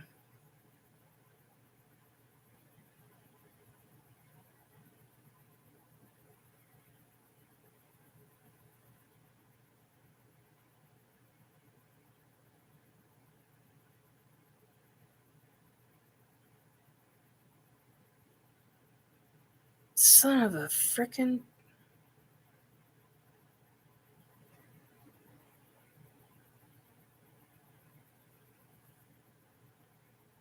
And it's on Native American land.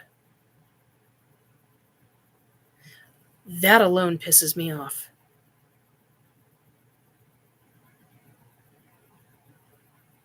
And if it's the race of ET I think it is, I'm going to be blowing my I'm going to be screaming, balls out screaming at him over it.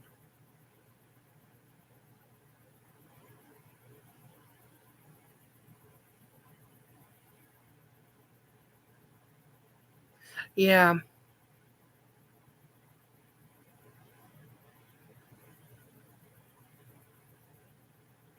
Well, Jazzy, looks like we're going to be on a hunt sometime soon. Don't know when. Wow. Well, there's a mind fuck for you. Well, that was unexpected. Well, I'm awake now. Still in pain, but I'm awake. Wow.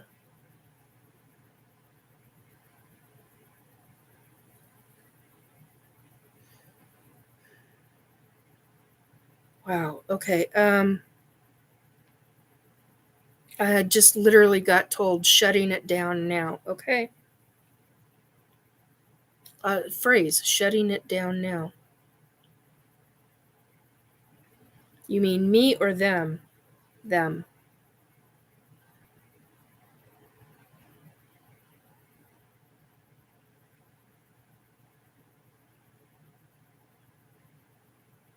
How interesting. Very possible. Yeah. Planet Jazzy. It's a gut punch, Black Dragon. Yeah. I know that gut punch. That's a very specific race of ET. And they are not nice. And I know exactly who they work with. It's not nice. Yeah, I agree, Shell. Okay, folks, we're at 4:40. I'm gonna shut this down. I need to come down from that. I need to psychically come down from that.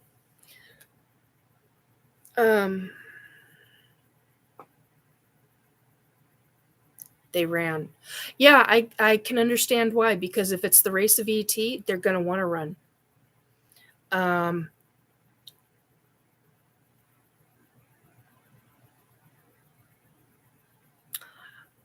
Let's just put it this way. I'm gonna go in fully loaded.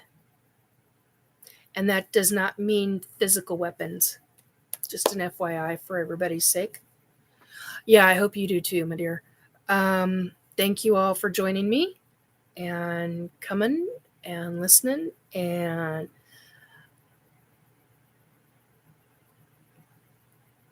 buonanotte fatale. I hope I pronounced that correctly. Yep. Talk to you all soon. Take care. I'm like zoning out now.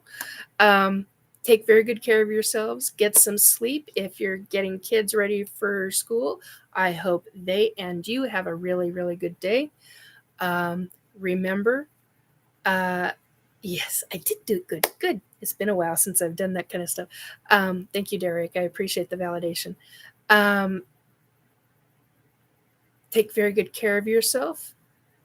Remember, always be the true you.